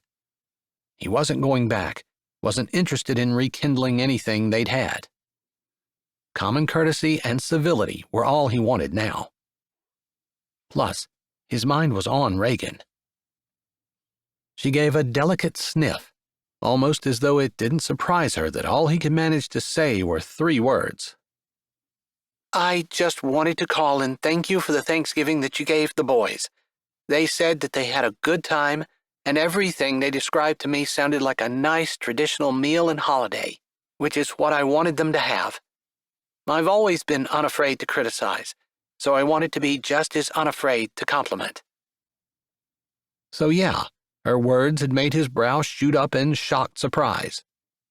Because, sure, she had always been unafraid to criticize and tell him how he wasn't being a good dad, even though he'd been trying as hard as he could to be the dad that she wanted, since she seemed to want what was best. "They did tell me that they had walked to an overlook, but it sounded like something that normal people did, and not one of your extreme things. I wanted to make sure you knew I appreciated it." "Thank you, I guess." He wasn't sure what else to say. He'd never asked Nicholas and Tyler to lie for him, and he'd never asked them not to talk about him. But he kind of assumed that they probably didn't much. Once they got back to Chicago and their busy life there, he figured they probably forgot about him for the most part. "I also wanted to say that Sheldon and I are planning a European vacation over Christmas, and I want to take the boys with me. I know that means you wouldn't see them, because we'll be gone for 3 weeks, but you can have extra time in January or whenever you want it. Is that okay?" She always got the boys on Christmas Day, but he usually had them sometime in the week afterwards and often on New Year's. She had insisted that it was important for them to be with the family on Christmas morning as they opened gifts. He hadn't had the heart to argue, just because he thought that the boys probably preferred to be with their mom on Christmas anyway. He couldn't make it special like she could. He didn't think of all those little details, and the lights he threw up in the yard were the only decorations he usually did. That thought made him think about the inside of his house, and things he'd subconsciously noticed but hadn't actually physically realized. There were a couple of new pictures up in the hall, a little bit of garland, and a couple of plants on the kitchen window. Hot pads were arranged artistically on hooks over beside the stove, and there were just several other little homey things that had happened that he hadn't even thought about until he thought about Cheyenne and the details that she took care of that made the holidays, if not special, at least better. Reagan did that too. She had done that with his house. And he hadn't noticed, hadn't said anything. That's fine. He probably would never see his boys on Christmas, and that was probably for the best. We'll figure something out. Maybe they can spend some extra time with me over summer vacation. That will work. Thank you. I will make sure they call you before we leave, and I will make sure there's a phone call on Christmas Day as well. Okay. He couldn't expect anything more. They didn't have anything else to say to each other and made the usual pleasant noises before hanging up. By that time, he had no idea where Reagan had gone, so he walked off the porch to the tree in the yard and leaned against it, waiting until she walked back past him into the house before he went in and went to bed. Chapter 14. By the time the next weekend came, Andrew had barely slept at all. Probably in life there were times where things were definitely not pleasant, when a person saw themselves and didn't like what they were looking at. Maybe those were the times of learning. He could see them clearly in his progression as a mountain climber and then as a rock climber, where he'd seen his technique needed work, or his mental attitude needed improvement, or even his gear needed to be updated. It was never fun to face what could be perceived as a lack. Even less so when it was a personal lack. But once one had been exposed to an area that needed improvement, it was irresponsible to ignore and go on with his life as though nothing had changed. He decided that Cheyenne had been wrong. He wasn't emotionally distant, or stunted, or uncaring. He felt emotions, deeply. Maybe he wasn't the best at expressing them, but he felt them. The problem was that he got so focused on his own emotions that he didn't see anyone else. Not their needs, not their feelings, and most definitely not what he could do for them. It wasn't exactly what Reagan had said the night he rubbed her back. She had challenged him to be brave, to dare to do more, to not be afraid. And that was basically the stepping-off point for him to see that she was right. He'd been so inwardly focused, so scared that he might get hurt again, so selfishly protective, that he didn't stop to think that he was wasting the opportunity to share with someone else and potentially help them both. Loving Gladys wasn't a matter of him risking his feelings, as much as it was a matter of him reaching out to another living creature that needed him and giving, without thinking of the consequences, everything he could. Everything he had. Being brave, unafraid to love, and to show that love without reservation. Because loving her wasn't enough. Love was useless until it was given away. He wasn't thinking of love as a feeling, but as an action. Because love was a verb he did on his dog, a verb he could do to other people, Uncle Ron, Nicholas, Tyler, Dylan, Reagan. Maybe the gloomy weather contributed to his mood, since it had rained every day since he and Reagan had spoken, but he was definitely pensive when he turned into the drive of the former pastor of the church in Cowboy Crossing, Pastor Gus Wyatt, who had recently lost his wife to cancer. He'd sat under Gus's preaching for years when he was home from his excursions, but he hadn't spoken with him much at all since Miss Lynette's funeral. But Gus was making furniture, and Andrew wasn't really sure how to make love into an action verb without making it concrete as well. So he was ordering a cradle for Reagan. Gus's 15-passenger van was parked at the house, but if he were Gus, he'd be at the barn. So Andrew didn't even bother pulling into the house, but drove straight to the barn and got out. Not bothering to dodge the raindrops, he ran through them to what was the old milkhouse door and burst through it. His hunch was right, as Gus was sitting at a table bench, sanding an already glowing rocking chair. Gus's shaggy head jerked up when Andrew entered, the bushy beard and shoulder-length hair a definite difference from the well-groomed, clean-shaven, short-haired man he'd been when he'd been behind the pulpit. Several kids ran around, in various states of undress, and one who looked to be almost 4 wore nothing but a diaper, which looked to have been changed possibly once in the last week. Not that Andrew was any judge. He wouldn't consider the children neglected, but they were definitely skirting on the edges of what society would deem acceptable. The church ladies had tried to help, but Gus had kindly but firmly told them no thank you. No doubt it was just Gus mourning his wife and trying to become used to his new reality. It gave Andrew pause for a moment. That was what he could be risking. That was exactly what he was afraid of, whether he admitted the fear or not. He could end up like this, completely devastated when the person that he loved without reserve left, whether through death or whether she walked out with insults and put-downs. It had been hard enough when Cheyenne left, and he certainly hadn't been loving her without reserve. Gus jerked his head. "Hey, man." Andrew nodded back. "Gus?" "Come in, clear off a spot, and sit down." Gus's hands, which had stilled when Andrew walked in, began moving again, and Gus looked back down at his work. "Beautiful rocking chair." "Thanks." Gus didn't stop working. "Lynette spent hours with our babies rocking in the evening. She liked hers a little lower to the ground because her legs were short. This is the style that she most loved." Gus's words were soft, like the memories were sweet and sacred. "Is it for sale?" Andrew asked. "I think so." "I'll take it." Andrew never bought stuff without asking for the price, but he didn't even consider counting the cost, not only because he knew Gus would be fair, but because something about Gus's words made him feel like Reagan deserved a man who would see her rocking their babies and want her to have a chair she was comfortable in. "And I want to order a cradle. I know it's last minute, but I wanted it before Christmas." Gus nodded.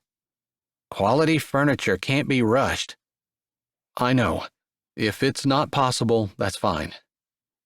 "I can do it." Gus kept rubbing his sandpaper back and forth with the grain of the wood. "What type of wood would you like?" "Whatever would match that."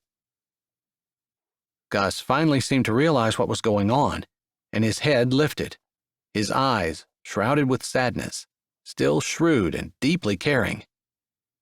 "Have I missed a wedding?" "No." Bushy brows nodded, and if it was possible to feel love pouring out of someone, Andrew could feel it from Gus. It was part of what had made him an amazing pastor. Not the beautiful words that poured out of his sermons, but the love that he had for each and every one of his parishioners. One couldn't help but feel it.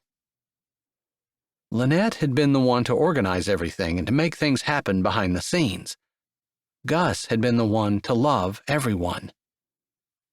"Are you ever going to get over her?" Andrew asked, when he'd really meant to explain what was going on with Reagan, and that the baby wasn't his, and that there was no wedding because there wasn't a relationship. But somehow that wasn't what came out, probably because that wasn't what he'd been thinking all week. "No, you don't get over a love like that." "So that's it for you? There's nothing more?" Andrew didn't even really know what he was asking. "There's no end. In the human capacities, love is not finite. God gives us more of what we give away." "With the pain, how can you stand the pain?" Gus looked down at his hands, which had stilled, and he seemed to be deep in thought. Andrew thought he was going to get some Bible verses quoted at him, but Gus finally lifted his head. "You're right. If you don't love, there's no pain in death. But then, what's the point of life?" "But you've done it once. Surely you're not doing it again." "I suppose if my life were about me, that's exactly how I would think. But it's not. It's not about me, and it's a waste if it is." Andrew shook his head. "Then What's this?" He indicated the room, but he really meant the sad condition of the children in the unchanged diaper and uncut hair and the unkempt appearances. Gus nodded like he understood, his eyes even more shrouded and sad. "God gives us time to mourn, but also whatever he gives us, he wants us to give away." He swallowed. "He can't give us more if we don't give away what he's given. Not just the material things. It's love and compassion and caring and concern. And it hurts if we do it right. But all those painful experiences draw us closer to the Lord." As a Christian, being closer to the Lord was supposed to be the goal. He knew it. But Andrew wasn't sure the pain was worth it. Gus shook his head. "We pay for love with pain. If we close ourselves off to love because we're afraid of the pain, we close ourselves off to what makes life truly worth living. And then what's left? There's nothing worth protecting, nothing worth living for, nothing of any worth left if we close ourselves off from loving. It's ironic, sure, but it's as true as I sit here." The kid who'd been wearing nothing but a diaper went running by, chased by a slightly smaller child, who at least had a shirt on. Andrew watched them, and then he saw Gus, who had an even more intense look on his face, if that were possible, and there was no doubt he adored his children. Something else Lynette had left him, but he wouldn't have had if he hadn't given his heart. Gus turned back to Andrew. "I'll have your cradle ready by Christmas Eve. I'll be going to the service that evening, so pick it up before that." Andrew jerked his head. "Tell me what I owe you." "No charge. Whatever your situation, I love that you're taking care of the mother of your child. Every woman should be so blessed to have a man who cares about her." Gus completely misunderstood, but Andrew didn't correct him. He just said thanks and walked out. Somehow, through all of that, a phrase had popped into his head and wouldn't leave. Death makes life worth living. Reagan adjusted the bag with Dylan's costume in it in her hand and called up the stairs. "Dylan, are you ready? We need to leave in the next 5 minutes in order for you to be there on time." "Coming, Ray," Dylan's voice called down. The front door burst open and Andrew came in, dripping on the rug. "I brought the pickup as close as I can to the porch. It is pouring. Hopefully you guys don't mind getting a little bit wet." "I don't think any of us will get upset if we get a few raindrops on us." Reagan watched as the rain dripped off his cowboy hat and onto the rug. He'd changed a little in the last week, seeming to be more considerate, although he'd worked a 48-hour shift in order to be off to go to Dylan's school play tonight, and she hadn't seen him much. Not that Dylan had a huge part. He said one line, as part of the crowd in Charles Dickens' A Christmas Carol. Regardless, it was one of her favorite Christmas stories, beyond the birth of Christ, and she was looking forward to seeing it, even if it was a junior high production. "I'm soaking wet. Would you mind checking Gladys in her cage one last time?" Andrew asked, just a thread of worry in his voice. They hadn't left her alone at all since she'd had her operation. This was the first time that they were going anywhere without taking her with them. Uncle Ron had even stayed home from church on Sunday, while Andrew worked, and Reagan took Dylan by herself. "Sure." She turned to walk back to the kitchen. "Reagan?" She stopped and turned. "I was hoping I could talk to you this evening, maybe, after everyone goes to bed," he asked softly, probably making sure his voice didn't carry upstairs. Her stomach twisted. Surely he wasn't going to tell her that he wanted her to move out. Maybe he was going to insist she sign a lease. Maybe he was going to say something about the decorations she'd been putting up. She took a deep breath and straightened her spine. "Of course." She put a hand on her stomach. She did find more and more that any time life threw situations at her that she didn't particularly like, she wanted to protect her child from them, even though she wasn't even born yet. As she turned, Dylan came racing downstairs. Are we stopping for ice cream at the all-night diner like we do every year? Reagan popped her head in the kitchen and checked Gladys in her cage. The dog whined and was not lying down, but she looked fine. No, she said to her brother as she walked back down the hall. But I bought ice cream and sundae toppings and some special sundae bowls, and I thought we could make our own sundaes this evening. It will be just as nice, and that way Gladys won't be here alone as long. If you guys want to go ahead and go to the diner, it's fine. You'll have to drive a separate vehicle. Andrew spoke and said the right words, but he didn't sound like that was what he wanted them to do. She was pretty sure with all the rain they'd gotten and with some roads already closed from the flooding, he wanted to drive them himself. Nevertheless, she appreciated him being willing to not interrupt their tradition. No. She ignored the shadow on Dylan's face. True, it was one of the few traditions they had, but she wasn't going to sacrifice Gladys's well-being to it. We're coming straight home this year. Next year will be a different story. Although, homemade sundaes might be a better tradition than stopping at the diner, since we can make them however we want to and put as much hot fudge on them as we feel like. I bought 2 jars. Cool! Seriously? I can put as much hot fudge on as I want? You sure can. I also bought cookie dough and miniature chocolate candies, your 2 favorites. Plus, I got a jar of maraschino cherries for me. She gave an apologetic glance at Uncle Ron. I'm sorry. When I was in the store, I thought of asking you what your favorite toppings were, but you didn't answer your phone. You didn't ask me. Andrew crossed his arms over his chest, and there was more than a little pout in his voice. Mostly fake, she assumed. I did you one better. I asked Athena. She said you were a caramel and marshmallow cream guy. She laughed a little, remembering the total at the store. I think it might be cheaper for us to go to the diner, but I still think it will be more fun to do it here. Andrew grinned. I can reimburse you for that. He'd been giving her grocery money, which she'd been giving back to him, and they'd been kind of having a bit of an argument over it. A passive argument. Passive-aggressive, maybe, although she was pretty sure it was in fun. Once the total added up to a significant amount, maybe they'd all end up going somewhere together. She wasn't doing it to be unkind, and she didn't think he was either.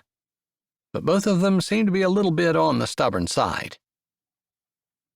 They all made it out to the pickup without getting completely soaked, and Reagan enjoyed her evening sitting between Uncle Ron and Andrew. Somehow Andrew looked at her and made her forget that she was getting ready to have a baby any day. Which she supposed should be weird, but it made for an enjoyable evening. Not that she wanted to forget about her baby, exactly. Just that sometimes it was nice just to be with someone and enjoy their company. Although every once in a while, she caught a look from Andrew that made her shiver. Especially when she remembered that he wanted to talk to her later. Hopefully, it wasn't anything bad. They got home, and immediately Gladys couldn't press herself against all of them tight enough, but especially Andrew. He waited for a break in the rain showers before taking her outside, while Reagan got the ice cream out and set the toppings around the table, along with the special bowls she'd bought. Hopefully, this was just as nice of a treat for Dylan as hanging out at the diner. This was also the first year that their brothers hadn't made it, but they'd been going down to Texas to help someone they'd met winterize the pastures of a ranch they'd just bought. They'd said something about trading work and had sounded apologetic when they said they wouldn't be back for Christmas. Reagan was disappointed, but she would never tell them that and insisted it was fine. She didn't want them to not be able to live their dreams because they felt guilty, like they needed to take care of their family. She was big enough to take care of herself, and she'd been doing a pretty good job of taking care of Dylan, too, and she'd take care of the baby as well. "What are you naming the baby?" Andrew asked as he walked in the back door, Gladys trailing behind him, the towel he'd used to dry her off some tossed in the hamper before he came through the door. Her eyes fluttered in surprise. They hadn't talked about her baby for a while, and she assumed he was probably uninterested. Maybe he was just making conversation, although he'd seemed quiet and pensive all week, and this seemed an odd subject to pick up when he finally did start talking again. Regardless, she went with it. "The ultrasound indicated I'm having a girl. I'm naming her Esme. On the off chance that it was wrong, I figured I ought to have a boy's name picked out, but I just don't." She shrugged. "I'll figure something out." She'd love to have had someone to talk to about it, but that just hadn't worked out for her. She tried to want what she had instead of what she didn't. "I like Levi," Andrew said, like this was a completely normal subject for them to be talking about. "I had a buddy named Stetson when I went to fire school. Thought that was a pretty cool name."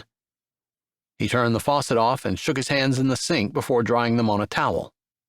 "I guess if I had another kid, I'd want to name him Shane." That was all he said about it, and he didn't seem overly upset. Reagan narrowed her eyes at his back. Was he as unaffected as what he appeared to be?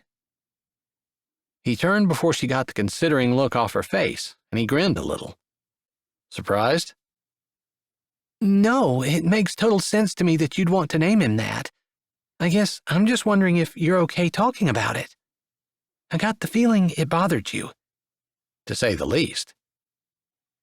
Uncle Ron and Dylan were having some kind of animated conversation upstairs, and their voices drifted down.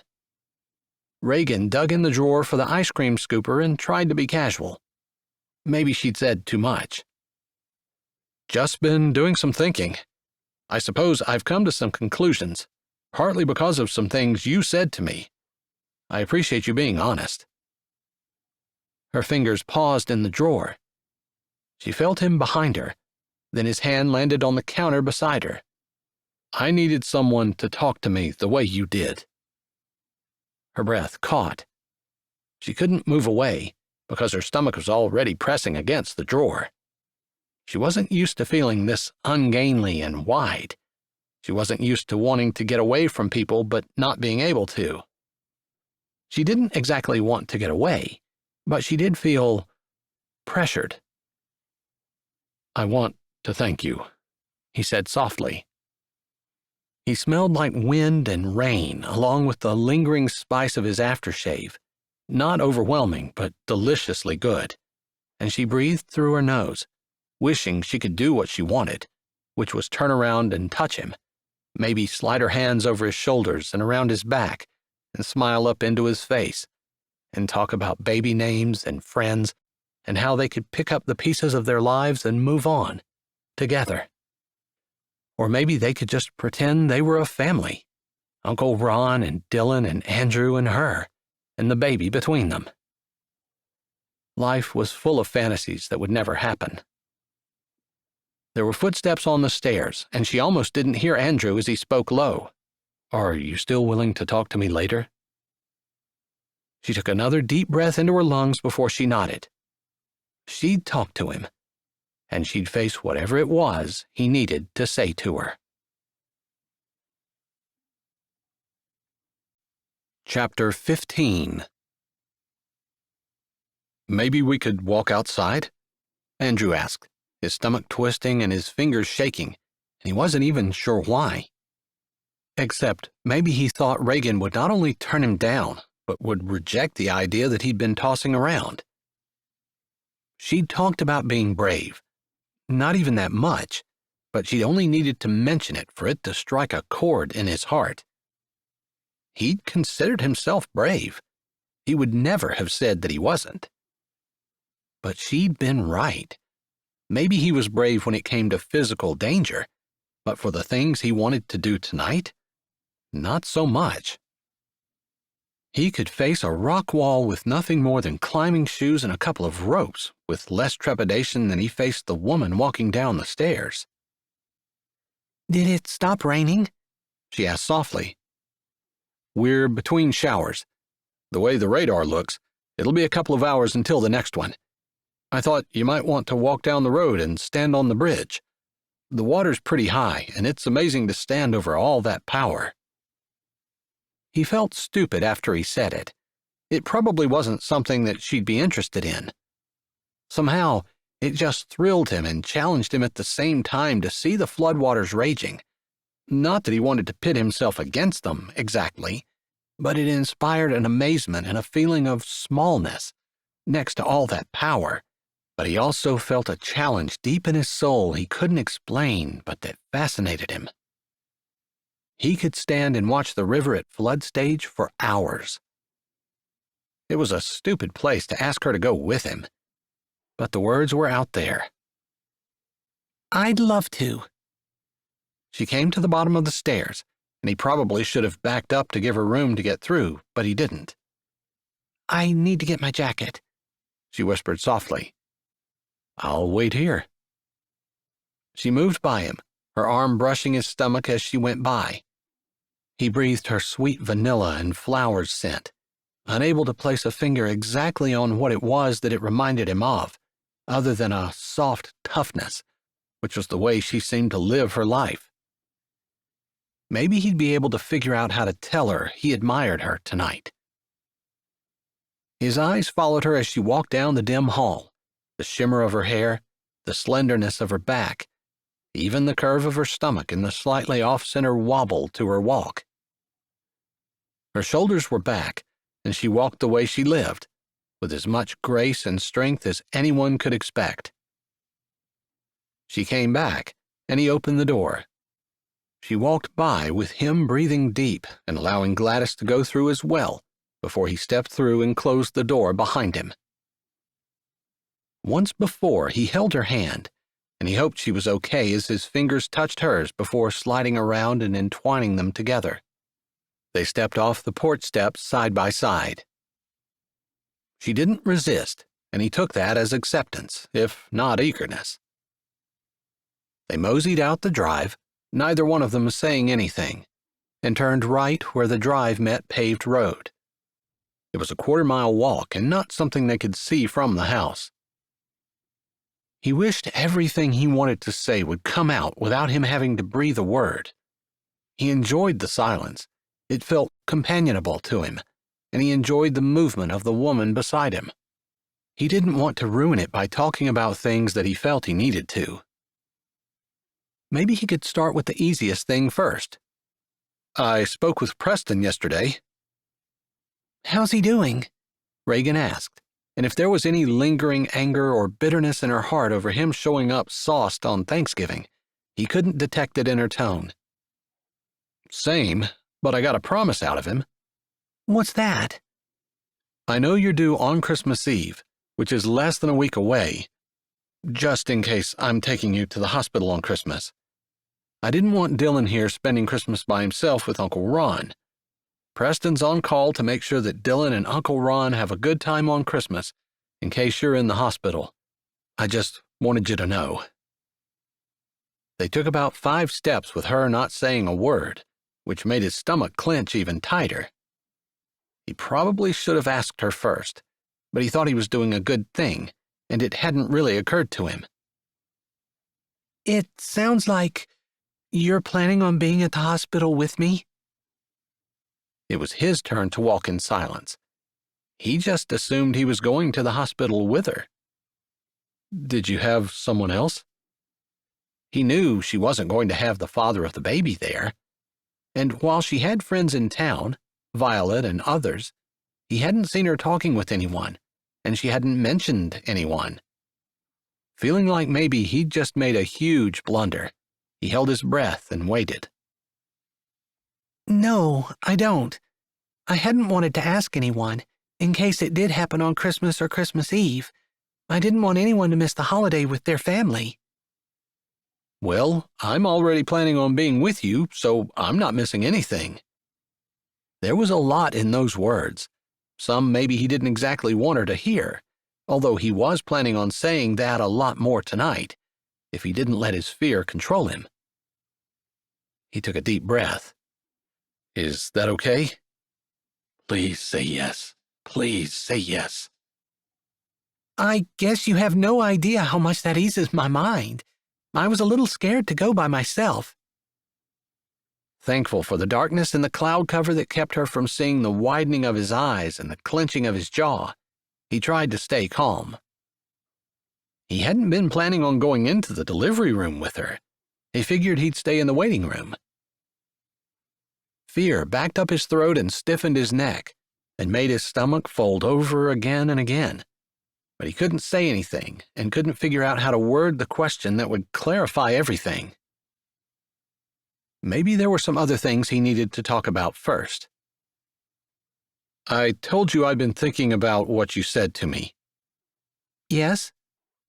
I've been thinking about a few other things, too. And?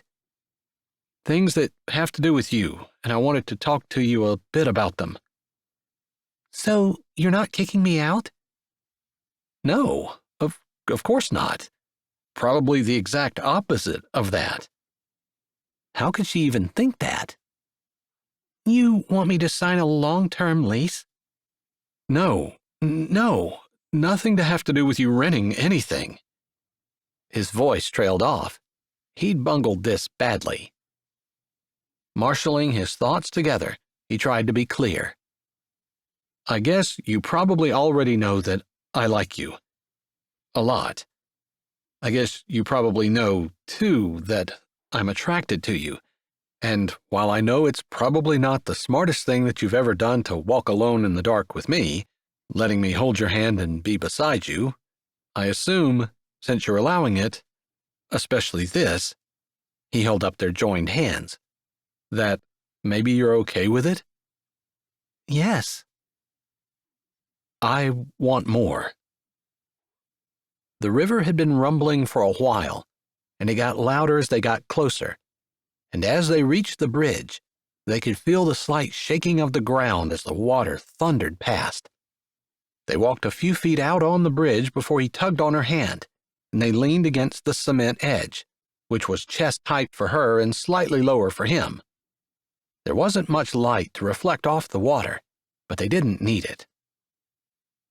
Somehow the dark made it more menacing, with an occasional gleaming glisten as the water roiled and fought beneath them. More? She turned her head to look at him.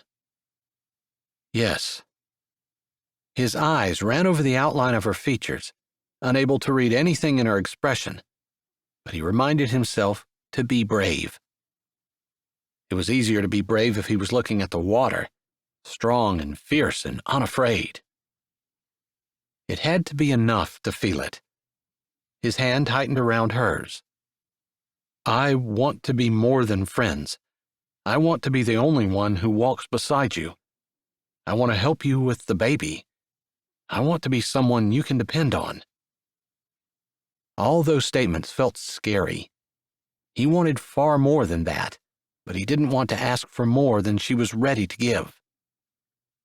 The water thundered by, and his hand started to sweat, but he didn't want to pull it away from hers, didn't want to lose the link between them, didn't want to hear her rejection, but he held himself still, determined to see it through. I wanted that too. All of it. Her words eased some of the tightness in his chest, but he could almost hear the but she hadn't spoken. He waited. I suppose, though, it scares me that you had such an addiction to danger and the rush of adrenaline, and maybe I'm a little scared that it will be something you want to do again once you get over Shane's death and move on. And life is fragile enough. I don't want to lose the person I'm depending on because he's seeking out the next adrenaline high. She shifted, although she didn't pull her hand away, but she turned to completely face him. Even your choice tonight, standing here on the bridge, I could feel the change in you when we only started to hear the water. I can feel it now. You can't tell me that the rushing water doesn't call you at some kind of elemental level. Not that you would do something stupid necessarily, but there's a pull there. Something I don't understand. She shifted her feet. Am I wrong? He couldn't deny it. She was absolutely right. He had thought it made him a better person. But looking at it through her eyes, he could understand the concern. She had a baby to think of. She didn't want the child to get attached to someone who was going to decide in 10 years to go climb Mount Everest, walk off into the mist and snow, never to return. If she pressed him, he could never deny the fact that in the back of his head, he'd never pass up the opportunity to climb the world's highest mountain. It was a challenge that spoke to him, like a lot of other things. Oh, but she wasn't done with him. You can't tell me that you're thinking about pulling your feels out of the rental agreement, becoming a rancher? It didn't take a rocket scientist to hear the hope in her voice. She wanted him to be a farmer, rancher, cowboy. It was his heritage. There was a part of him that wanted that too, but he had to be honest. That's never going to be me. I might pull my feels out, I might farm them myself, but that's never going to be the bulk of who I am. I didn't think so. She turned back to the bridge and put her free hand on top of the cement side, leaning into the cement and putting her head over like she was studying the water, although she couldn't see but mere glimpses of it. I think there's been a change in you, but I can't put my finger on it. It's like you stepped out of the darkness that was holding you fast, and I think it was because of Shane's death. She looked back over her shoulder to him. There's something different about you. There was. He'd made peace with death. Not his death, but the people around him. He'd internalized what Gus had said, what Reagan had paved the way toward with her probing questions, that life without love wasn't a worthwhile life. He couldn't keep from facing death, from losing to death, but he'd been struck by the realization that he had to love, had to give it away to make it worth something, had to take the chance and live the risk in order to make his life worthwhile. Death was inevitable, for him and everyone else, but he couldn't live his life afraid. In order to make his life worth living, worth dying for, he had to live and love, unafraid. Gus hadn't preached to him, but he hadn't needed to. Andrew had heard plenty of sermons over his lifetime, but the words that Gus had said had been enough. He didn't have the words to tell Reagan how he felt, and he was pretty sure she'd rejected him anyway. He turned his body and leaned against the cement, the hand that wasn't holding hers resting on the top of it as he leaned over as well. Gus had sent him a link after he'd left his barn, a link with the story of a man who had lost his 4 daughters in a tragic accident and then written a song that was so divinely beautiful that it couldn't help but touch Andrew's heart and make sense of the loss of his friend. Maybe he didn't have words, not words to explain, but he had a song. He couldn't talk to Reagan, but he could sing with her. When peace like a river attendeth my way, when sorrows like sea billows roll, whatever my lot, thou hast taught me to say, it is well with my soul. Though Satan should buffet, though trial should come, let this blessed assurance control, that Christ has regarded my helpless estate, and has shed his own blood for my soul. It is well with my soul. It is well with my soul. My sin know the bliss of this glorious thought. My sin not in part, but the whole, is nailed to the cross, and I bear it no more. Praise the Lord, O my soul. And Lord, haste the day when the faith shall be sight, the clouds be rolled back as a scroll. The trump shall resound, and the Lord shall descend. Even so, it is well with my soul. It is well with my soul. It is well with my soul.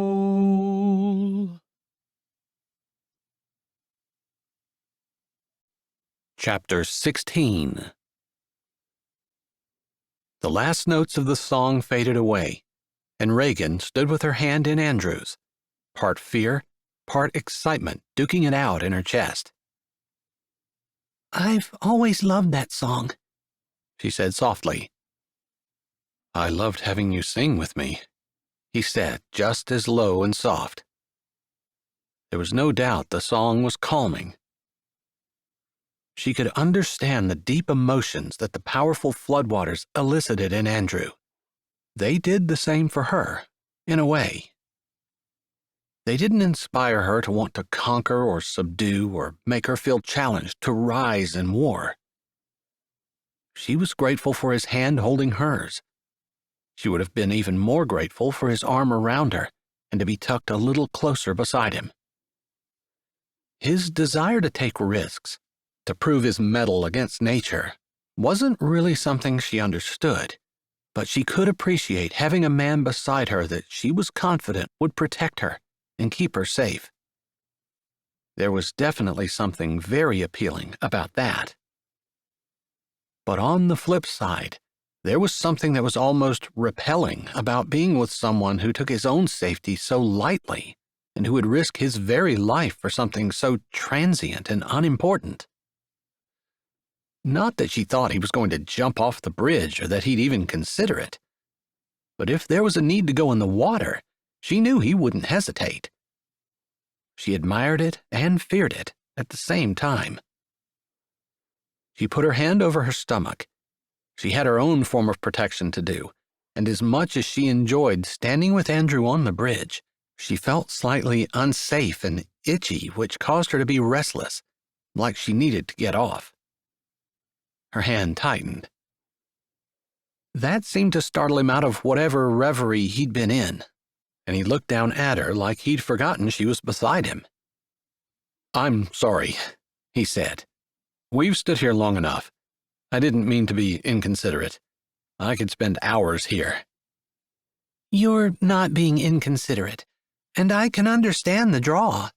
I feel it too. Definitely not as strong, I'm sure. And mixed with that pull is enough fear to make me very uncomfortable." He stopped turning and seemed to consider her words. After a moment of consideration, he loosened his hand from hers and slid his arm around her shoulders, pulling her in closer and tucking her shoulder under his armpit. "Better?" he asked. There was no arrogance or even humor in his voice, although she would have understood the origins of both. But it was more just a soft desire to ease her fear. It was the protector in him. Maybe there was just something about singing together that made her feel more at ease with him, or closer to him. Not a physical closeness, but a mental or maybe spiritual closeness. It was odd, but it didn't feel weird to put her arm around him and tuck her body next to his, her stomach pressed against his and his arm holding her close. Much better, she murmured against him. You have to know this is everything I want and more than I deserve. His words stirred the same fear they had earlier. He could leave and never come back. His job was dangerous, and he wasn't the kind of man to sit on the sidelines and let someone else take the risk. That's why he was the chief, and she knew he'd lead from the front, and he would take the most dangerous position for himself. She wasn't typically afraid, even though her parents had left, and her older brothers, and she hadn't had much stability in her life at all. She'd not been scared to love people. But this was completely different. It wasn't a fear that he would leave her, or hurt her, or cheat on her. He just wasn't that kind of man, and that would never happen. I scared you, didn't I? There was a rueful resignation in his tone. A little, she said honestly. Not necessarily in a bad way. Just, I know you're not going to protect yourself, and you're going to take on the danger, and while I'm not afraid of the normal issues, trust issues maybe, I don't want to constantly worry about whether or not you're coming home. She said maybe more than she should. He wasn't talking about a long-term relationship, and she was. She didn't really go into any relationships thinking they were just a fling. She'd always thought long-term. Even with Dr. Michael, she'd been thinking long-term. He was the one that was thinking fling. I suppose after what your last boyfriend did to you, it's probably hard to trust again. His hand moved up and down her arm, and she nestled her head more snugly against him. It's honestly not that. You'd think it would be. Him, my mom, my dad, even my brothers all left. You'd think I'd have gotten smart a long time ago, but I'm not afraid to trust people. And knowing you, I'm definitely not afraid, because I know you're going to do exactly what you say you're going to. You know, you never told me about him. I can. Don't. Not if you don't want to. I worked at the vet clinic in Trumbull, his vet clinic. He'd sit around over lunch on my desk and complain to me about his wife. Eventually, he said he left her. They were separated and getting divorced. In hindsight, I should have waited until he said the divorce was final, but I guess he could have lied about that too, and I believed everything he said. When he asked me out, I went. I was just in over my head. He was a lot older than I was, and I wasn't expecting things to move as quickly as they did. I guess maybe I was a little afraid to tell him no, but I can't blame him, because I definitely wasn't forced or anything like that. I knew exactly what I was doing. And it's funny, even at the time, I knew I was being stupid. But I didn't want to lose my job, and I didn't want to lose a man that I thought was a really good catch. And yeah, I'm just as dumb as every other woman who's done the exact same things, and I should have known better. But it's funny how furiously you can love someone that you've never even met. She put a hand on her stomach. You told him about the baby? Yeah, I did.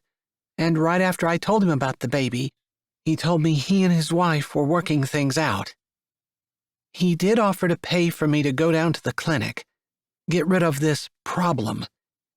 When I refused, he tried to make me sign some papers from his lawyer, releasing him from any parental responsibility. I quit the day he gave them to me. You didn't sign them? No, but I don't want anything from him anyway. I just didn't want to be forced into it. I guess I just kind of feel like money doesn't make him a father.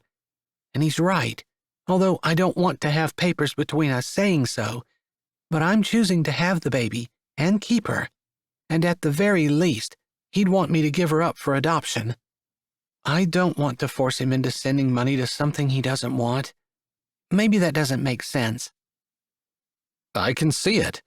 I know I've never really heard that before, but I can see what you're saying. I understand your point, and I admire you for being fair to someone who wasn't fair to you. Maybe if I had more feelings for him, it might hurt more. But honestly, the guy was a jerk. All he did was talk about himself on our date, and the evening didn't get any better from there.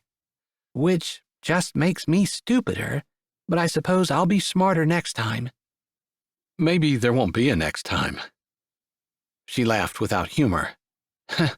Hopefully not a next time with someone like him.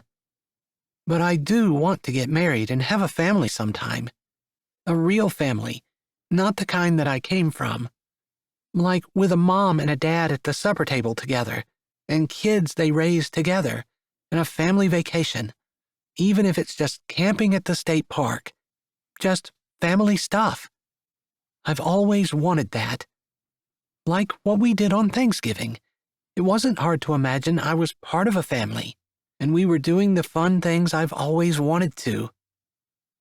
I guess I take my upbringing on the farm for granted.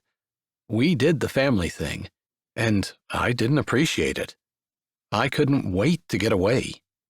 Couldn't wait to do something more challenging, something exciting and fun. Something that didn't involve getting up with the crack of dawn and working all day long and dropping into bed at night and falling asleep without moving because you're just too stinking tired. That didn't seem like a life to me, and I couldn't wait to get away. Maybe it depends on your attitude, or on who you're sharing it with. Maybe. There's just something inside of me that needs to be challenged, that just gets scared at even the thought of day in, day out, everything the same, no danger, no excitement, no fun. Her heart hurt a little at that, because that could be marriage. Day in, day out, everything exactly the same. Not the challenge of a new love, but the same one all the time. A man like Andrew would find that boring. When she didn't say anything, he squeezed her shoulders. What? What did I say? I was just thinking you were making an argument against marriage. Because isn't that what it is? You settled the challenge. It's the same, day in, day out, with the same person. Nothing new or challenging or exciting. Maybe she shouldn't have said that. They weren't talking about marriage. They weren't even talking about a long-term relationship, other than him helping her with the baby. She was way ahead of everything, but that's just where her mind went. I think that's different, he finally said. I guess I don't see how. Maybe the challenge in marriage is fighting against everything that you just said. Fighting against the idea that there is something more exciting somewhere else. Fighting against the idea that it's boring and you want to quit. The challenge in marriage is the daily fight to do right. That can't be boring. I'm sorry. I guess that's a way to look at it. But from what you were saying earlier about living on the farm, I guess I just assumed you'd apply that to marriage as well. I don't even know if I feel that way about living on the farm anymore. I kind of was getting a hankering there this fall to put some seeds in the ground and see if I can't coax a little something from it. There's a challenge there, too. I guess when I was younger, I just didn't see it. Or maybe it wasn't exciting enough. But now that I've seen where the excitement I was after leads, it's just an empty glory. Maybe there's something a little more substantial to what I had originally dismissed as old-fashioned and only something for people who are uninspired and unmotivated to look for the real excitement and meaning of life. That's a little harsh. I was young and dumb once, too. Not that young anymore, but I think I'm still dumb sometimes. We've got that in common anyway. He took a hold of her shoulders, held her away from him, and looked down. I don't think you're dumb. You made a mistake. I admire the way you're taking responsibility for what you've done and how you're handling it. How can I not admire that? You're strong and smart, and willing to sacrifice to give others everything you can. That's not dumb. I guess we have some more things in common, she said softly. She thought maybe he wasn't going to answer her, but then he finally did. Maybe we do. They stood there for just a few moments. She thought maybe he'd kiss her, and even more surprisingly, she thought she'd let him. But he didn't, just turned her, took her hand, and started walking home. Chapter 17. Merry Christmas Eve, beautiful, Andrew said with a grin as he walked in the front door with Gladys and saw Reagan coming down the steps, one hand on her stomach, one hand on the banister. She walked a little unevenly, like maybe her back was sore. He'd asked her about it, but she'd been finding it more and more difficult to get comfortable in any position, and there wasn't really anything he could do about it. She was still beautiful, smiling, her eyes still a little sleepy, and her cheeks rosy and deepening in color at his words. He loved that he could compliment her and she didn't brush it off, didn't act like she deserved it, but just seemed to appreciate it. Made him want to say more. He closed the door and stood on the rug with Gladys beside him, waiting for the worst of the rain to drip off. It's still raining? She asked incredulously. I thought we saw on the weather yesterday that it was going to stop. Finally. That's what they said, but there's no doubt there's water falling from the sky. This has to be the wettest year on record. At least the wettest December on record. Sure is. It's rained every day this month. It'd be fun to get a little snow today. She grinned. And Merry Christmas Eve to you, too. I suppose, since tomorrow is Christmas, I won't get upset with you for saying the S word in my house, but don't think for one second that you're going to get away with it next week this time. She laughed and finished coming down the stairs. Back hurt? He asked. Same old, she said. She's moved around quite a bit today, though, so she's in good shape. Would you like waffles for breakfast? Do you have a tradition you do on Christmas Eve? She laughed a little. I probably should have asked earlier. I might not have all the ingredients if you have something really special you do. No tradition. Just always go to the candlelight service in the evening. I really love it. Me too. My favorite service. I look forward to it. She stopped in front of him, not too close. She probably didn't mean anything by it, but his hands came up and landed on her upper arms, and he started to lean in. He was wet and dripping on her. He shouldn't even be touching her, but she didn't say anything. In fact, he didn't think he was imagining her leaning closer, and he definitely wasn't imagining her arms landing on his chest and moving up. Warning bells went off in his head, and he knew after everything she'd gone through, he shouldn't kiss her without some kind of guarantee from him to assure her he meant it and it wasn't just a one-time deal. She didn't deserve less. She deserved a whole lot more. The idea made him freeze for a moment. Could he give her more?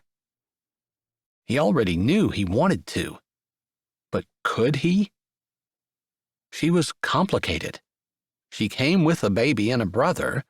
Of course, he wasn't exactly uncomplicated, coming with Uncle Ron and a whole lot of baggage.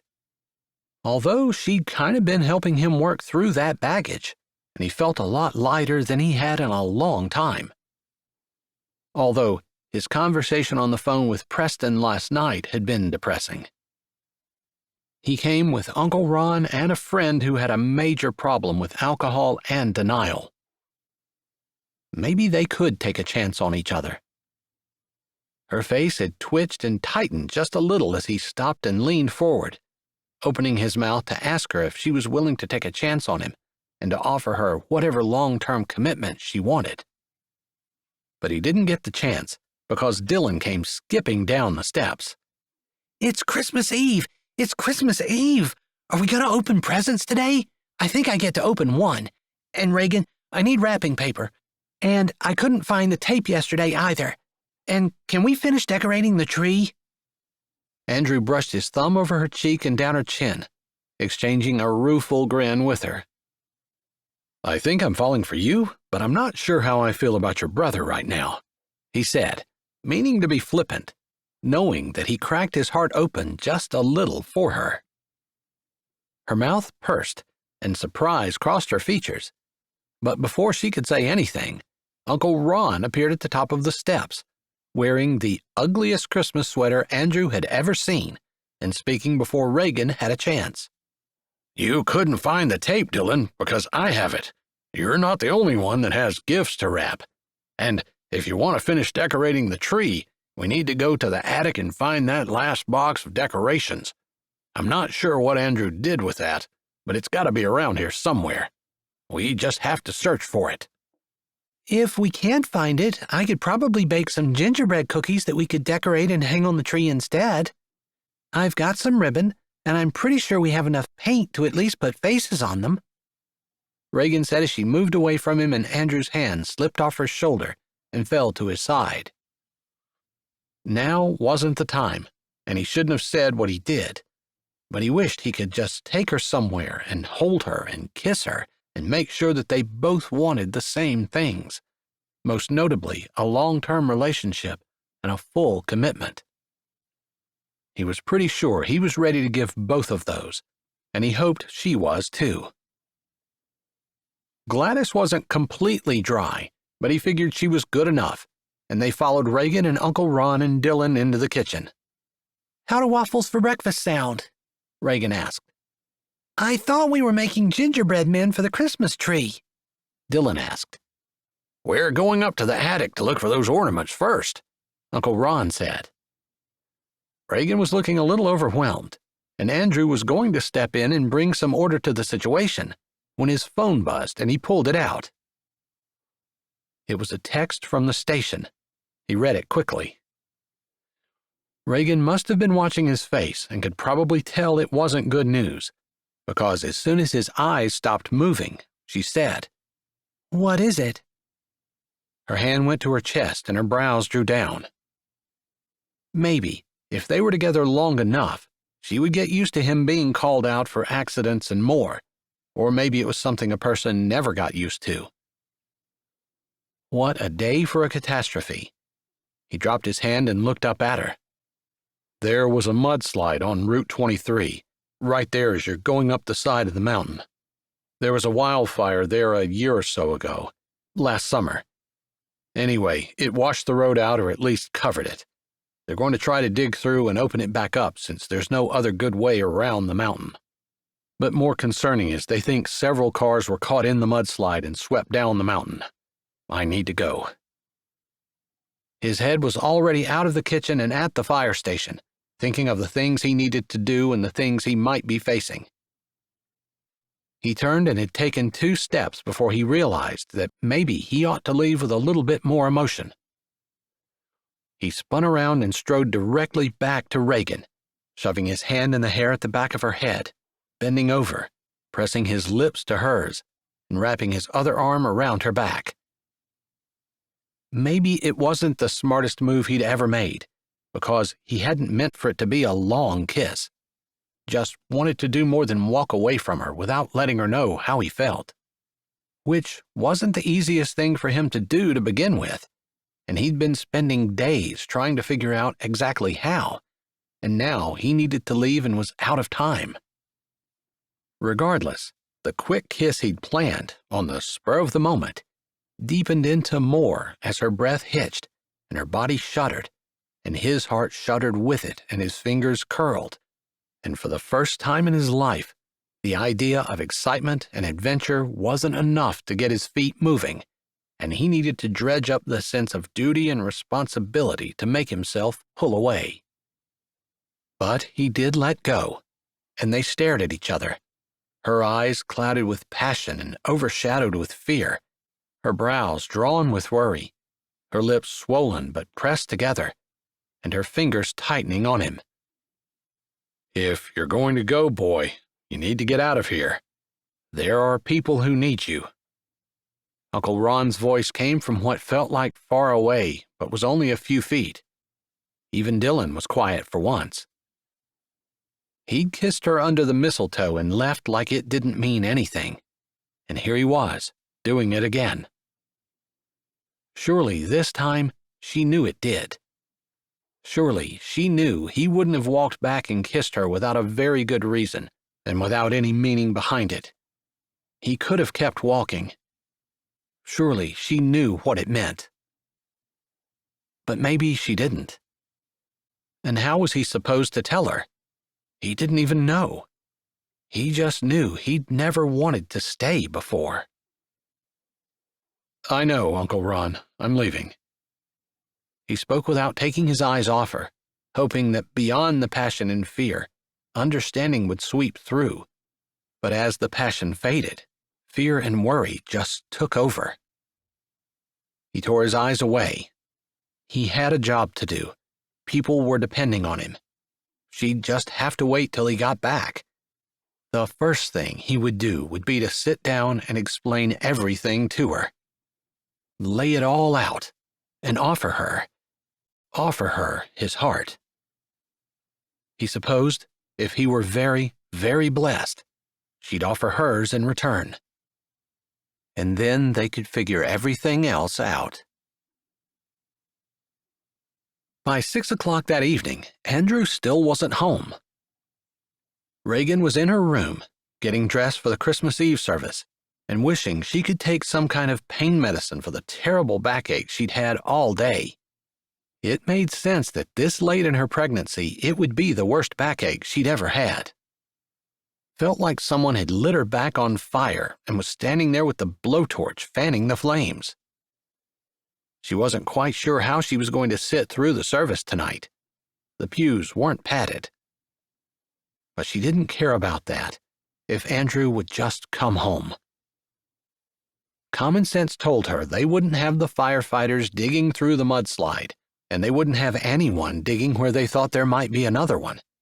But she also knew that if they were looking for volunteers, Andrew would be the first to step forward. She loved that about him. She hated it, too. No, that wasn't really true. She didn't hate it. She just hated the idea. She bit her lip and pulled the one maternity shirt she had out of her closet and grabbed the serviceable black skirt that she'd been wearing her entire pregnancy. Being pregnant had definitely narrowed down her choices and streamlined her getting ready process. When one had one shirt and one skirt that fit, it didn't take long to decide what to wear. And it didn't do anything to take her mind off Andrew and what he might be doing. She hadn't tried to text him or even call, because she didn't want to distract him from whatever job he was doing.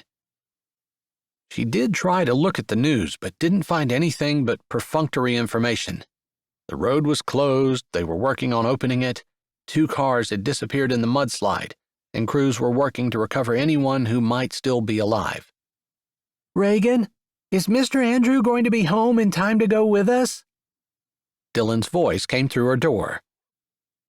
She wanted to snap back, like how was she supposed to know? But he was a kid, and he thought she had all the answers. She heard Uncle Ron's voice murmuring to him, and she assumed Uncle Ron was explaining that she wouldn't know. But she'd taken long enough to get ready, and they might as well leave. With both hands on her back, she stretched and tried to pull out the kink or whatever it was that was making her back hurt so bad. But her midsection tightened, painfully, which was kind of a good thing, because it hurt so bad it made her forget about her back. Probably more Braxton Hicks contractions. She'd been having them on and off all day. Although today was her due date. But she couldn't be in labor because she should feel differently than she'd been feeling, which was pretty miserable. It was hard to imagine she could feel even more miserable, but the thought was there, kind of encouraging that she wasn't feeling as miserable as she could feel. Actually, she would forget all about how miserable she was if Andrew would just walk in. But he didn't, and they left for the service, her favorite one of the year. She didn't want to miss it, except it would have been fun to share it with Andrew, since he claimed it was his favorite as well. The church was dark, with white Christmas lights lit all around, lending a beautiful and contemplative glow and turning the sanctuary into something new and different. A beautiful night to reflect on the birth of a baby to strangers in a strange town. Definitely this year, Reagan felt a much greater kinship with Mary and wondered at the fear she must have felt, alone and in pain, as Joseph helped deliver a child that wasn't his. She never stopped to wonder before how Joseph might have felt. In her mind, she carried her baby for 9 months, and she already loved her. So although Mary was probably in a great deal of pain and, if she were anything like Reagan, consumed with fear once the baby was born, it would have been love and protection at first sight. For Mary. But Joseph? How did Joseph feel about the baby? She wasn't sure exactly what the pastor said in his message, because she mulled that question over and over in her head. Would she love a baby that wasn't hers? Her gut said yes. Just one look at an innocent, helpless baby, and she wouldn't care whose it was. But maybe that was her nature. Maybe that was a female nature. She kind of thought it was a human nature. Who didn't love a puppy, or a kitten, or any baby animal? The feelings were multiplied with a baby human. Except, were they? The candles were lit, and the congregation softly sang Silent Night. Reagan joined in and thought about a few nights ago when Andrew stood on the bridge and sang, "It is well with my soul." He'd seemed to come to terms with the death of his friend and the fragility of life, and how loving makes life worth living, and how death reaffirms the importance of life. But she wasn't sure what that meant for her.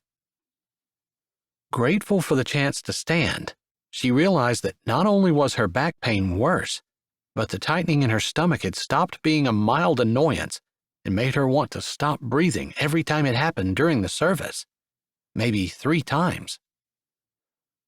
That seemed like a lot for an hour. She kept track in the back of her head as they drove home and grabbed some tuna salad sandwiches, and she made sure the turkey and potatoes and the other things she had for the meal that they were going to have tomorrow were out and ready for her to put together quickly in the morning. She double-checked the poundage on the turkey and calculated in her head how many hours it needed to cook. Everything was ready. "I'm going to head upstairs to bed. It's a late night for an old man," Uncle Ron said, his gnarled hand landing lightly on her shoulder. "Andrew's done this 100 times before. He'll be back. Don't you go and worry yourself over it. Promise me?" "I won't." She didn't exactly promise, but she did say she wouldn't, which was basically the same thing. She hoped she could keep her word. "I'm getting up at 4 o'clock in the morning," Dylan said. "That's fine. If you get up at 4, just know that you're going to have about 4 hours before you see me." "I don't have to wait for you, do I?" he asked eagerly, although he knew the answer, and all Reagan did was raise a brow, and his face fell. "Don't forget to brush your teeth, kid." "I think you care more about my teeth than you do about me," Dylan said, a little sullenly. He turned to go, and despite the pain that was pushing around her back and banding in her front and slicing down her legs, she watched him go with a sad heart. No mom, no dad, only a sister who was half screwed up herself. Poor Dylan. She wanted to do so much better by him, but she only managed to mess everything up. It had been raining all evening, and it sounded like it was getting heavier, and because she knew she'd go upstairs and wouldn't be able to sleep anyway because of the pain in her back, she thought she'd go outside and sit on the swing and see if she could rock it away. 3 hours later, the rain had stopped, but her pain had not. It had gotten worse, and she was pretty sure this was the real deal. She had to wait for the most recent contraction to pass before she could think about what to do. Tomorrow was Christmas. She couldn't just leave. Could she drive herself into the hospital and leave a note on the table where Uncle Ron would see it? She hated to leave without saying anything. And also, Andrew had arranged with Preston to come, on the off chance that they wouldn't be here. She reached for her phone but stopped and waded through another contraction. They seemed to be getting longer and closer together. Maybe she should start timing them? They left her breathless and a little weak, but she reached again for a phone and searched through the contacts. Andrew had insisted he put Preston's number in her phone, and she'd argued with him at the time, never thinking that she'd need the friend who'd shown up drunk for Thanksgiving dinner, but she was glad for Andrew's provision now. Hopefully, he'd be awake and sober. She couldn't ask him to drive over if he wasn't. Christmas Eve.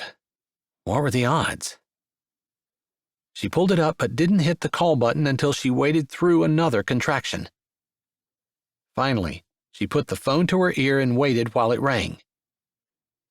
He finally answered when she'd almost given up. Hello? Preston, this is Reagan, Andrew's friend. There were a few beats of silence while she worried her lip and hoped he figured it out. Reagan, the pregnant lady? Yeah, that's me. Tomorrow this time, it wouldn't be her. She'd be holding her baby. She tried to hold on to that thought as new pain, sharper pain, cinched through her, and she bit down on the inside of her lips. Well, what do you want? Preston didn't sound impatient, exactly, as much as exasperated, like she called him and then just sat there. He had no idea. It was a few more seconds before she could get enough breath to talk. I'm headed to the hospital, she said in her calmest tone. Andrew said you'd be willing to come over and spend Christmas Day with Uncle Ron and Dylan if we couldn't be there. Why isn't Andrew calling me? He was called out. Hopefully this conversation ended soon. Never mind. Another contraction made her hold her breath. She needed to get herself to the hospital, quickly, before she couldn't drive. I'll be right over. The pain receded enough for her to take 2 deep breaths and try to sound normal. Thank you. I'm not going to wait. If there are any problems, please call me. She hung up before he could say anything else.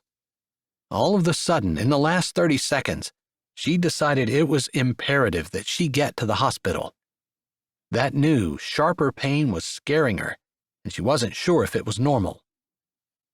She'd been told to expect pain, and lots of it, so it probably was, but she wasn't entirely sure. As she ran to grab her bag and throw a note on the table, she thought again of Mary, alone and scared, with no one to reassure her that any new, sharper pain was normal, or help her if it wasn't. She hoped Joseph was sympathetic and compassionate. She could use some of that herself right now. Stopping to double over around a new contraction, she gathered the things in her room as softly as she could and headed down the stairs. At the bottom, she had to double over again, and that's what she was doing when the door opened and Andrew walked in. Chapter 18. Andrew stared. It took him at least a second to process exactly what was going on before he shoved Gladys aside and took the 2 steps to Reagan. Does this mean what I think it means? He had some EMT training and in fact had taken several classes on emergency childbirth, but he certainly didn't want Reagan to be his first delivery. Real life had a tendency to be nothing like the textbook version, which, if he recalled correctly, was scary enough. Did you call an ambulance? Is someone coming to get you? He asked, trying to keep the panic out of his voice. She was doubled over and wasn't moving. He wasn't even sure she was breathing. Could a person pass out and remain upright? "Talk to me, Reagan." He hadn't stopped at the station on his way through, and he was still dressed in his fire gear, wet and muddy. He was about to put his arm around her anyway and lift her up when she slowly straightened. "I'm sorry. The pain is too bad, and all I can do is just endure." She sounded breathless and tired. "Has it been going on all day?" "Sort of. I've had a backache all day, and contractions on and off, but they didn't start getting stronger until just before we left for church. I'm not even sure what time it is. 6 hours ago?" "Let me call Preston or Athena, and actually, no, let's go out first. No, wait, I need to change. Wait, no, I don't have time to change. Actually, no, you're ready to go. Let's just go." "Calm down," she said, putting a hand on his forearm. "We've got time." She sounded relaxed, which did a lot toward easing the tight springs that had wound up in his chest and made him want to do something, anything, to take care of the situation. But then she ruined it by adding, "I think." He swore. She flinched. "Sorry." She waved a hand. "If you think I have a minute to change." "Go change. I already called Preston. Athena didn't answer." "Be right back." He wanted to touch her, hold her, go to the hospital immediately, but it just made sense to change so he didn't get her wet and muddy. It felt like forever, but it must have been only 30 seconds later when he came running back down the steps. His wet clothes were lying in a heap on the floor, but he didn't care. "You ready?" He grabbed her bag in her hand, but she didn't move and slowly doubled over. His heart raced and his stomach churned, but this was what she had been doing when he walked in, and she survived that time. She'd said her back hurt. He set the bag down and started carefully to rub it, but he'd barely touched her when she shook her head almost violently. He jerked his hand back and just stared at her, his hands clenched, feeling helpless, like he needed to do something, anything. He could hardly stand it until she slowly relaxed and straightened. "I'm sorry. It hurts so much. Even the light touch that you were doing, which normally would be wonderful, just felt super sensitive and painful. Sorry." "Not your fault. Let's get you out to the truck between contractions. Come on." He couldn't get her to the hospital soon enough. Of course, what in the world was he going to do when they got there? He had no idea. He couldn't bear to just stand around and stare at her. No, what he couldn't stand was seeing her in pain and not being able to do anything about it. Thankfully, she was in the truck and buckled before the next contraction hit. He wanted to start the truck and jerk out of the driveway and race to the hospital. But if it hurt her for him to touch her with just the pressure of his fingers, riding in the truck was going to be torture. He didn't have to start off that way. So he waited, sick, until she slowly straightened again. He started the truck and backed out, trying to get all the turning done before another contraction started. He tried to think. It was so much harder to be calm when he was emotionally invested. "We should be timing those. Timing how close they are and timing how long they last," he said, grateful that some of his training at least kicked in. He didn't usually lose his head in an emergency. But he hadn't been thinking with the rational side of his brain. He'd been thinking with the emotional side, which he didn't even realize he had. This was a nice time for it to show up. During the next contraction, they were driving down the highway, and when he hit a bump, she moaned. It was the first sound he heard her make, and it ripped at his chest. Yeah, he definitely wasn't going to be able to handle this. Couldn't handle hearing her in pain. Probably, the hospital was used to men who needed to be tranquilized because hearing their women suffer was just too much. They probably had some good drugs on hand just for the dads. He thought about the fire station and the ambulance bays next to it where the EMTs hung out. If he weren't in such a big hurry, he'd swing by and request some good drugs. It was only half a joke. His fingers squeezed the steering wheel as Reagan moaned once more. His hazard lights were on, and he was driving way too fast, but he was really hoping he wasn't going to end up delivering this baby along the road. He didn't want to have to deliver the baby anywhere. He wanted Reagan to be comfortable in a hospital bed with lots of good drugs for herself and some for him, and they could make silly jokes while the baby just appeared magically out of thin air. He thought that wasn't quite the way it was going to work. It was a nice fantasy, especially right now. After what seemed like an interminable amount of time, he screeched to a halt so close to the emergency room doors they automatically opened because of his tire sitting on the sensor. Someone could tow his truck away. He was fine with that. He jumped out, grabbing her bag and racing around. She got the door open and 1 foot out, but she curled up again and held immeasurably still. "Isn't there some kind of breathing you're supposed to be doing?"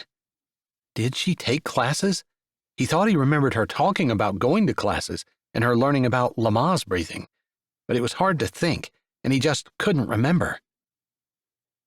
As she slowly straightened, she said, "I know you're trying to be helpful with the whole breathing thing, but please don't."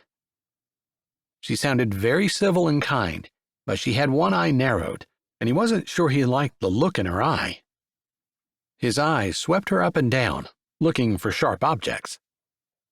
He'd heard horror stories of worse, although typically it was the father of the baby who had the wrath of the mother directed at him. He was just an innocent bystander. He didn't want to be an innocent bystander. He wanted to have the right to stand beside her. He wished he had made sure of that during their last conversation, instead of putting it off. At that thought, fear sliced through him. People died in childbirth all the time. Certainly, he'd heard enough stories from the EMTs he hung out with at the fire station to know that it was more common than normal people knew. "I'm sorry. No breathing, no touching," he said. "Please, walk in the hospital. Please." He'd resorted to begging, but he felt like it was worth it when she started to walk through the open doors. Thankfully, it was a small hospital, and they weren't busy. They'd already been seen, and someone was coming with a wheelchair. "Labor?" the white-haired nurse wearing pink and blue scrubs asked. He nodded, recognizing the nurse from his work at the fire station and as a part-time EMT. He couldn't remember her name. The woman wasn't looking at him. Her eyes were on Reagan. She was nodding. "What's the name of your doctor? Have you called them?" She put her arm around Reagan and guided her into the wheelchair. Reagan and she talked.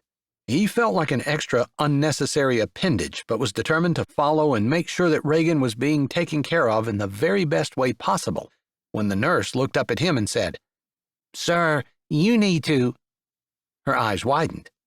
"Andrew? I'm sorry, I didn't recognize you."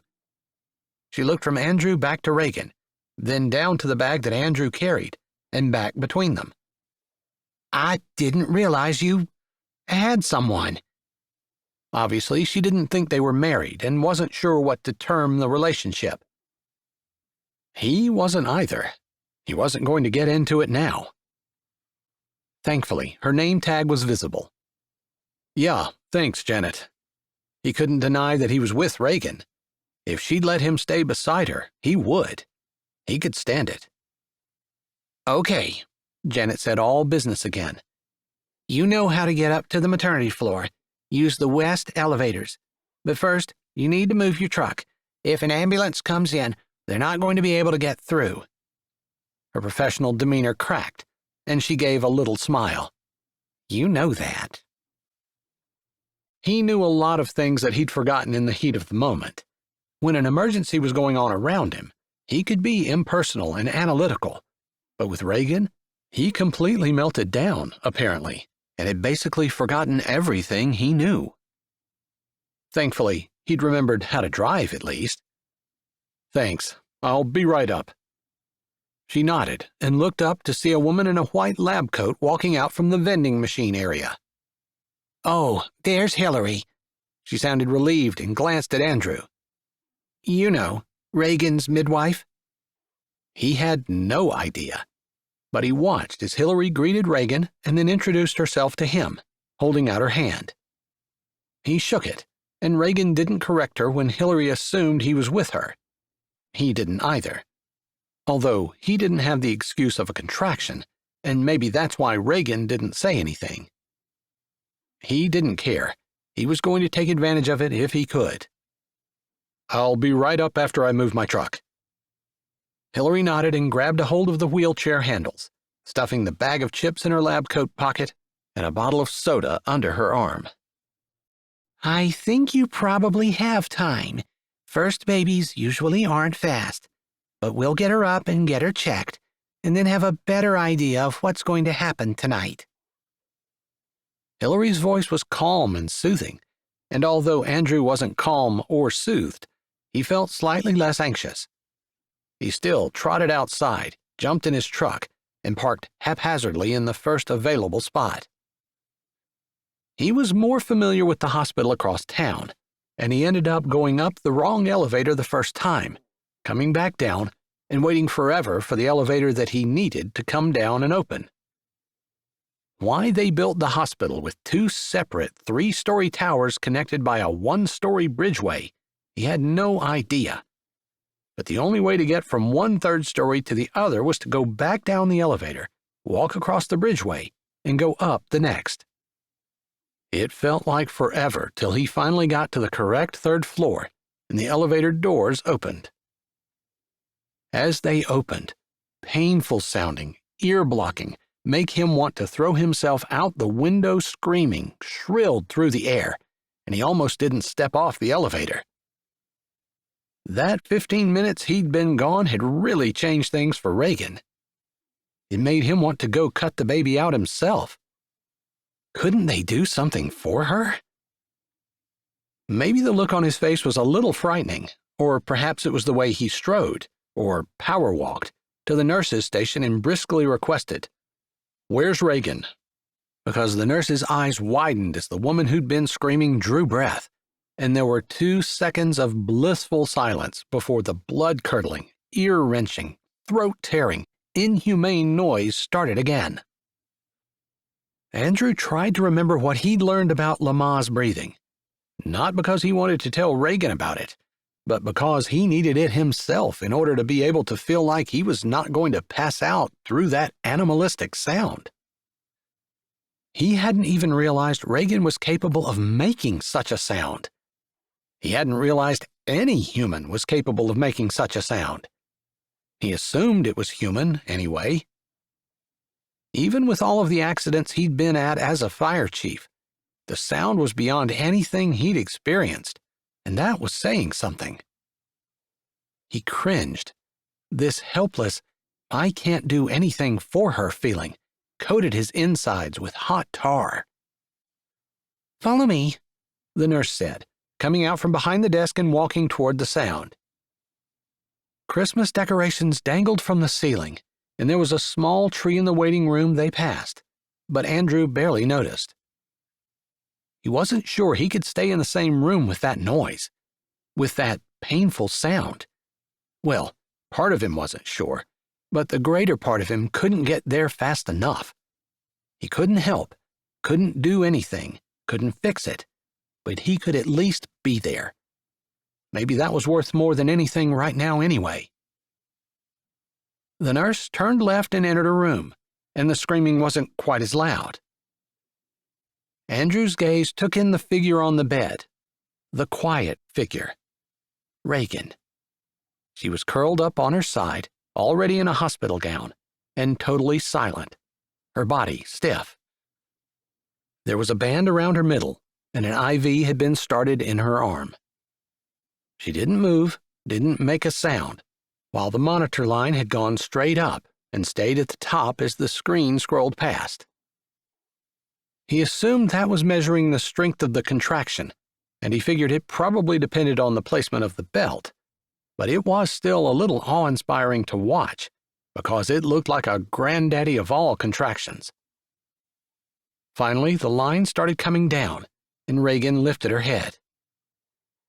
"Andrew," she said softly. The screaming out in the hall continued, and Andrew's entire body felt cool and relaxed, knowing it wasn't Reagan. Maybe that was selfish. "Are you okay, sweetie? You need me to get you anything while you're waiting for the anesthesiologist?" The nurse said, patting Reagan's hip. "Looks like you're going to have a Christmas baby, girl. Clock just struck midnight." Reagan nodded her head and stiffened. The nurse looked at Andrew. "There are ice chips on the tray. Don't give her anything else. I'll be back in a bit, once the anesthesiologist shows up. We got him out of bed." She said that last like maybe the anesthesiologist wasn't going to be very happy to have been rousted out of bed this early on Christmas morning. "Thanks," Andrew said, waiting for the nurse's footsteps to fade before he went down on one knee beside the bed, taking her hand in his and brushing her hair back away from her face with the other. "Do you mind if I'm here?" "Please, I'm scared." The nurse wouldn't have walked out if she thought there was any problem. "I know. Hillary said the same thing.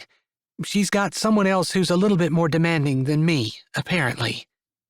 Andrew grimaced. The screaming woman. "She went to take care of her and said I'd be fine." She swallowed, and her face worked, like she was trying to keep the fear off of it. "I don't feel fine." "I don't think you're supposed to feel fine. I think this is supposed to hurt. And be scary. I'll make sure everything goes the way it's supposed to." He felt like he was lying through his teeth. He had no clue what was supposed to happen. Cheyenne had gone to stay with her mother 2 weeks before her due date with each of their boys. Again, probably for good reasons, in hindsight, but despite the fact that he had 2 boys, he wasn't nearly as experienced in this as he should have been. "Please don't leave me." Like he could. That was an easy promise. "I won't. I'm staying." "Another one. They're so much worse." She didn't say any more, but stiffened again and squeezed his hand. He glanced at the monitor, seeing the line go up, hit the top, and ride there. He turned away, making a mental note not to watch that thing anymore. After what felt like a really long time, her body slowly relaxed. She opened her eyes. "They told me it would go faster if I got up and walked around, especially before the doctor gets here, but I didn't want to do it on my own." "I'm here. If you want, we'll walk." "I do. And I know you're right about the breathing. It just hurts so much. Even breathing hurts." Her brows wrinkled and her eyes were sad. "I'm sorry I snapped at you." "You didn't snap. You were just putting me in my place, and you did it gently, being careful of my delicate, tender feelings. I appreciate that." His attempt to joke turned her lips up a little. "I suppose laughing would probably make this go just as fast as walking, and might be more enjoyable. Tell me another joke." "Sorry, fresh out," he said automatically, even while racking his brain trying to think of something he could say that would make her smile. He hadn't had too much to laugh about today himself. "I think everyone thinks this is my kid. It's not exactly a joke, but I do see humor there. And I haven't tried to tell anyone any different, because I thought they might not let me stay with you." "Me either. Thank you," she said, stiffening again. He waited until it was over.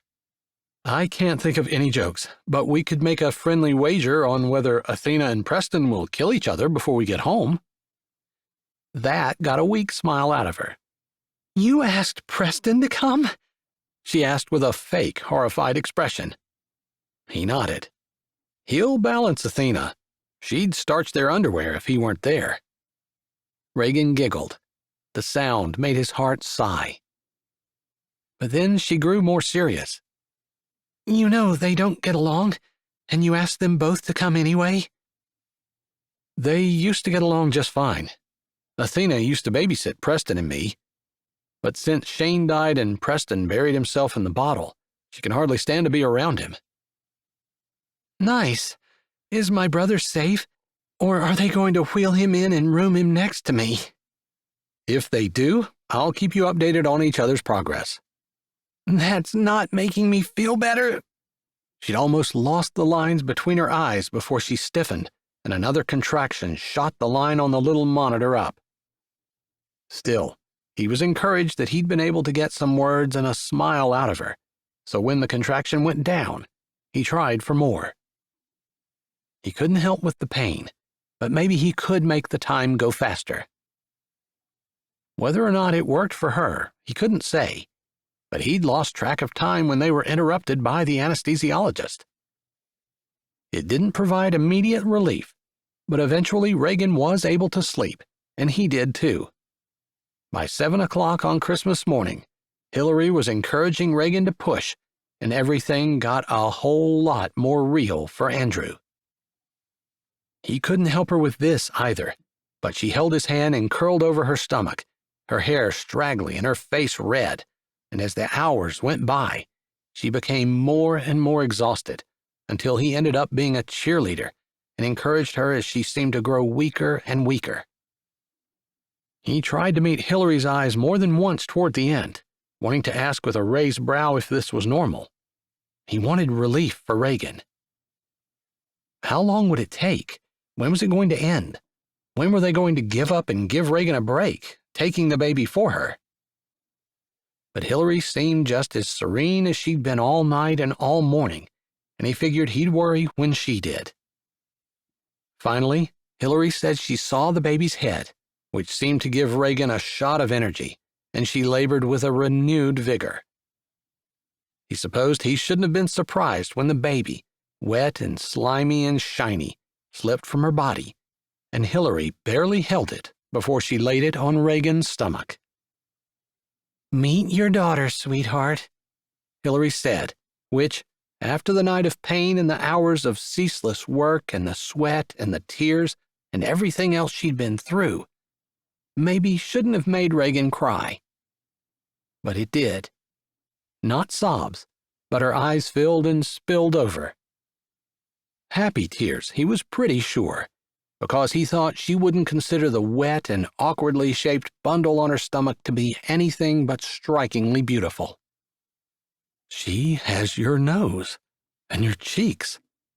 It's amazing how much of you I can see in her, he said softly, and he meant every word.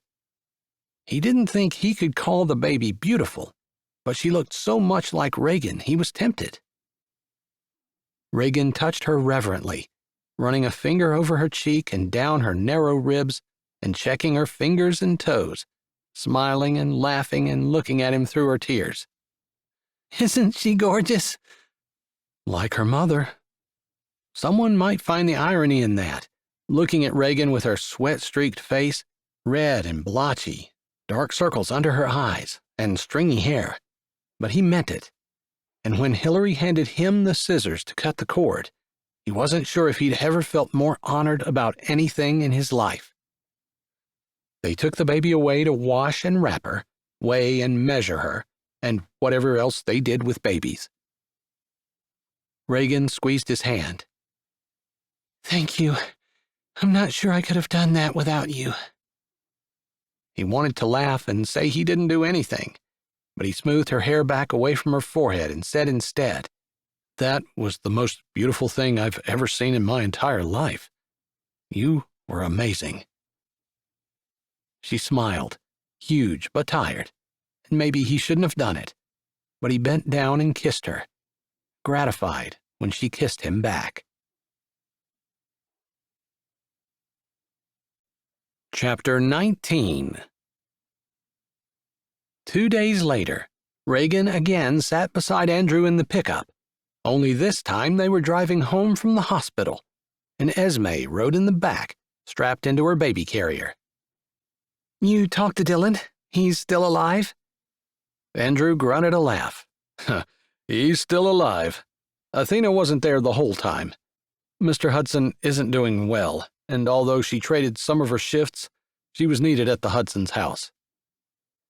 Reagan had heard that. Violet had come to see her, along with some other ladies from Cowboy Crossing, and some of the whispered words had been that Mr. Hudson wasn't expected to make it into the new year. Which, of course, made Reagan sad. A birth and a death. Life went on. Celebrations and sad remembrances. Heartbreak, and a heart so full of love she wasn't sure what to do with it. She'd never felt that overwhelming feeling of absolute adoration as she felt for Esme. Except, her eyes slid over to Andrew. It was a different type of feeling, but something as strong, maybe stronger, seemed to form between them as they shared her labor and Esme's birth. She hadn't wanted to say anything about it, because maybe it was the pregnancy hormones. Nurses had warned her that she would be going through mood shifts, and maybe what she felt, she was feeling alone, and he didn't share. Andrew didn't go around kissing just anyone. Their arrival home was met with cheers from the men in the house. Athena was with Mr. Hudson, but she'd left a gift basket and food in the fridge. She was nothing if not efficient and organized, and probably exactly what Mrs. Hudson needed right now. Preston didn't seem to appreciate Athena's talents, and complained about her several times under his breath, even while he cooed over Esme. But he took his leave soon, and they spent the afternoon in the living room with Reagan on the couch, while Uncle Ron and Dylan fought with Andrew over who got to hold the baby. Eventually, Uncle Ron and Dylan went to bed, and Esme started to cry. "So is that what she's going to do? Sleep all day and cry at night?" Andrew asked softly as he gently bounced her and her sobs subsided. I hope not, although I have 6 weeks off, so I guess she can sleep whenever she wants to for 6 weeks. Then you're going back to work? I have to. She gave him a lopsided grin. My landlord's pretty demanding, and I'd be afraid to be late with the rent. He didn't say anything for a while. He stood and bounced Esme for another 5 or 10 minutes while Reagan laid her head back and closed her eyes. It had only been a couple of days, and she was exhausted. She wasn't sure she was going to be able to do this. She opened her eyes when she felt pressure on her leg. Andrew knelt beside her. Her eyes shifted to see Esme lying quietly in her bassinet, and she looked back at Andrew, her brows lifted.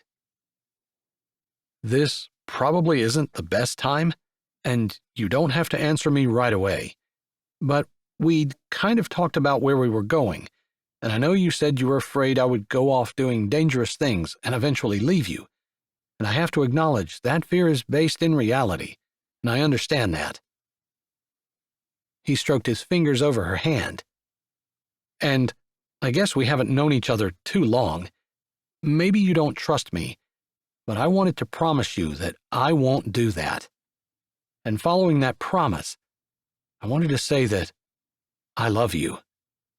I've loved you for a while, and I've just been too much of a coward to say it. I didn't want to waste any more time. I wanted you to know it." She opened her mouth to return the sentiment, because she'd known for a while that she loved him, but he held his hand up. "Please wait. I want to be long-term with you. I want permanence. I get that you might not be ready for that, and I understand. But when you are, I'm talking marriage. I want to be a father to Esme and a family with Dylan, too. I'm hoping you want the same." He lifted her hand and kissed her knuckles, his eyes downcast, like he was studying the back of her hand. So, were you asking me to marry you, or just announcing that you wanted to? She kind of had her head tilted, and maybe there was a little bit of humor lurking in her eyes, because as he looked up, he gave a guilty grin. "That was a lot of information, wasn't it? I guess I didn't feel like you were ready for me to ask. I just wanted you to know where I stood. If you're ready, it was definitely a marriage proposal. I'm sorry it was so badly handled." Nothing else in my life this year has gone the way I planned it. I think that was pretty much a perfect marriage proposal. and I want to tell you I love you, and I'll marry you whenever you want." "Tomorrow?" he asked, only half joking. "Tonight yet, if you can arrange it and Esme cooperates." "We'll figure something out." Gladys pushed between them, and Andrew lifted his arm so she could put her nose and head in without him letting go of Reagan's hands. "Sorry, girl. You're part of the family, too." Leaning forward, he kissed Reagan, despite the dog between them. Epilogue. Mr. Hudson had chosen a pretty crappy week to die. Preston shoved a hand in his pocket and leaned against the doorframe that led from the Hudson's kitchen to their living room. He supposed Mr. Hudson hadn't had much say in the matter. Death didn't really ask anyone's permission before snatching them away, out of this world and into the next, here one moment, then gone. Man, he needed a drink. He hadn't expected the line of visitors to be this long. Sure, he'd known the Hudsons were a beloved and respected family in Cowboy Crossing, but they'd gotten a foot of snow last night. The whole state should be shut down for a week. But somehow, people had managed to make it out. The viewing was supposed to go from 9 to 11 this morning. It was 1, and he'd just set foot in the living room. At this rate, Andrew and Reagan would have to move their wedding, scheduled for 4 p.m. at the White Church in Cowboy Crossing, to a different day. Preston wasn't much more interested in going to a wedding than he was a funeral. It meant a whole day with no alcohol. "You need to quit anyway." He hated that voice in his head. "You might as well have died with Shane as much as you're wasting your life." Didn't he know it? Mrs. Hudson stood at the head of the casket, her face pinched and tired, but serene. The woman would look serene during an air raid, probably. But part of her calmness could be attributed to Athena, who stood like part stoic soldier, part best friend next to her. Athena was just the kind of person that anyone would want to have beside them, any time, but especially at a trying time like this. Her dark hair was pulled back and piled high on her head. She looked sleek and sophisticated, yet approachable as she shook an older gentleman's hand and guided him away from Mrs. Hudson. She was keeping close track and making sure Mrs. Hudson didn't overdo it. A natural nurturer, she was also a take-charge type and a bossy know-it-all. She looked up, her blue eyes piercing across the distance that separated them. He had to force himself to not turn away. He hated the judgment that he could feel coming from her. Not that she ever said anything. Not that she even looked like she was judging him. He could just feel it, because of course she was. How could she not? He was judging himself. He needed to give up the bottle and stop wasting his life. But without alcohol, the pain hurt too bad. The bottle's pull, stronger than his self-control, was irresistible. Athena's lips pulled in, and for a moment something like regret crossed her face, along with another emotion that in a regular person he might term affection, or something more. Not Athena. Drill sergeants didn't have feelings. Several hours later, his best friend on this earth stood before a small crowd of people and pledged his life to the mother of the baby that Preston had somehow become responsible for holding. He was pretty sure it was wet and about to cry. Panic, like he'd never felt on any climb, screamed in his chest. Trying to keep his gaze relaxed and cool, he scanned the assembled guest from where he stood behind Andrew. Every eye was fixed on the groom as he lowered his head to kiss his new bride. No one was paying attention to the only groomsman, nor the bundle getting ready to explode in his arms. the little pixie face scrunched up. The panic grabbed his throat with both hands. His eyes wide open and no longer cool, but probably showing every ounce of his complete terror, darted across the room. With Andrew leaning over, making this the longest wedding kiss Preston had ever sat or stood through, Athena, behind Reagan, was clearly visible. She was the only person in the church who didn't have their eyes glued on that really long, really deep, really barely PG-13 kiss.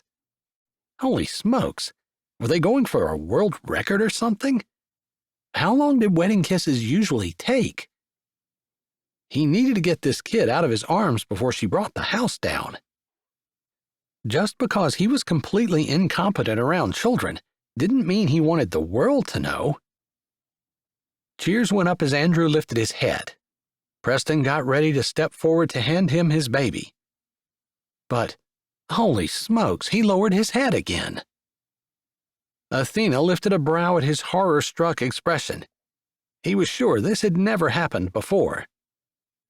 Athena's lips pursed and her eyes narrowed before she gathered her dress in one hand and moved out from behind Reagan, stepping carefully around the kissing couple and over to him. "Trade me," she said, holding out the hand that held a bouquet of some kind of yellow and blue flowers. He wanted to say no, wanted to tell her he was fine and could handle a little 10-pound human for 10 minutes. But he wasn't, and he couldn't, and he didn't. Without a word, he handed her over, ignoring the flash of heat that kicked up his arm when Athena's hands brushed his arm. Maybe he'd wondered what it would be like for someone to not just take care of him, but to care about him. Maybe he'd like to clash with her forceful personality and feel the sparks they were sure to produce. But that wasn't going to happen. He'd give up the bottle for her. He knew he needed to, but he wasn't giving up his daredevil ways and becoming a boring and predictable family man. Athena wouldn't be happy with anything less.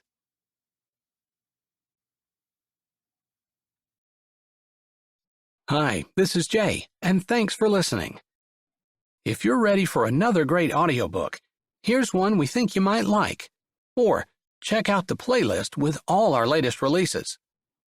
Don't forget to subscribe to Say with Jay, give this video a thumbs up, and tell us what you liked in the comments.